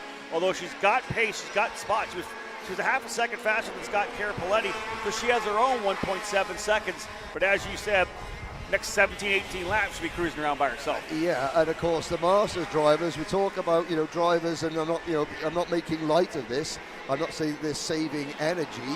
No, they are, the most experienced of us all here. So they know that it's not going to shake itself out. We're not even at a quarter distance yet. In fact, we're running up 5 out of 22. So we're just under 1 quarter distance. Please, again, the ticker says 20 laps. This is a 22-lap race. Fonseca and Barrios. Barrios sitting there. Now, here's a move for third position. The Alessandros Racing, the title sponsor of the class, they've now got a driver on the podium. And those are the 2 championship contenders right there, Mir and Garrido. Yes, indeed. So these 2 drivers are just pot hunting. They're here for trophies and trophies only. Race-winning trophies, that is. These are the 2 drivers on your screen now. They've got a bigger prize in mind. Garrido, ideally, he'd like to put 1 or 2 other karts, maybe those 2 other karts, in between himself and Miguel Mir. Yeah, indeed. If he can reel up here and get himself to the race win, that would put him right back in the championship contention. Because remember, he was 4th actually coming in. As Ruben Ravello had a really good run in January, as did Mario Dominguez. Number of different drivers in the middle of the fight, although Mir had the best overall run on the weekend. But right now, Mir, but what he's got on track here is 5th. In fact, watching the pace, yeah, he lost a bit there getting past, but we'll see whether or not he dials back up, because Grace Hammer closed in to within 8 tenths of a second for Miguel. I wonder if that's potentially an issue. We'll see on the lap time now whether he backs it back up or if he's still having some troubles, because he backed it all the way down to a 50.9, a second slower than Mario Barrios, who's now taking the lead from Carlos Fonseca. Well, so first lead change of the race, and Grace Hammer, it's either a problem for Miguel Mir, or Grace Hammer has got the e-karting news race commentary on in her AirPods, and she's listening, thinking, oh, well, Robert Henry said I got to get a shufty on, so I'm going to get a shufty on. Like, yeah, what are you talking about, me not being fast enough? Yeah. You see nothing yet. Yeah, man. Gone. And there's the new leader, Mario Barrios. Fastest lap goes to Charlie Fonseca. So Fonseca in the tow does a 50.773. These 2 are now 3 to 4 tenths of a second lap quicker than the 3rd and 4th place battle. But we could have a 3-kart battle for that 3rd place, because Hammer is now just 3/4 of a second behind Garrido and Mir. Yeah, let's be real. So Garrido 3rd, Mir 4th, Hammer 5th. Hammer was the quickest, and Mir is faster than Garrido. So 6th and 5th are faster, or 5th and 4th are faster than the 3rd. So they could potentially close up, and I know Mir already closing up here on Garrido once again to get a rebound after that pass. But nonetheless, this is kind of feeling like it's shaking down into a 2-driver battle, right? It looks like Barrios and Fonseca, they've got 1.3 seconds on Garrido. They were quicker by 4 tenths of a second last time by. The front 2 drivers seem to have the pace here. The rest of it are going to be fighting for the final position on the podium. Now, Tom Gerstner fans, stand by. Your man is still in P10, but he has got Kim Carapolati now right behind him, and as they cross the line, we wait. Sinead Din has gone through in 9th position, and Carapolati has got P10 over Gerstner, so Gerstner now down to 11th, but he is still comfortably clear of Alfonso Santiago, who I believe he's not come around yet, so maybe Santiago could be our first retirement of the race as we complete 8 laps. So indeed could be an issue there for Alfonso Santiago in the Orsolon Racing number 410. Here's a move again. The Pascan Fonseca's been able to get back around Barrios, but both these drivers realizing they've got similar pace, kind of going back and forth on each other. And passing on a straight as well, so we don't lose any ground to the chasing trio. So Garrido, Mir, and Hamid are still there in third, fourth, and fifth. We're getting word there that Mario was adjusting his carb there on the circuit, which may have been why he lost the lead. There's another carb adjustment there from Fonseca. Just allowing his that is fuel mixture, or is that air? What are they doing there, Rob? Yeah, you're 100%. You're working the fuel air. Make sure you move the needles. You can change the needles, the high speed and the low speed needles. So personally, I don't touch them. I just drive. It's about what I got, in terms of my bandwidth. But yeah, people that drive a lot more, you make a little minor adjustment here and there. Yeah, and of course it goes back to the we talked earlier about some of the Formula A racing in Europe in the 90s and early 2000s, where adjusting the mixture was key. The drivers were doing it; they were almost driving one-handed for half the lap. Yeah, I did it a lot, but when I was younger, running Formula Y, which is the Yamaha, the KT100 Yamaha direct drive category. So it's a little. I was younger then; I knew a little more. Now I don't drive that much, but these guys here obviously drive a lot, as we know. Mario, a lot of these guys are driving on a regular basis, so that's something you learn. The more you drive, you understand how to tune your own carburetor on the fly. Normally, I said for me, I just get in and stem on the loud pedal and see what I can do. But again, they're all trying to get everything absolutely correct, where they want temperature-wise on the engine, where they want on the EGT. So again, crossed halfway flags this time by Fonseca. Whatever adjustments he made was good, because he goes P1 again in terms of pace. 50.700, just a bit quicker than Barrios right now. Both drivers still nose to tail. You can see the gap back then to Garrido and Mir. Again, we were looking for Grace Hammer to step things up, but she's kind of leveled off again at 51 flat, so she's still digging. You talk about, you was getting the cart, like trying to remember what I could fit in the cart. Although I did drive at Orlando, and I was 10 minutes, 10 minutes in a rental cart session, and I was like, medic. That's why we're in the commentary. That's why we talk more than we drive. Although Rob, you're still a very, very competitive driver, ladies and gentlemen. Rob Howden has been very modest here. He still is extremely competitive when he does take the wheel. Also, I heard rumours that David Cole, who hasn't been sighted yet, for those of you playing Kart Chaser Bingo, we haven't had a David Cole sighting yet on camera. We have another lead change, however, and that is Mario Barrios back to the front. Yeah, a little 1-2, right? Or a little 2-3, like the inside of 2, kind of coming through there, finished off in turn number 3. A tremendous pass to the inside there from Mario Barrios. These guys just keep going back and forth.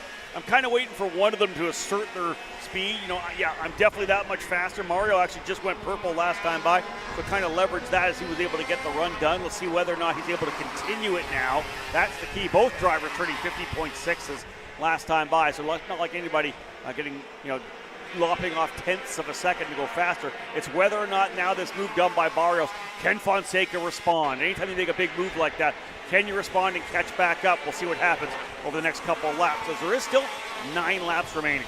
There is now. Miguel Mir and Michel Garrido are two title protagonists. Advantage Mir at the moment. He runs P3, only 0.3 of a second ahead of Garrido. Grace Hammer is now just 0.9 of a second behind Garrido. So Hammer is still in with a shot of a podium.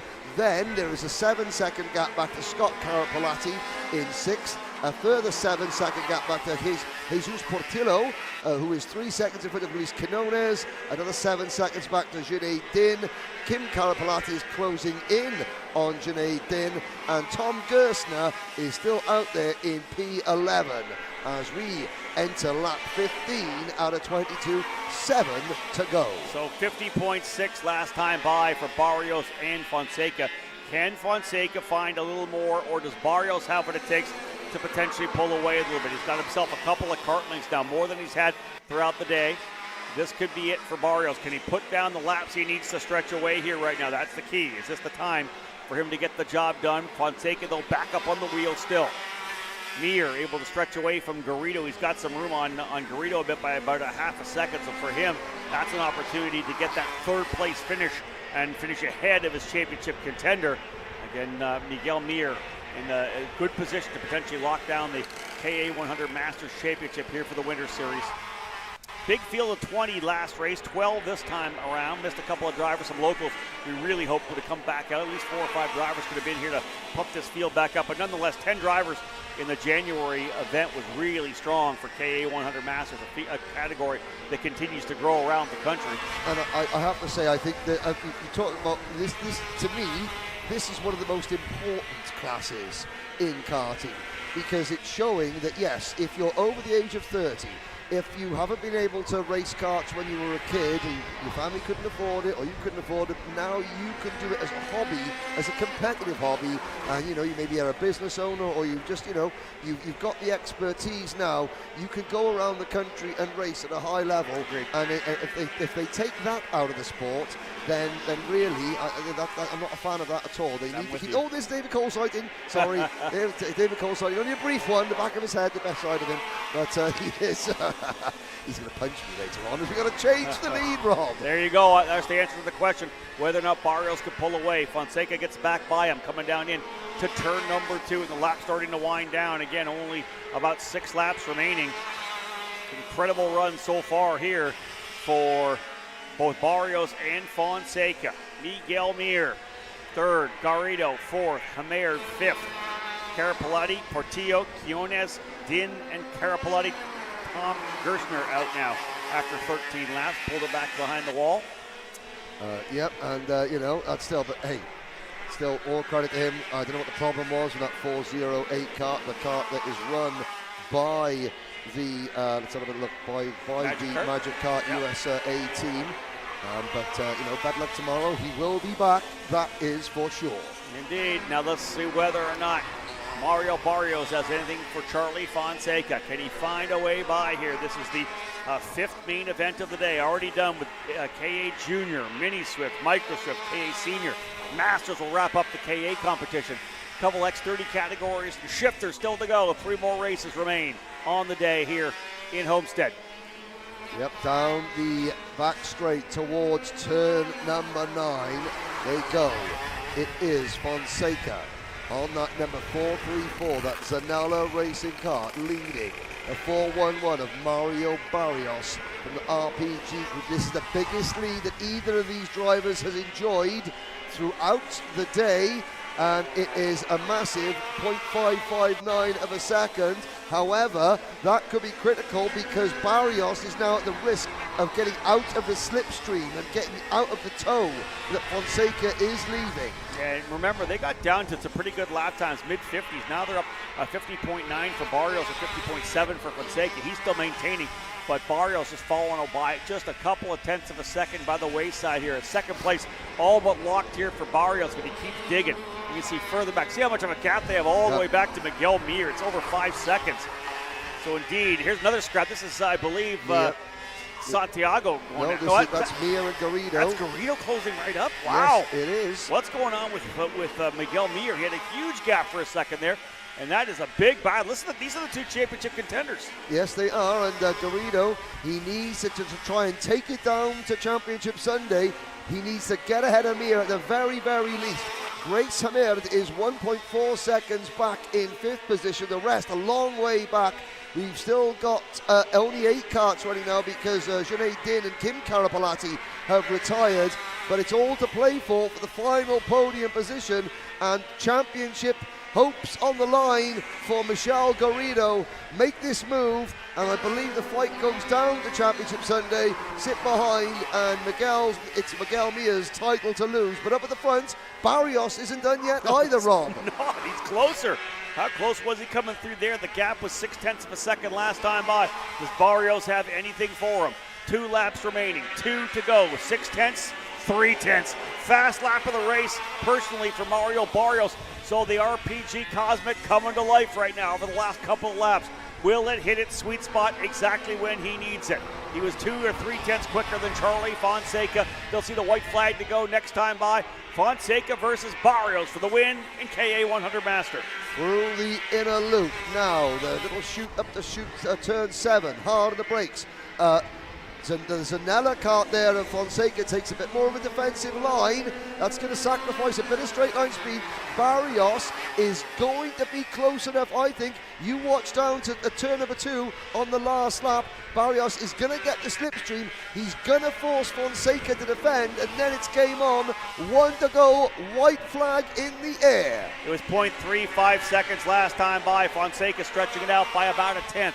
I don't know that Barrios is close enough. He's going to have to put a magic lap in, especially coming out of the box here through 2, 3, and 4. They'll have to get some really big corner speed, really be clean and tidy on all the corner turn-ins. Coming back into the inner loop, good opportunity to make up some spot here too to roll the corner. Fonseca looks very good, though. He got back down to a 50.6 again. His lap times have been very consistent over the second half of this race. 50.5s, 50.6s. Miguel Mir still holding off Garrido as well, but this is the battle for the race win. And I think Charlie Fonseca, who stepped to the forefront in the pre-final to win that, start off the pole position for the main event, is going to capitalize and get it done. He didn't lead from start to finish, but he led the lap you need. The final circuit, Zanella Racing winning in KA 100 Master as Charlie Fonseca, almost a half a second ahead of Mario Barrios. And here comes the fight as well. We're not quite done yet for the fight for the third spot. Miguel Mir able to hold off Michel Garrido, and look who was right there. Grace Hamerd was right on the rear bumper of Garrido when they were top third, fourth, and fifth, nose to tail across the line.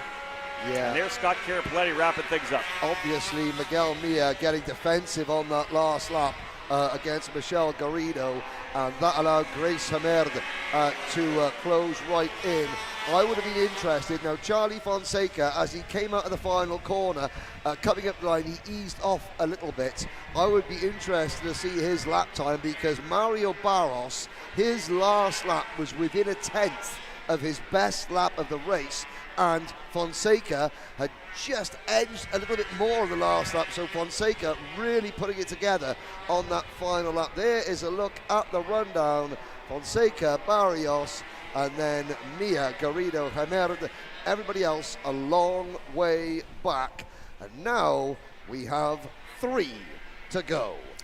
X30 Junior, our drivers are going to be up next in this battle here, and this is going to be a good one, set to roll off. Again, we're just a little bit behind schedule, about 12 minutes for the X30 Junior, so we'll be ready racing through to the remainder of the day. We will give you an opportunity to have a look at it. But before we do that, folks, let's go to a quick commercial right now. Let's take a little bit of a break here, because we're going to be running right through the final 3 races. Engines are firing. When we get back, we'll give you the lineup for the X30 Juniors.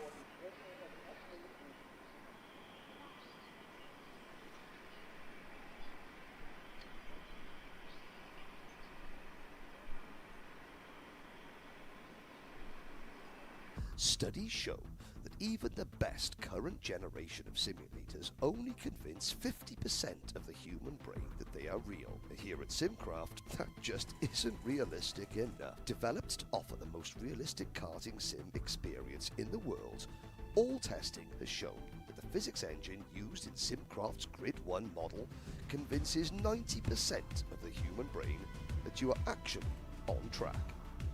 Now that is the real deal.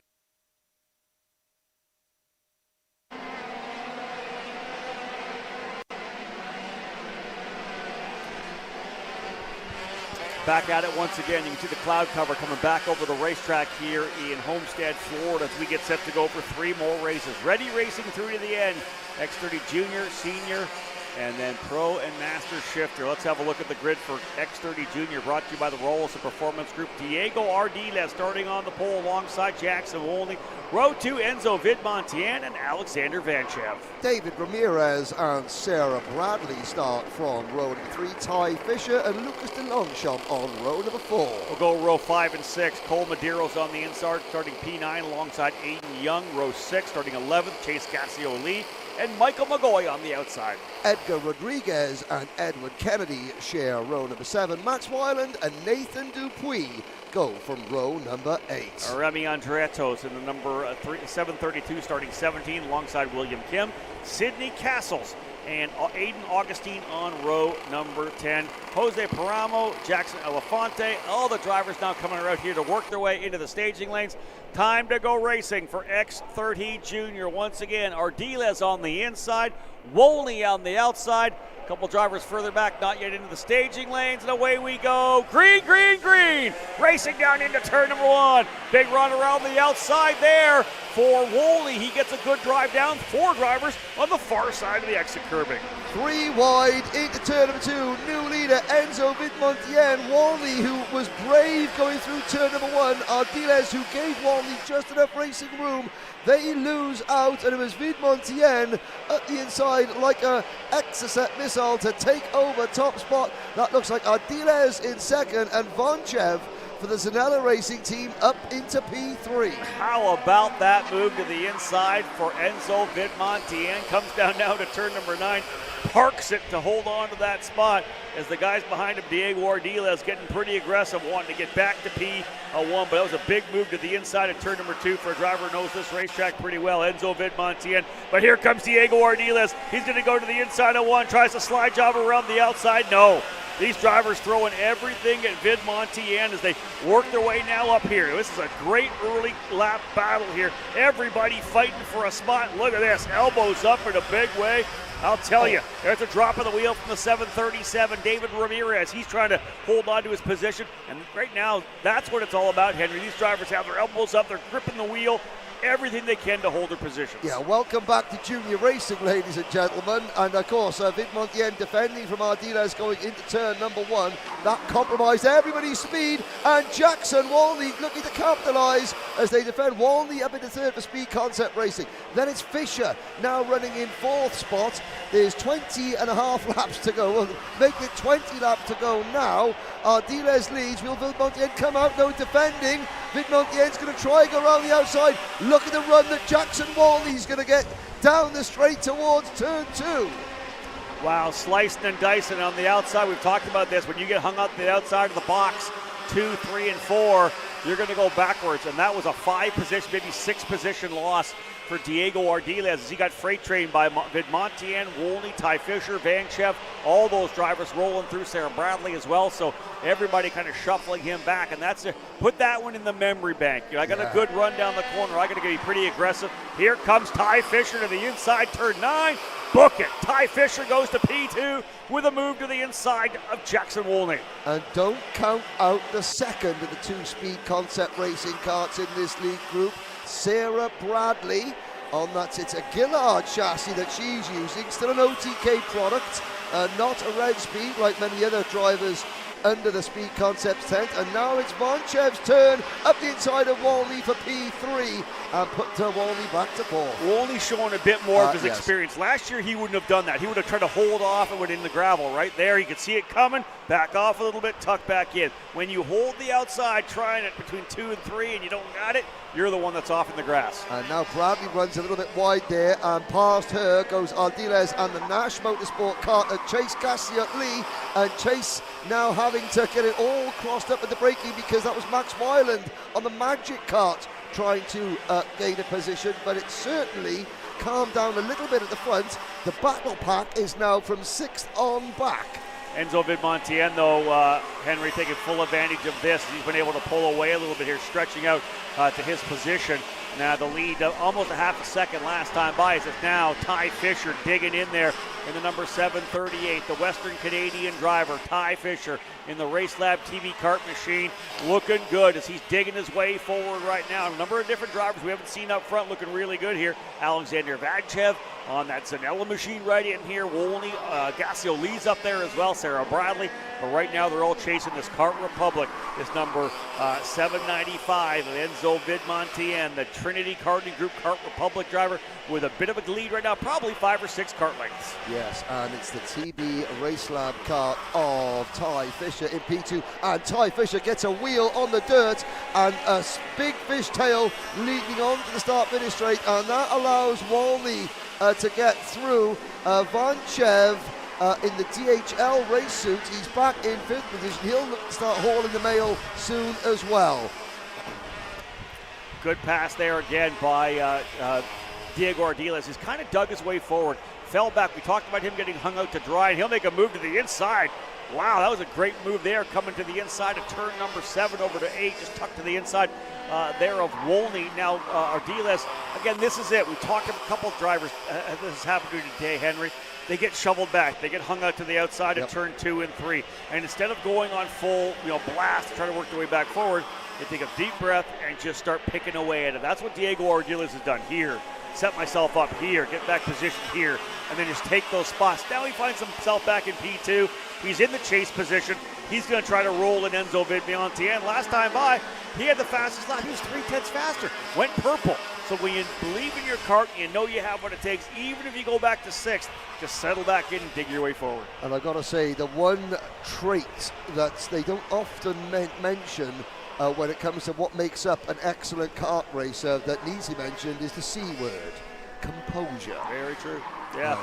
The funny thing is, I laugh because when you're in the booth, right? We can talk about it like we know what we're saying. Yeah, The minute I get behind the wheel, I just lose. I don't know. I gotta lose my mind. Red mist. Race. What have you said on the PA? Just relax, settle in, get going. I have to remind myself that on the grid right before I get going. And it's worked the last couple races. It worked a lot at the CKNA race last October at Newcastle. So as long as I abide by my own words, I'm okay. But again, watch this already. We can see Ardiles closing up here a bit. Let's have a quick look. Yes. He went purple again. So Ardiles is knocking out purple laps here right now. Remember, we're still early. We're only, 7 laps into a 22-lapper. These karts haven't even got to their best yet. Yeah, no, exactly. And, of course, unfortunately, Bernardo Benoldi did not take the start. Neither did Lorenzo Barboy. We got a couple of retirements, Sidney Castles and Mateus Romalo out of the race. So we're down to 23 runners of the original 27 drivers who entered this event. 25 taking the start, 23 on track. 5 are clear of the rest. Vidmontien, Ardiles, new fastest man on track, Jackson Waldy with a 48.541. Then Ty Fisher and Vonchev, and then a gap back to Bradley, Weiland, Magoy, Medeiros, and Ramirez. Yeah, we really have a 5-driver battle right now, as Henry just said. The gap between Vanchez and Sarah Bradley about 2.2 seconds. That's why we're keying on what we see up front here. You can see there's 1, 2, 3, 4, 5. And then, Bradley hasn't come into scene yet, though. So she's back there, P5. She's in a fight here with Max Weiland. But we have a 5-driver fight up front, and look at this. This is Diego Ardiles trying to be patient. Okay, I'm ready to go back by. I know I've got the pace. Let's just settle in. I've been putting in big laps. I'm going to dive down to the inside in turn number 1. I'm going to hold you to the outside. Oh, side by side, good run there. Look who's there to take advantage. Jackson Wolney. And I have to say that Vidmontien, he didn't want to let Ardiles go. He was certainly defending, and the gaps were appearing between the top 5 have now disappeared as another driver getting their kart pushed off to the side of the circuit. That was Aidan Young, the all-white 717 entry. William Kim is also in difficulties as well. So we're losing drivers left, right and centre in the middle and the tail of the pack. But everyone's still ready, present and correct up here at the front. So Ardiles composed, Walney, like you said, showing a certain added amount of maturity this year.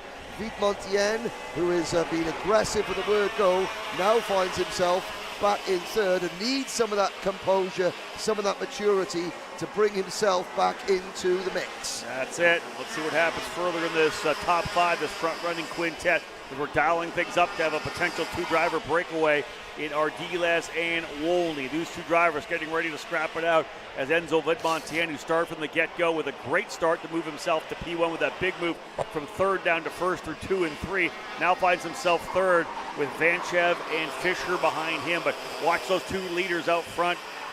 They are starting to pull away a bit here, Henry. The gap was not much last time by maybe a half a second. I feel like we're going to be a lot more than that, probably 7 or 8 tenths of a second when they come across the line now. Crossed halfway flags this time by, and indeed, almost a full second, 8, 9 tenths of a second right now from Wolney back to Vidmontien. Will they work together? Will those leaders just try to pull away right now and make it a 2-driver battle? Well, I mean, I think that Ardiles and Wolney will probably work together for a little bit. The question is, and I think these drivers you're looking at now, these 3 drivers, they don't have a choice. They have to work together, because the top 2 positions on the podium are disappearing up the Florida tarmac. And Vidmontien, who was under a little bit of pressure from Vanchev and Fischer, now opens up a slight advantage again. But last time around, it was a new fastest lap of the race, a 48.304 for Diego Ardiles, Walney with a 48.3, and then Vidmontien with a 48.6. Now Walney replies, new fastest lap, Jackson Walney, 48.281. The greatest thing about this is when it's all said and done, with Turner Brown not being here this weekend, first and second in points are Diego Ardiles and Jackson Walney. The drivers are up front right now in the middle of an absolute fisticuffs battle for the lead. Are the two drivers leading the championship points. Enzo Vidmontien third, is effectively third in the championship as well. Ty Fischer is effectively fifth. He runs in fifth on the racetrack as well. So again, this is very impressive for all these drivers to try to find the speed they need to battle it out again tomorrow. Yeah, it's not beyond the realms of possibility. We see it time and time again. A surprise race winner. You don't very often get surprise championship winners over the course of 4 rounds, 2 weekends. The cream tends to rise to the top. And behind these two, it was briefly side by side between Vanchev and Fischer, and that is still keeping Vidmontien just out of harm's reach. A bit further down the order, so these guys are now 2.5 seconds clear of Sarah Bradley in 6th. You've got Weil in 7th, McCoy 8th, Ramirez 9th, DeLongchamp 10th, Juan Jose Paramo is 11th, and Edgar Rodriguez, Tristan Murphy, Nathan Dupuis, and Edward Kennedy are top 15. The only other drivers still running are Aidan Augustine, Jackson Elefante, Fernando Weiler, and Remy Andriatos. Cole Medeiros and Chase Gassio Lee have just joined the ever-growing list of retirements. We're down to 19 runners. Ty Fischer able to get by Alexander Vanchev on that last lap to move the TV card ahead of the Zanella machine. So Fischer, who was up into the top 3 at one point, now back to 4th spot in the number 738. Again, the leaders up front, both turning pretty consistent lap times, although Diego Ardiles just dug it in a little bit. He's got a half a second now on Jackson Wolney, able to lay down a 48.931. Nobody close to their best laps of low 48s right now. Everybody kind of high. Otherwise, you can see the scrap there between drivers running 4th and 5th, Ty Fischer and Alexander Vanchev. Both these drivers have been very strong. Fischer, of course, started 7th, so he's working his way up to the 4th position. There's the gap right now between 1st and 2nd, then back to Enzo Vidmontien in 3rd. And there's your fight again for 4th and 5th. Ardiles trying to keep pulling away. Again, another 1/10 of a second. It's now almost 7/10 of a second for Ardiles up front. 7 laps still remaining. He is slowly pulling away, and once it gets out of that draft window, that's going to help him even get a little further away. And now we're starting to see the reason why Enzo Vidmontien was being overly aggressive in his defense and his attack, because he knew that when it all got strung out pace-wise, he couldn't match Ardiles and Waldy. So that's why the intensity of Vidmontien's early form to get to it, yes, it may have been frustrating for those around him, but that was his plan. He knows what he's got. All these drivers, they know what they've got in terms of pace against their nearest rivals. So Vidmontien thinks, okay, I can't match Diego and Jackson in a head-to-head fight, so I'm going to have to try and drag them into an all-out war. And Ardiles and Walney pull away, but Vidmontien's still got enough pace in that kart to hold off these two, Fischer and Vanchev, who are battling for 4th. Yeah, pretty good racing here for that 4th and 5th position. We still have about, 6 laps remaining. Let's go side by side. Next race up is X30 Senior, and we're standing by. Alexander Searle with Ryan Norberg. Thank you, Rob. Ryan, that pre-final went about as bad as it could have for you. Got used up a bit there, contact with Thomas. I mean, describe that race to me and kind of where your head's at for this one. Oh, we just got to make it through the first corner. I mean, we kind of got stuck on the outside. I tried to fall in, but I looked back and there was I think 8 carts just stacked up on the inside. And I tried to hold the outside and got ran off. So if that wouldn't have happened, it would have been a little further up. We got pace. We just got to try to keep it clean. And if we can get going forward, then we'll go forward. So yeah, I mean, right now it's just keeping the cart out of harm's way, and then let the cart do what it does. All right, thank you. Good luck. Thank you.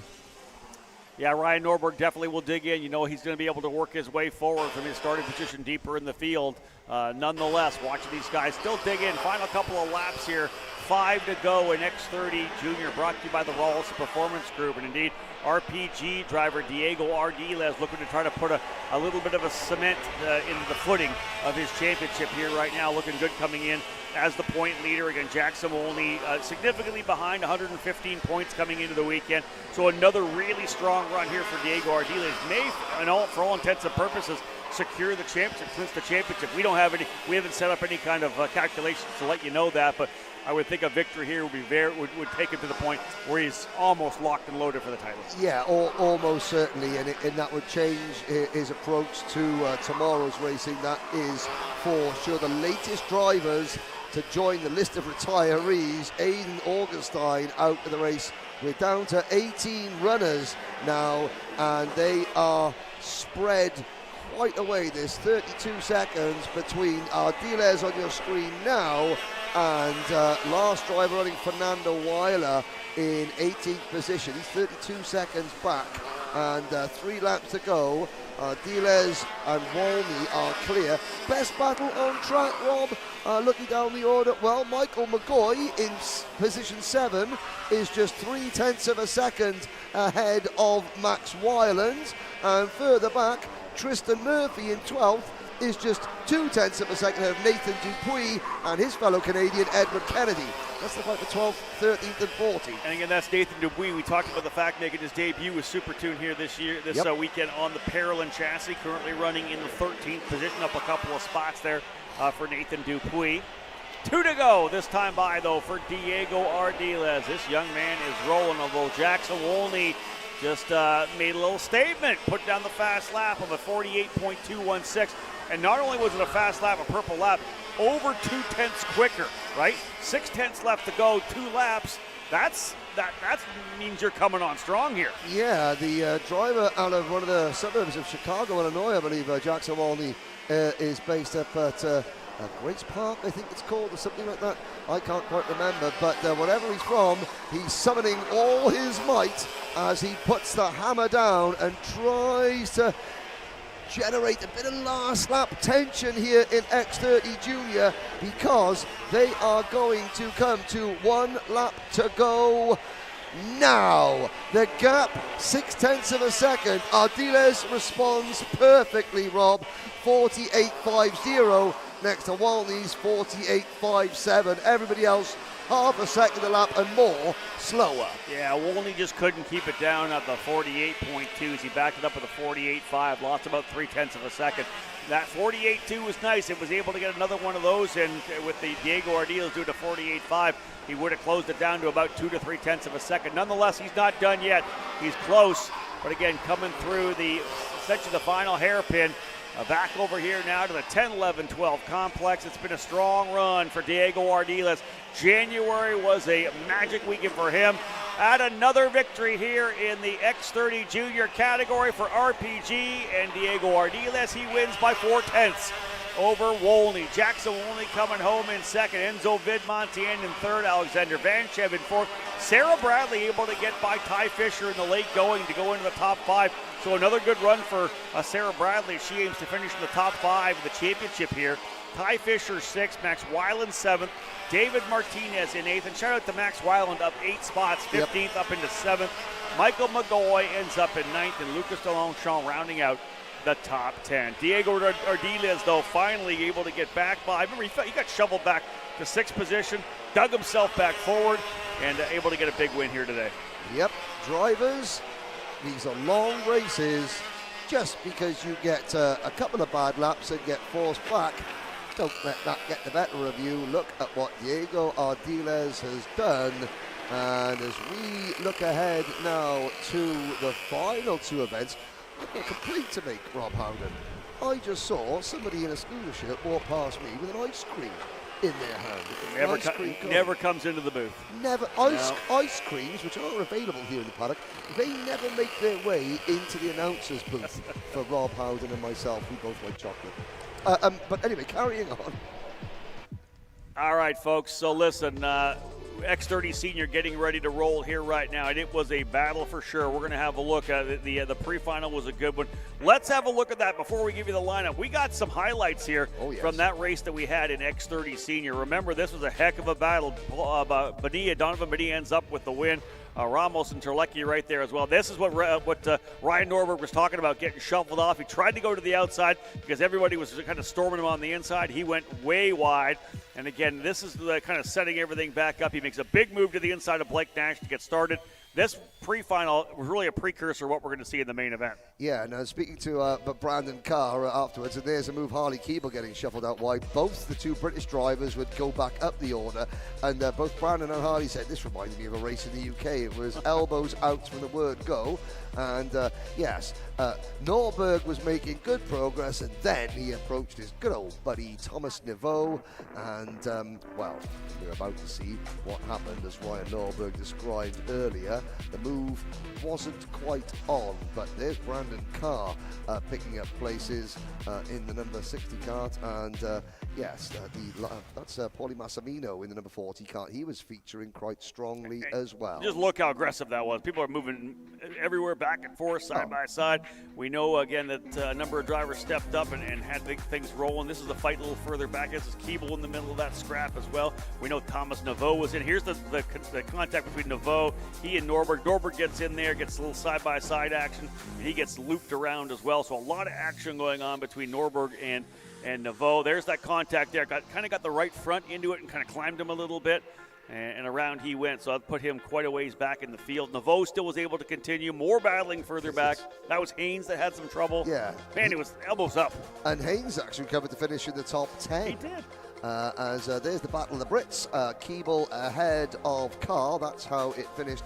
Although under Laurent Legault, we've got several drivers that came into this event with a potential chance of victory, starting down at the back of the grid. 29 karts will start. Legault will be the 29th. Wow. All right, let's have a look at the grid. It's a good one here, folks, in this X30 Senior category, brought to you by Speed Lab Racing Engines. Donovan Bonilla starting on the pole alongside Diego Ramos. It will be RPG versus PSL.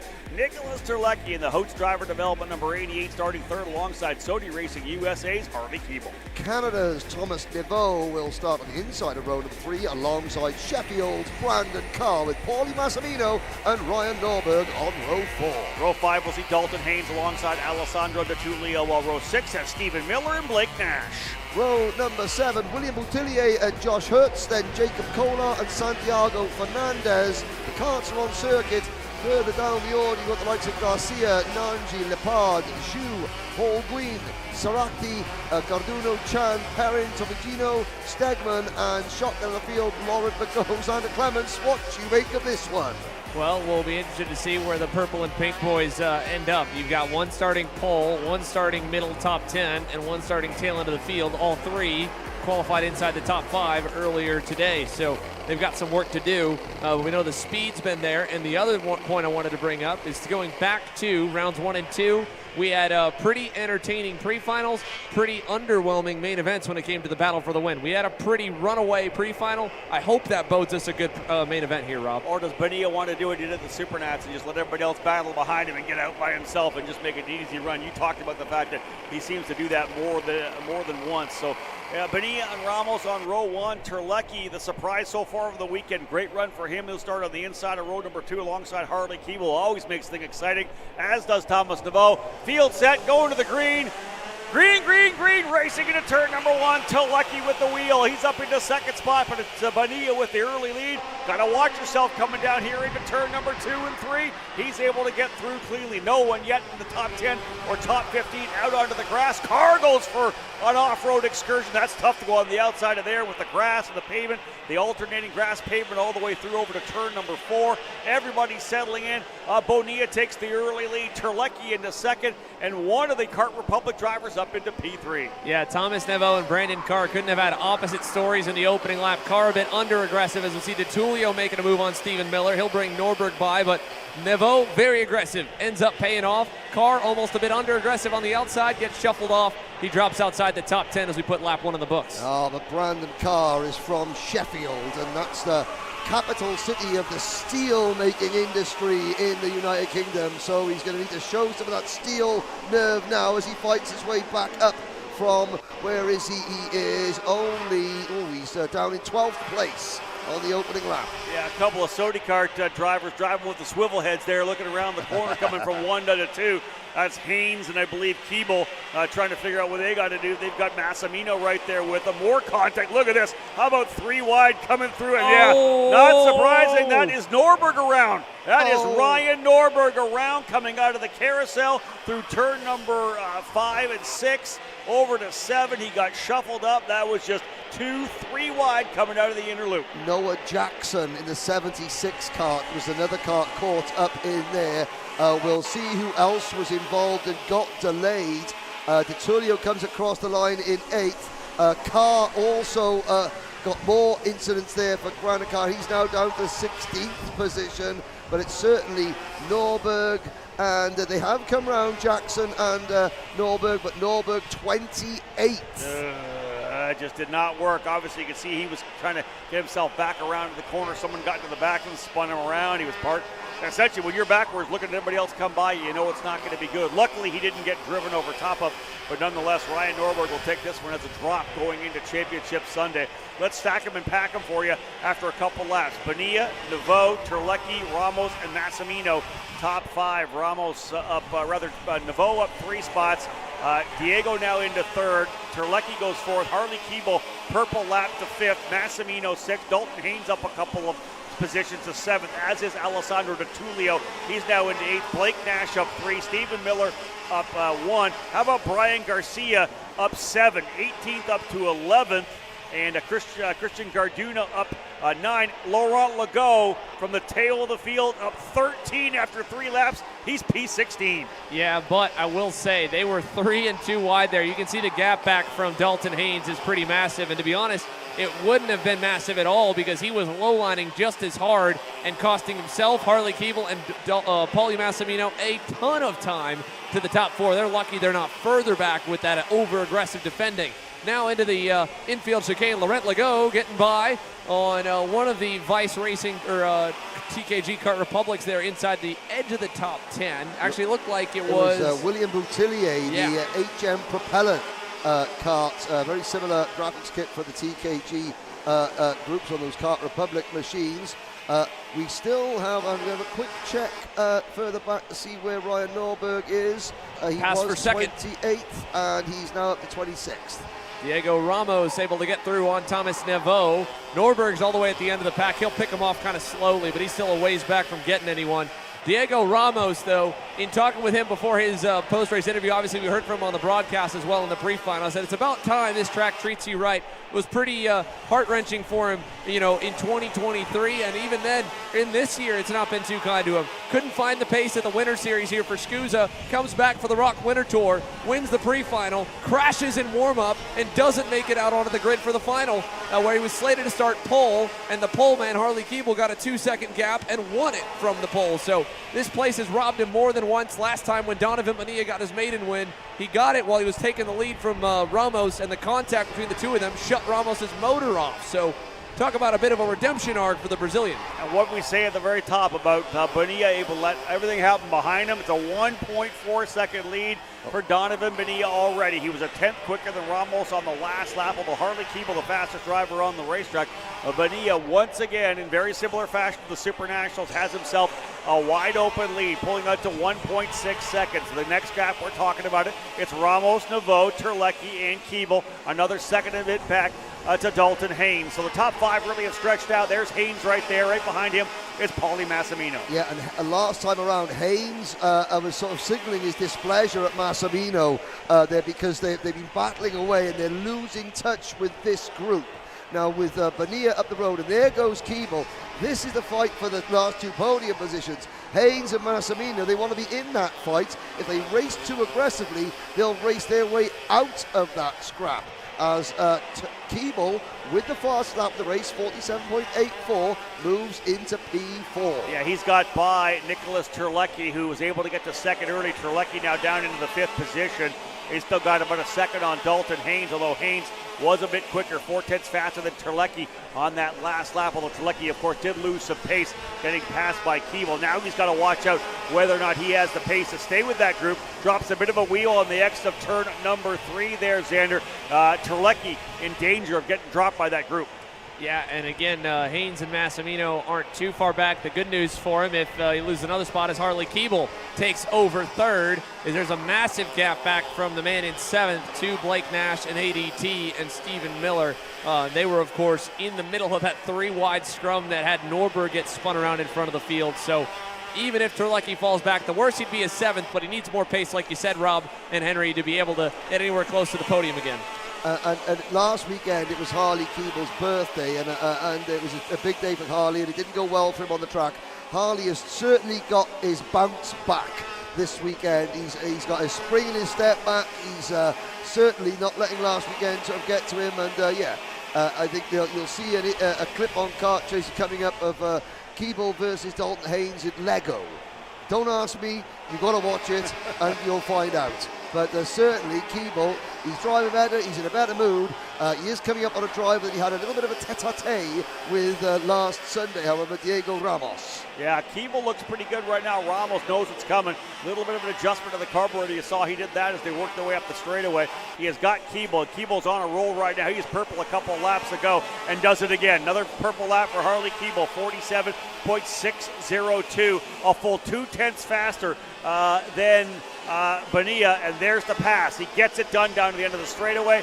Harley Keeble, the man on the move right now, fell back early but dug himself forward and has made the move at the end of the straightaway. Nice move to the bottom of the racetrack in turn 2 and 3. The problem right now is it's a 2.2 second lead for Donovan Bonilla. I feel like I'm back in Las Vegas in November. The one thing to remember about that race in Vegas in November, it was almost 4 seconds for Bonilla back to Austin Garrison, Hodgson, and company.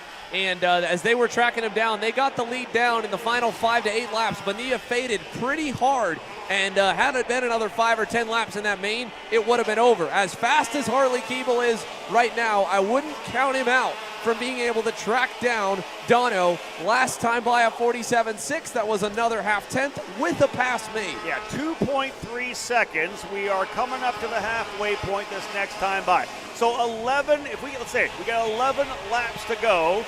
Just do the math, right? A couple of tenths of a second a lap is going to be enough to get you up there. And indeed, I will say this, Bonilla just turned his fastest lap. He's out by himself. No one pushing him. No one setting the rabbit pace for him. So 47.7. If that cart starts coming in, he may be okay. But again, like you said, you can't count out Harley Keeble. So we're going to start lap 11. 2/10 a lap for Harley Keeble over Donovan Bonilla. Puts him on Bonilla's rear bumper with 1 lap to go, and he's only half a tenth quicker. So I'll start doing the calculations again. The bottom line is, ladies and gentlemen, Keeble needs to take 2/10 a lap at least out of Bonilla, and then we need Bonilla to start having those nerves that came in. But of course, he's had that big win, has Bonilla now. So maybe the nerves that we saw in Vegas won't be there. He's won here before, right? We know that. He's won a couple times here. He won Supernats, and that's back-to-back best laps for Bonilla. Not purple laps, but he's gone quicker and quicker. The last couple laps, he's gone faster and faster for himself. Keeble, 47.6. That was a couple laps ago. He hasn't been able to match that. To see whether or not he can do it again. But for Bonilla, at least he's looking down at the dash. It's quicker and quicker. Well, while we keep an eye on the lap times here, still with plenty of time to go as we just passed halfway. Dalton Haynes and Paulie Massimino have caught Nick Terlecki. This is about to start to open up the battle for the edge of the top 5. Let's see down to turn number 4. Where would Dalton Haynes make the move? In turn 4, and he gets through. Nice and easy for the 15 car. Next up, we Massimino through the carousel, Rob. One of the best places we've seen guys pass throughout the day. Such a clean pass to get down in there, because once you've got that apex, the guy on the outside's got nothing to do. He's got to check up and you dive back to the inside. That was a very textbook move there for the veteran Nicholas Terlecki. Although he's been great all weekend long, just doesn't seem to have the pace right now to be able to work his way up to the podium, but nonetheless, P6 right now, and he still has Paulie Massimino ready to challenge. At the very least, they still have 4 seconds on Blake Nash. Ryan Norberg is still circulating, but obviously with some damage on that kart, he is only 24th. We've lost Jacob Kolar from the race. Lucas Nanji was involved in this earlier. He's up to 14th. Brandon Carr and Laurent Lego. Their progress has sort of stalled out a little bit. Well, Carr's recovery and Lego's progress. Lego is 11th. Carr is 12th. De Tullio is still only 9th. Sandwich between the two Nash Motorsport karts of Blake Nash in 8th and Stephen Miller in 10th. Let's look at Legault. One thing, it's like Bonilla. He just turned his fast lap of 47.729. He was 6/10 faster than Stephen Miller, and he's only behind by 4/10. So I think Legault may be able to get a chance to work his way into the top 10. I believe so. For the first time, well, the gap is 2 seconds now. We're looking at the 33 and the 52. Laurent Legault was able to get around Stephen Miller that lap. You were dead on, Rob. He caught him in that lap that we were talking about him. So Laurent Legault now into the top 10. More to go to try and catch ADT and company. There's De Tullio, the points leader, down in 9th. And there is the gap further back through a couple of the HM Propeller drivers and one of the Vice Racing Kart Republics as well. But Blake Nash and Alessandro De Tullio, quiet race for them after avoiding the chaos early, running 8th and 9th, pretty much in no man's land. Ahead of the rest of the midfield, there is Legault to Stephen Miller and then to Brandon Carr. But they've also got a hefty gap up to Paulie Massimino and Nicholas Terlecki in 6th and 7th. The biggest mover, apart from Laurent Legault, the biggest mover in the race so far is the number 91 kart of James Stegman, the T1D Racers kart. He's gained 12 places up into P16 at the moment.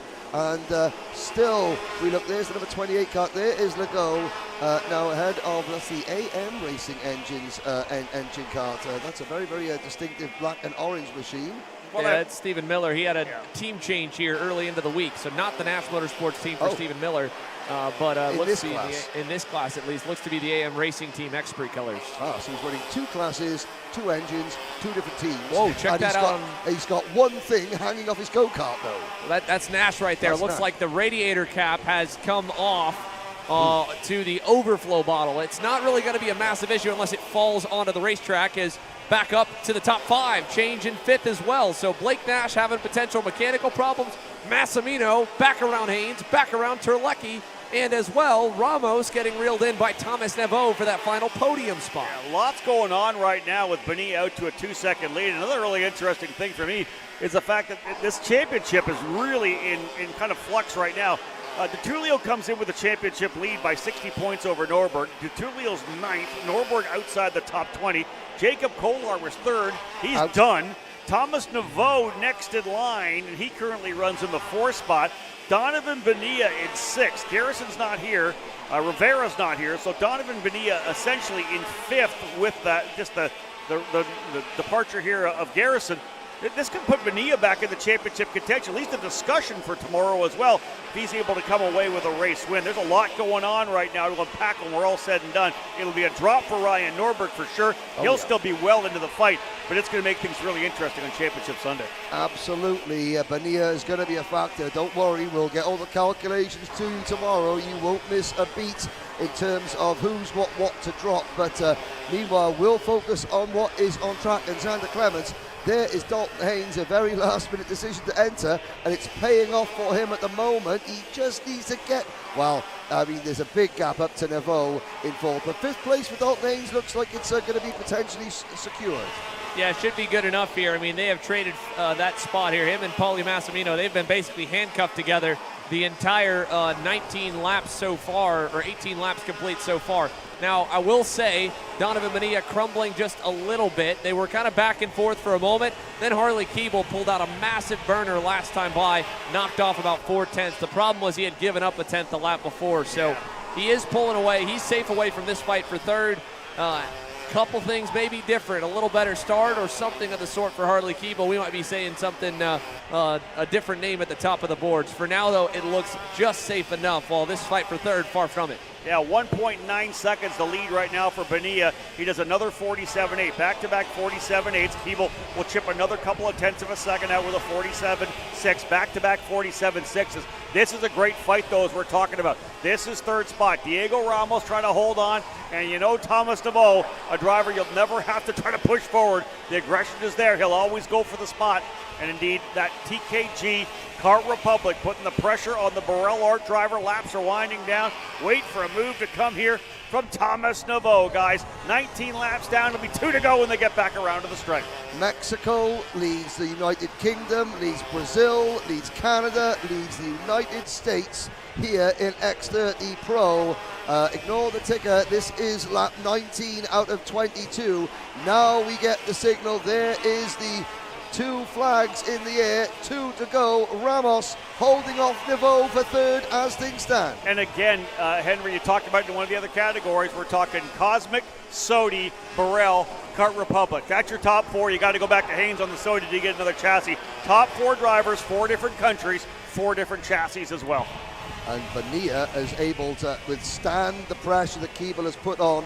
The gap 1.7 seconds. Yes, it's come down. You're watching Ramos and Naveau, but we are watching the maturation of Donovan Bonilla. He now knows how to get out front and hold the lead in the big events. White flag will fly this time by Donovan Bonilla across the line. The lead significant 1.7 seconds. Both he and Keeble 47.8. Keeble going to roll here to second. It looks like Diego Ramos putting some good laps in here at the final circuit. He was about a tenth and a half quicker than Naveau on the final circuit. Here's that scrap further on to the inside of the top 10. Look at this. This is Terlecki going at it with Haynes, and indeed Massimino goes through for the 5th position. Terlecki 6th, and now Haynes out into 7th.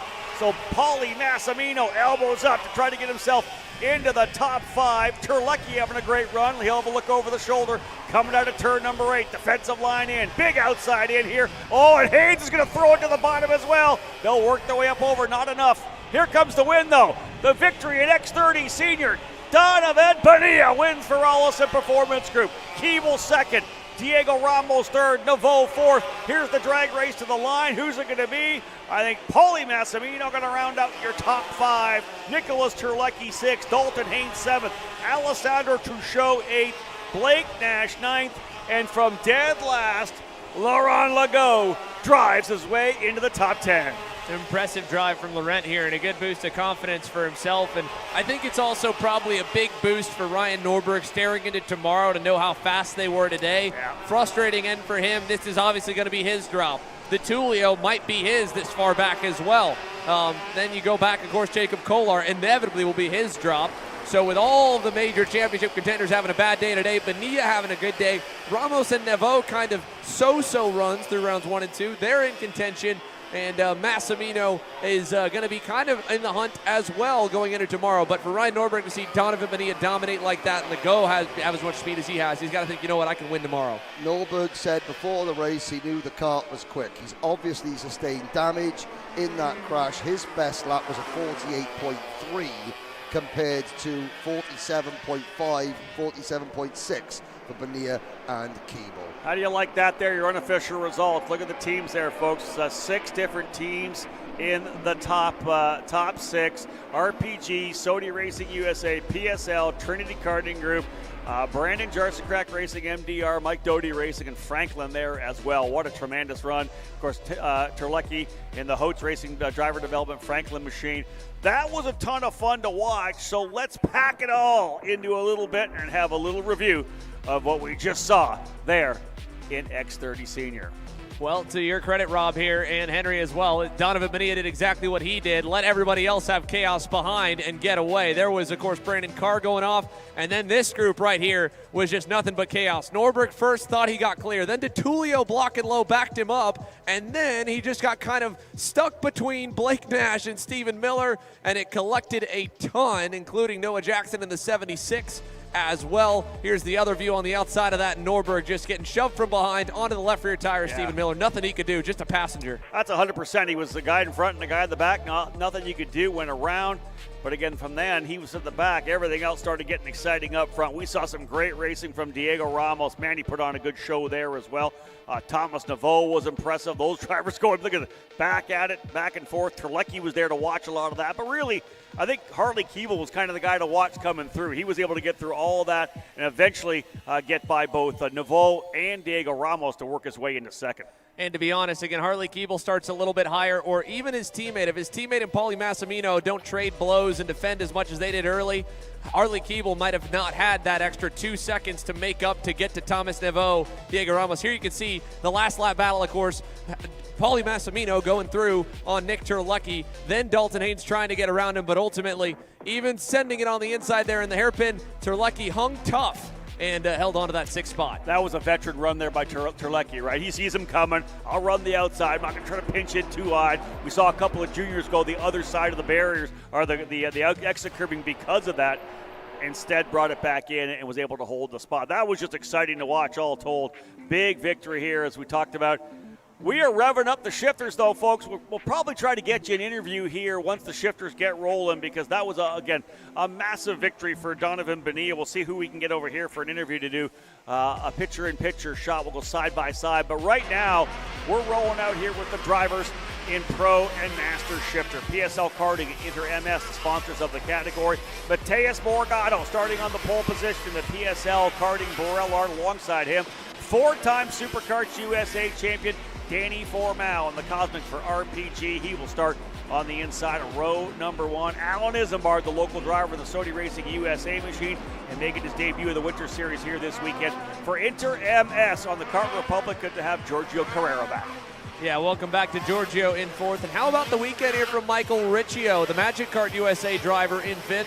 He's got, of course, team leader and pro shifter multi-time champion AJ Myers on site coaching him, and he's been getting faster and faster. And Justin White joins him on the outside of that 3rd row in that Maranello Kart USA Vermont Kart Company red and yellow machine with his teammate Vincenzo Saraceno in 7th, and then, of course, Henry Wheeler, teammate to Mateus Morgado, back in the 8th spot. Yeah, Wheeler had a great battle there with Skitchy Barnes, your lone Masters driver. Behind them, Nicholas DeAndrea, Chris Verino, and Cooper Becklin, who had an issue. Getting ready to get rolling once again. Good start for Danny Formal, got the whole shot. Mateus Morgado did not get off the line, and very luckily for Carrera, able to make the move to driver's right to get by him. Morgado just said he didn't really see the flags, that wasn't ready for it, was a neutral. That won't happen this time. Flag set, hand up, and we are racing again. Another shot though. Look at Formal trying to pinch him down. He gets the whole shot. Formal, green flag is there, and he is running. Morgado will sliding into 2nd. Here comes Carrera. He'll throw it up the inside of Isambard. Coming to turn number 3. We're underway. Formal goes to P1. Big turnaround from a month ago here, where the big guy had so much speed to end up, in this case, having to race his way to the lead. He did that against Alan Isambard, but Isambard was a lot further back off the opening couple of starts. Mateus Morgado was right there. We were treated to a great battle in the pre-final. Hopefully we're in store for something very similar here, as look at the midfield fight. Riccio trying to fend off Wheeler and Saraceno, as Justin White has gotten further away in the 5th spot. But 1 lap complete, 21 to go. Danny Formal leads us down the front straightaway. Henry? I've got to say that I stepped away from the announce booth there just to stand at the side of the circuit and watch the start, because there's nothing in kart racing that matches the complete power, the explosion of noise and energy of a shifter start that David Cole and I were so impressed. And Morgado made a better start, but Formal was just a bit quicker off the drop. You got to go into the DNA of Superkarts USA. That's what this program was all about. Literally, it started here in Florida. A guy named Ken Getchell wanted to bring 125cc shifters to oval track racing. That's how it all started, and this is where we are right now, some 30 years down the line. But again, little Morgado move there. He tried to the inside of turn number 9, Xander. I thought he might have thrown it to the bottom, but again, just, a little more brake to make sure he didn't get inside of Danny. And again, all he's trying to do right now is continue to ruffle Danny here as much as he can, attempt different moves. He knows that Formal's not going to make it easy, because Danny knows how quick Mateus got away once he finally did get around him in the pre-final, so he's going to fight a lot harder to keep him behind. And if Formal can win the main event today, or maybe even finish as low as 2nd or 3rd, he'd about clinch the title. So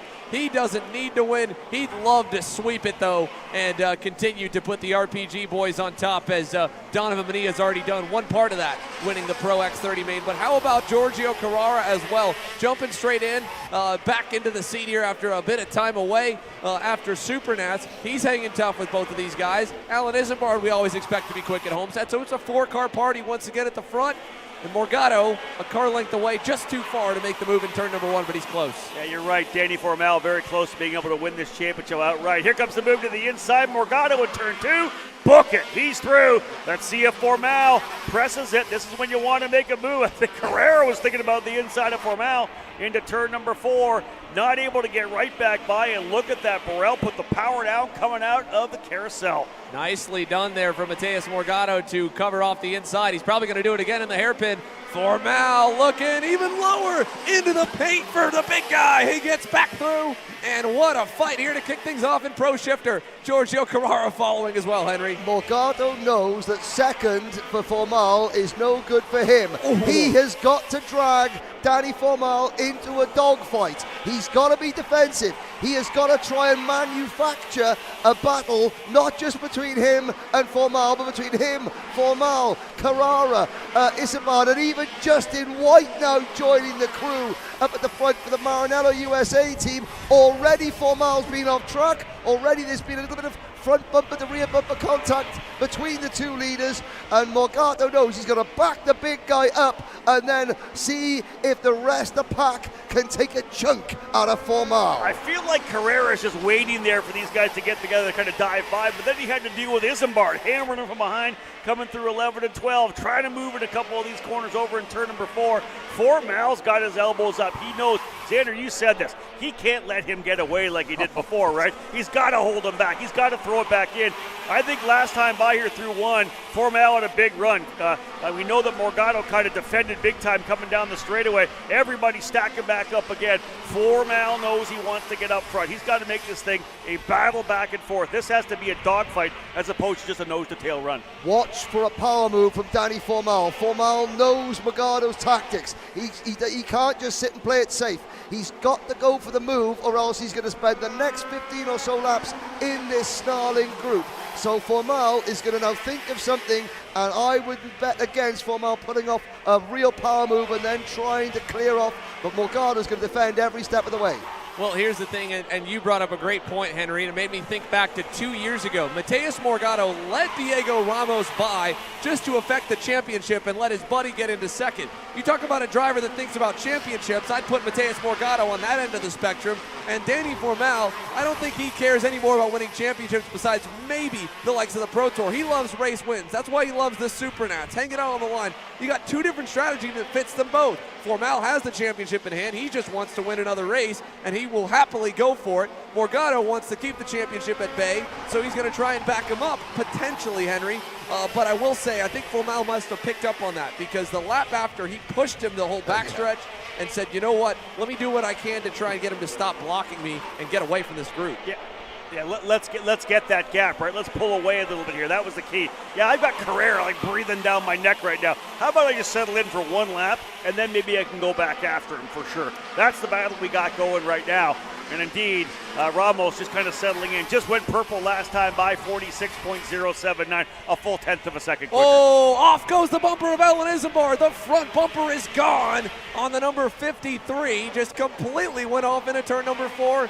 And he knows his race is going to be done, so he's probably going to head straight to the scale. Well, remember, he hammered the back of Carrera coming through turn number 11 and 12 about 3 laps ago, 3 laps ago, trying to give him that shot, and it really probably almost broke it off again, and that's going to give Carrera lots of time.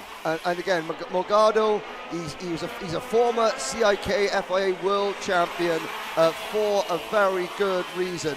He's not going to block and be silly about his defense. Yes, he's going to try and defend. That was his tactics. It's not going to work. So he's not going to do something silly or dangerous at this speed. You can see now he's no longer.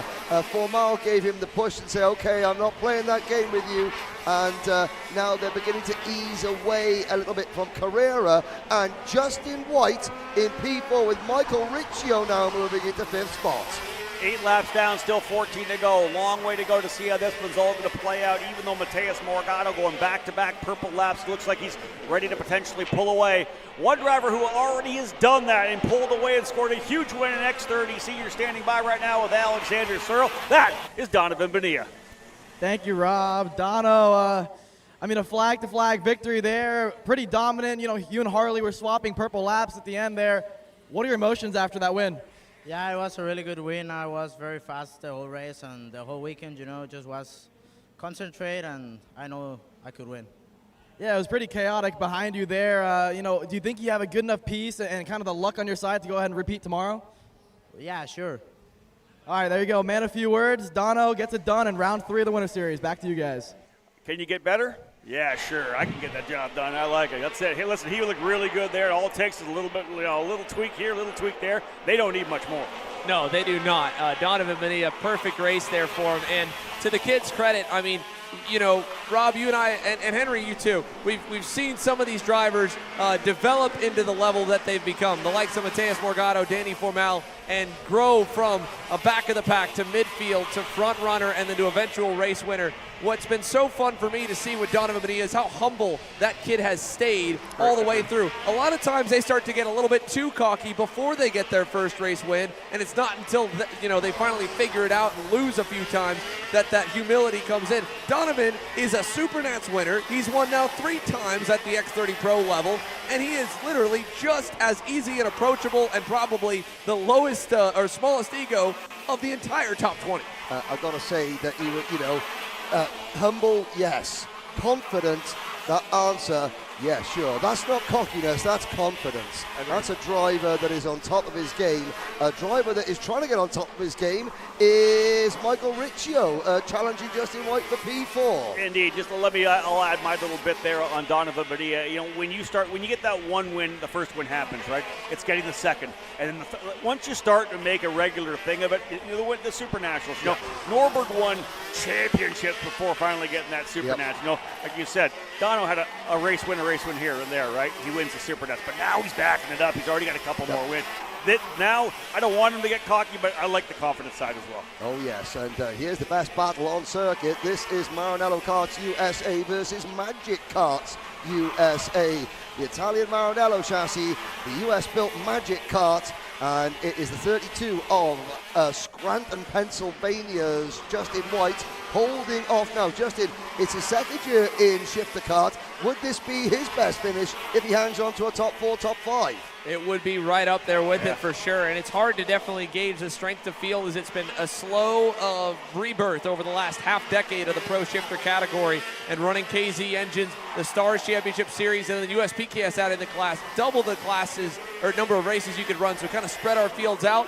Justin has podiumed before, but at this level, I think it'd be a first, at least at the SKUSA Winter Series, if he could get a little bit further up there to Giorgio Carrara. A fourth would still be really solid for him, regardless, for the Kartworks Maranello team.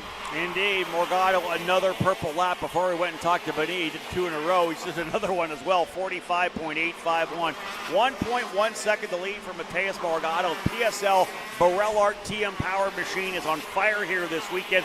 The second place finish, unofficially, I'm not doing the calculations, but based on what he did in January, now finishing second here, probably going to lock Danny Formal into a championship. We'll wait till championship Sunday to rock it down, but finishing second for Formal will likely get it done for him, and although he chases wins, like you said, Xander. Championship, this guy's the guy that's running an IMSA right now, a GT driver. He's all about becoming a professional race car driver, but loves to come back and compete here in karts. It's in his contract to be able to do it, as you and I talked about, Henry. Formal runs in second. Carrera just turned his fastest lap of 46.3. White turns his fastest lap, 46.6, but he's back by 3 seconds. Our podium looks pretty locked in still right now with about 8 laps to go, but still this great battle for fourth between Justin White and Michael Riccio. Yeah, the only thing bigger than the big guy's shoulders is the size of his trophy cabinet at home. But Justin White is, all guns blazing. He's not blocking, but he is being defensive there. Riccio's probably got a faster kart at this point in the race with 7 tours remaining. But White has got track position, and this is just showing, this is not, you don't have to drive defensively, you just have to hit your marks. And again, I'm not sure how many shifts they're making around this circuit. You can see them down 1 gear through turn number 1. It's a lot harder to hit your marks every lap when you generally only got one hand on the steering wheel turning into the corners. I will say one other thing to note here while you've been focusing on this group. If we go back one more, you'll find the man who started last, that DNF in the pre-final for Cooper Becklin, has not held him back too far. At this rate, he'll probably get about these two, especially if they fight a little bit more, and the RPG driver could cycle back out to roughly where his lap times should put him, and that'd be about 4th overall in those running in this session here, behind Carrara, behind where Isambard would have been, but behind Formal and Morgado. So Cooper Beckland's already dealt with Vincenzo Saraceno. His fastest lap is a 10th.5 better than Justin White and Michael Riccio. So the gap for him up to the two of them is about 3 seconds. It's a long way forward. If they fight enough, though, we've got a chance. He's pretty much running the same lap times. Like you said, you could place him right in there with Carrera, White, Riccio, and they'd all be scrapping it out, right? Last time by, Carrera did a 46.3. Beckland a 46.7, as did Riccio, as did White. So pretty much right there, 4th, 5th, and 6th as we expected. I know that we're going to obviously be focusing on the front runners on track in the last few laps, but Rob, Zander, I think it's safe to say that we've officially crowned our first SKUSA Winter Series champion. Let's talk about the driver running in P9 at the moment. He's the only Masters here. hey, he had to beat Frank Runkel last time. He hasn't had to beat anyone this weekend. Let's talk about Scott Skitchy Barnes. There's another championship going back home with Skitchy to Bermuda. Yeah, they've got him up with the camera there. Skitchy Barnes, veteran driver. We talk a lot about Skitchy and what he means to Bermuda karting. You know, many years as the club president. He's put on a bunch of street races. I was able to go to their street race last year, which was a ton of fun. They had a great time there. But he comes and runs a lot over here, Rock Island Grand Prix. He does the road course racing. He'll run Daytona. Big proponent of the Winter Series and the Pro Tour. And again, Scott's the kind of guy that's been racing for 25 plus years. His place, there's a trophy case at his house. I've been there before in Bermuda.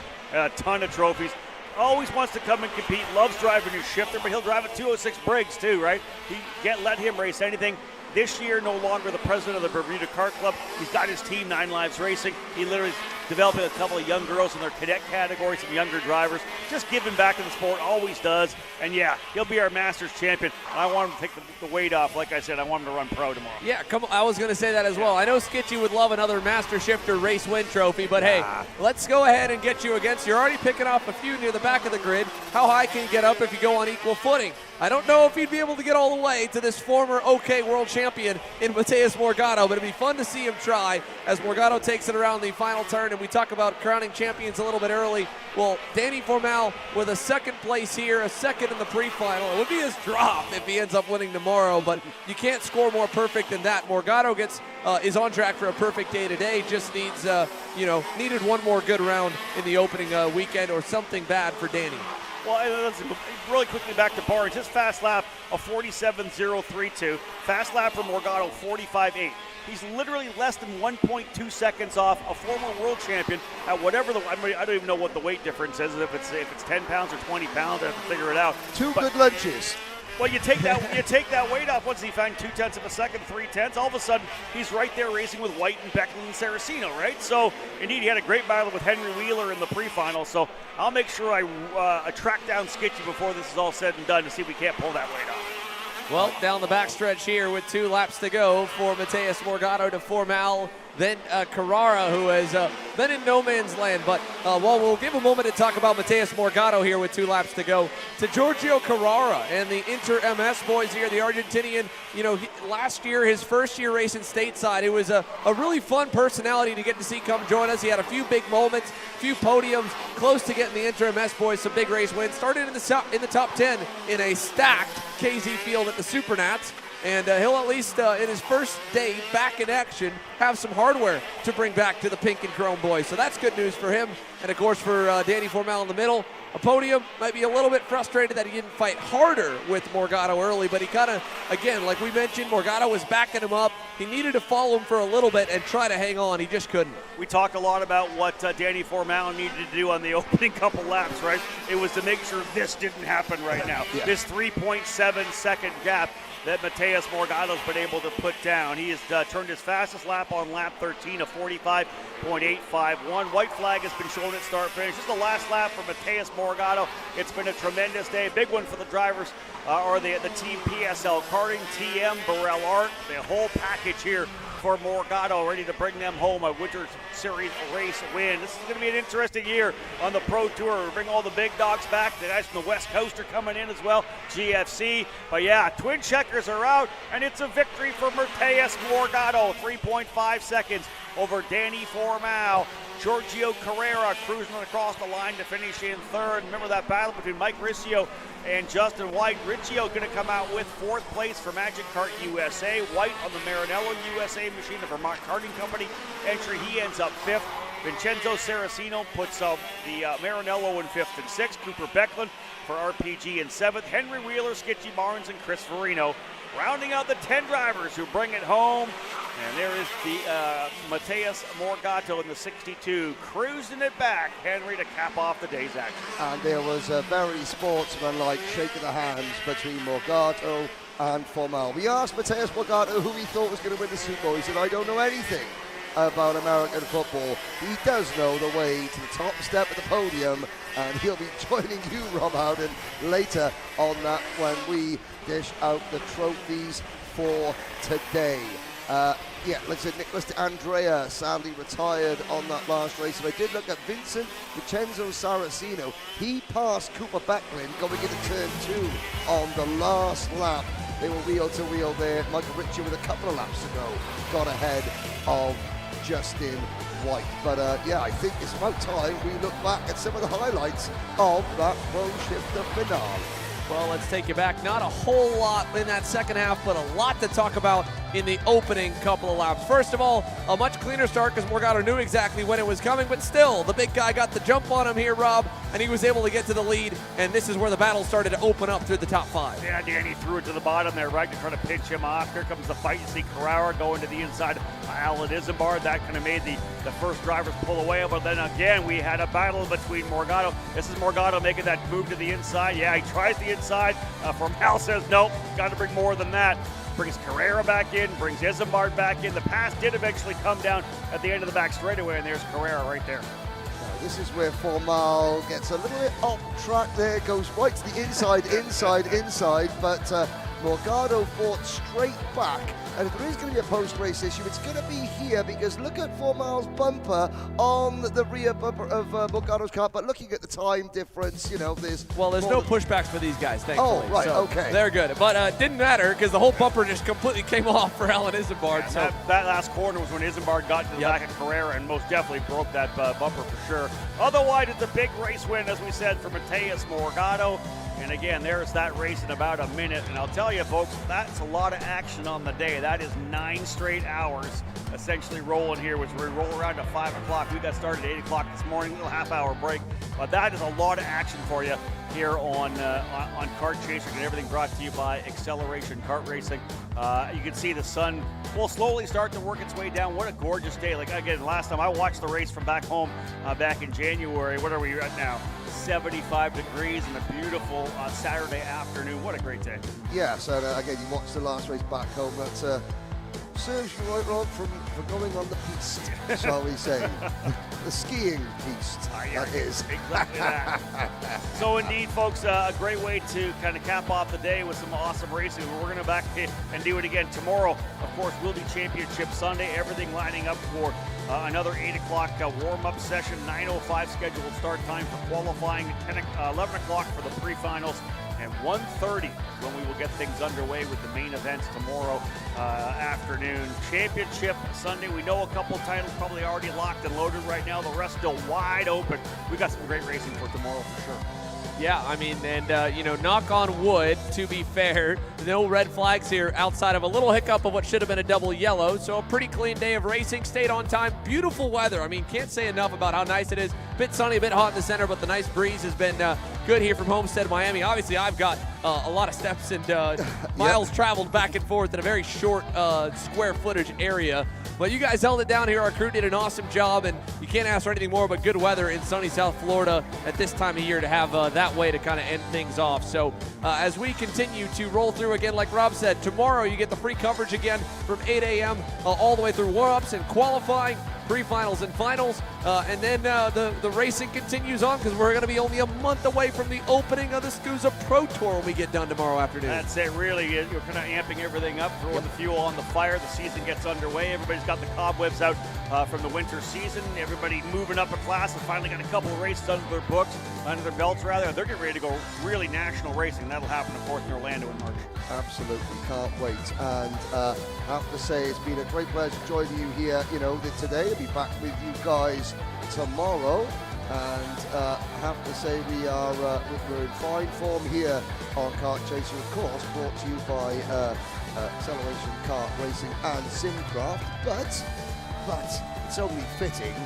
We've had plenty of voices here from myself, Rob and Xander, but how about we hear from a former world champion and a race winner? Yeah, let's go ahead and we'll send it on down to you, Dave, here as we've got our top two. Yeah, thanks, Xander. Mateus Morgado, perfect day. I mean, I don't think I can describe it any way different. How do you feel? I'm really happy to win a Shifter Pro Final. Big drivers, big names like Danny. Is just a pleasure to race with him. It's when I used to race junior, had him as my teammate for some races. It was just like amazing to watch this guy race, and now be able to drive against these guys, something so good for me. But yeah, really happy with the results. You have a chance at the championship tomorrow. Or is that coming into your mind at all going into tomorrow, or do you just take this day for what it is and say we've got the pace and whatever happens, happens? Yeah, I think the pace is really good, so for sure I will try to win again. But as I said before, it's not easy. So I try to do my best as always and see what we can do. Mateus Morgado, the winner here for Race 3, the SKUSA Winter Series. Thank you. We'll go from Mateus here momentarily, and I know that there's one more guy standing alongside we'll bring on in for Dave. Let's go to the other half of the Pro Shifter battles so far, the other half of the championship battle. He won rounds 1 and 2, just a little bit shy here at round 3, Dave. Yeah, Danny finally got defeated here at Homestead-Miami, but it was a tough fight there at the beginning. Where was the deficiency between you and Morgado today? First of all, I want to say thank you to my team. It's always a pleasure to be racing go-karts, especially, with the crazy back-to-back weekends. It's very special to be here. We just didn't have the pace. Since Thursday, we've been lacking a tenth and a half to Mateos, and he was a tenth and a half faster lap, and especially at the end of the race. When I got right behind him, he kind of settled, and we were doing very consistent lap times, and I kind of fell off, and he just continued that lap time. It wasn't that he got much faster. I just got slower. So go back to the drawing board, see what we could come up with tomorrow. Again, just really thankful for RPG, my mechanic Chris, Patrick, Big Mike, OTK, Alberto, everyone, Luis. Got defeated. It's okay. You have to lose sometimes. So as of now, this is my drop. It was a big drop yesterday. As of before the final, it was a first place drop. Now it's a second place drop. So positive attitude for tomorrow. We'll go with work and try to give Mateos a run for his money tomorrow. Danny, you are racing for a championship tomorrow. You mentioned the 10th gap. Is that something you can make up in the next 24 hours? I hope so. I have the best team behind me with Rollins and Performance Group. We're going to go on the drawing board, like I said, and I think I kind of know what I want to do. Hopefully it's a 10th. And again, it's not a 10th of peak speed. It's consistency, so I could keep the tires behind me. I got a pretty big forearm pump right now. I was holding on to my dear life at the end of that race. So, again, back to the drawing board, and we'll come back stronger tomorrow. Danny Formal looking for another championship. There's a bit of a rumor that there's a Andretti Global teammate of his in the paddock giving him some support, so maybe we'll talk to him tomorrow.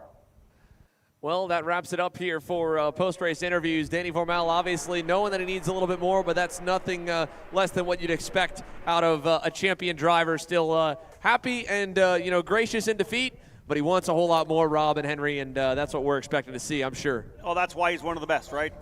You want more, you keep digging, and you listen, you're going to go into the room, you're going to sit down, you're going to talk with the brain trust over at RPG, you're going to find a little more pace, a little more consistency, and we'll battle it out on Sunday.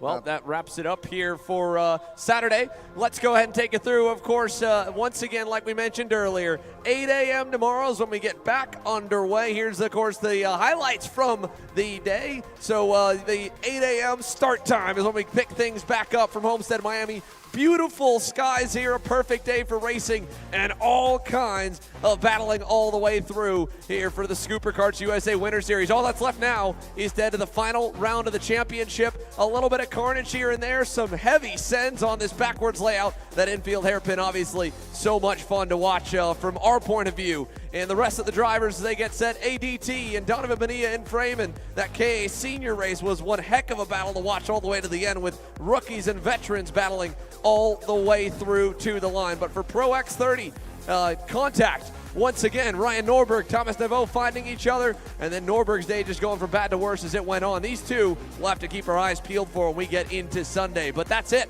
here from Homestead-Miami. You've watched Kart Chasers coverage for Super Karts USA Winter Series so far. We hope to see you again first thing tomorrow morning to close out the Winter Championship.